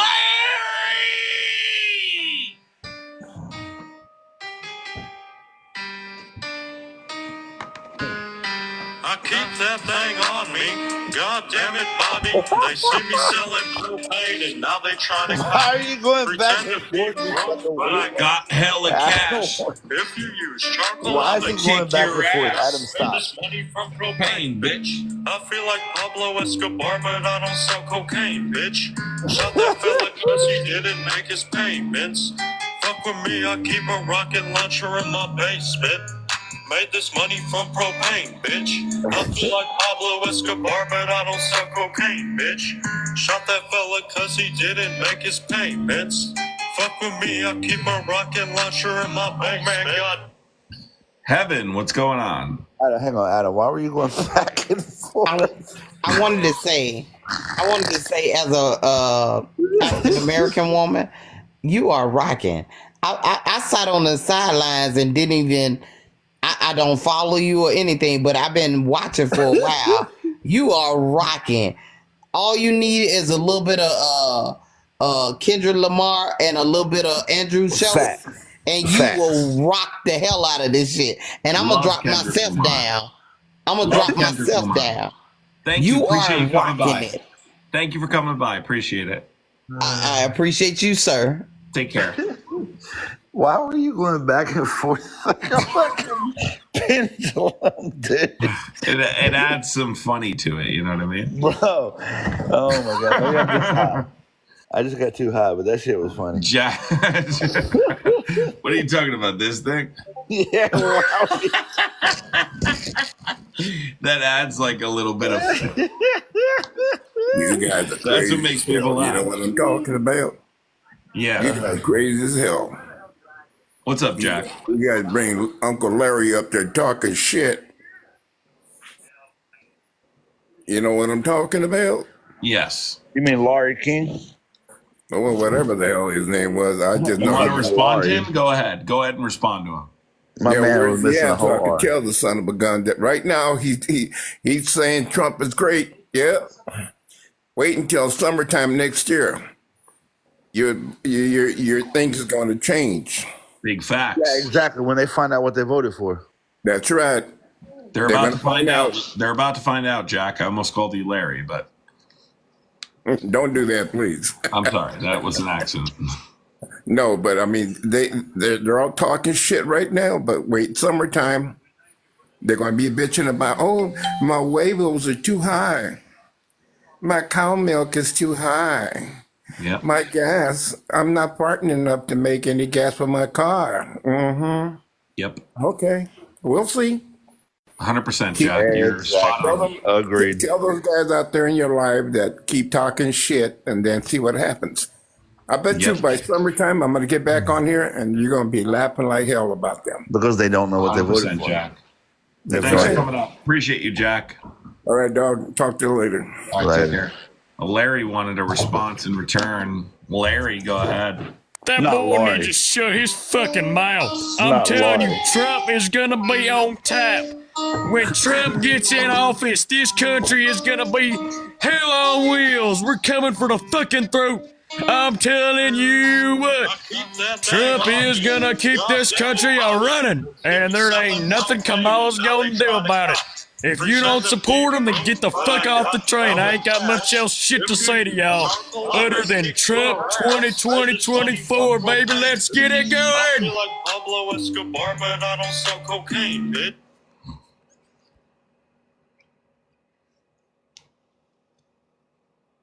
Like I hear the Hank Hill, but I also hear Stone Cold Steve Austin.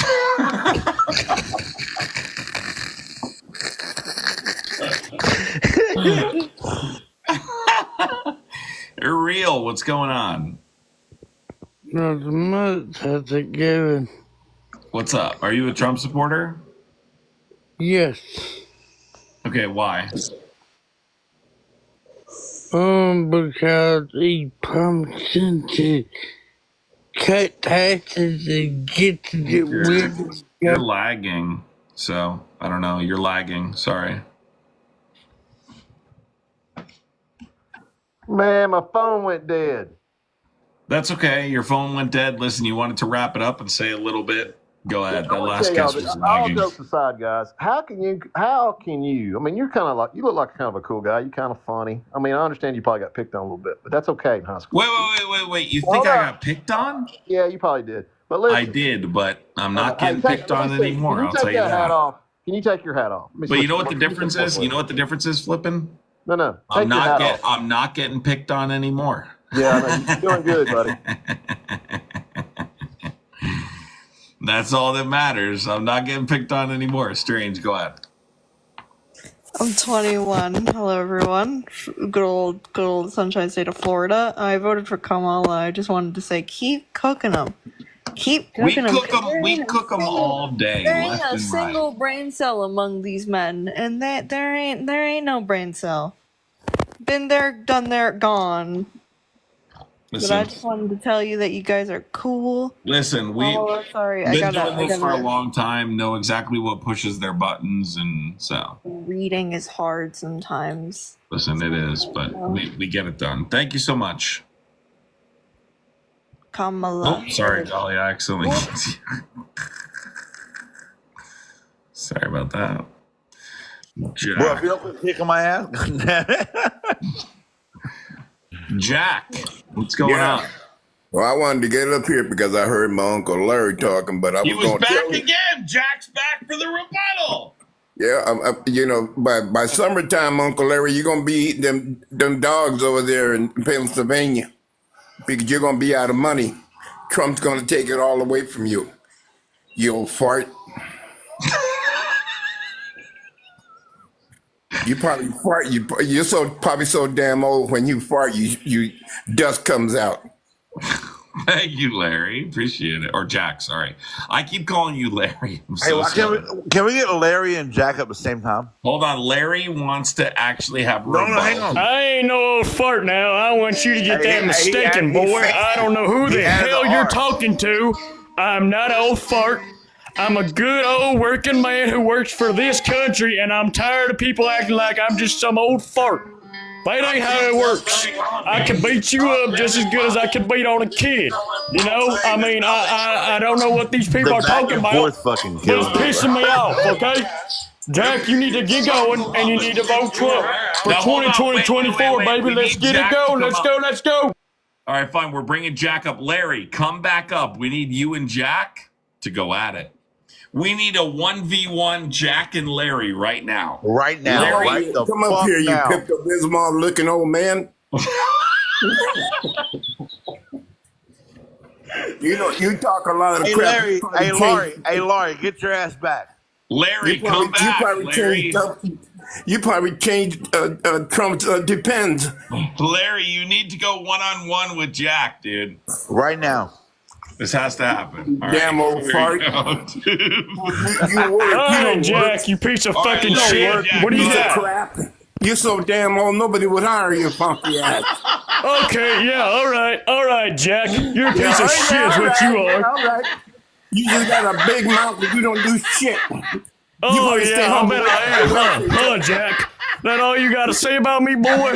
I'm a hard-working American who works for his paycheck every day. I have voted for Trump every year he has ran. I'm his biggest supporter, and Trump is going to run this country better than anybody else. I mean, Kamala couldn't do it. Ain't nobody can do it like Trump can. You got knee pads on, huh? And you put No, I don't need them yet. I might hear it in a couple years, not right now. Okay, not right now. I can see you walking like a cowboy, bow-legged. Okay, yep, okay. I don't need them right now. I'll tell you that. I don't need them. You old fart. Okay, I'm just an old fart. Okay. Damn old. I do some hard work every day. Some hard manual labor. I tell you what, I do some hard labor. Yeah, right. Where you from, boy? And I voted for Trump, boy. Ain't nothing more patriotic than that, boy. Boy, I tell you, when you do what you're doing every day and you get to go vote for Trump, boy, ain't that something? Ain't that patriotic, huh? You look like a damn scarecrow. Tell me where you live. Where you're in. Oh, no, boy. We aren't going to go there. Oh, no. I don't look like a scarecrow. Okay. Boy, you look like a damn scarecrow. It's lucky they call you Larry. Oh, man. Jack, thanks for coming up, Jack. I want some. Hey, Jack cooked him. Jack cooked him, bro. Jack won that. All right, chat. We got to do a quick poll before we wrap this up here. That was too fucking funny. All right. Smiley face Jack, sad face Hank. Smiley face Jack, sad face Hank. Go. Smiley face Jack, sad face Hank Hill. Break it down. Chat, break it down. Everyone go. Everyone contribute. Go.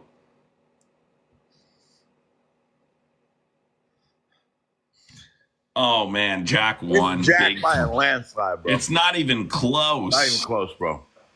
It's not even close. Jack cooked him. Hank voted for himself 4 times.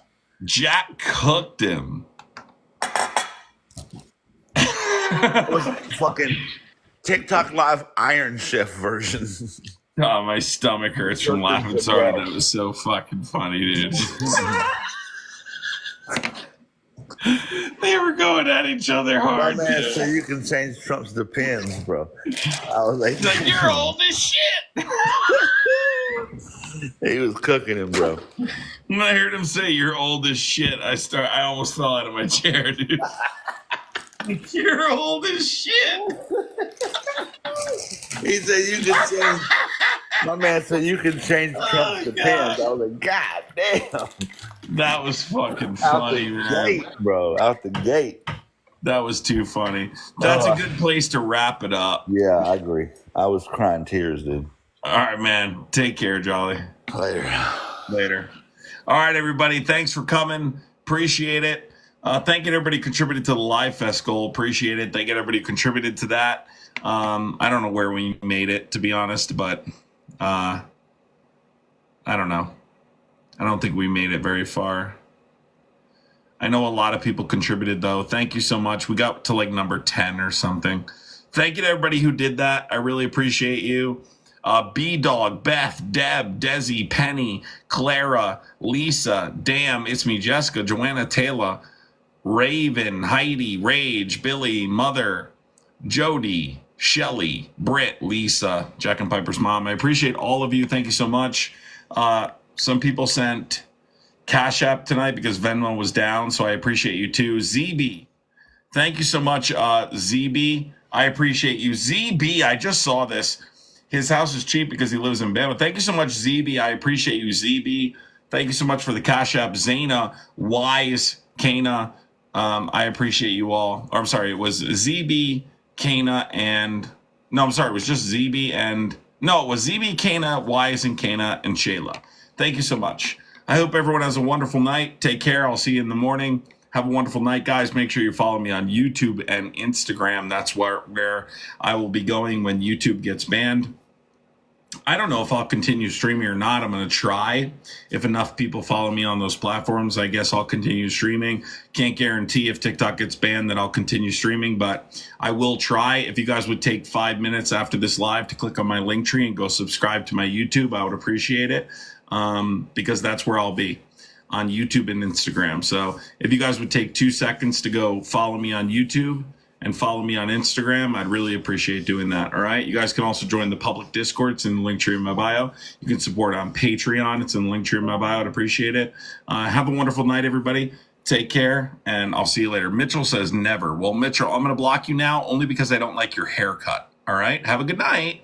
Goodbye, Muppet. See you later. Take care, everyone. Have a wonderful night.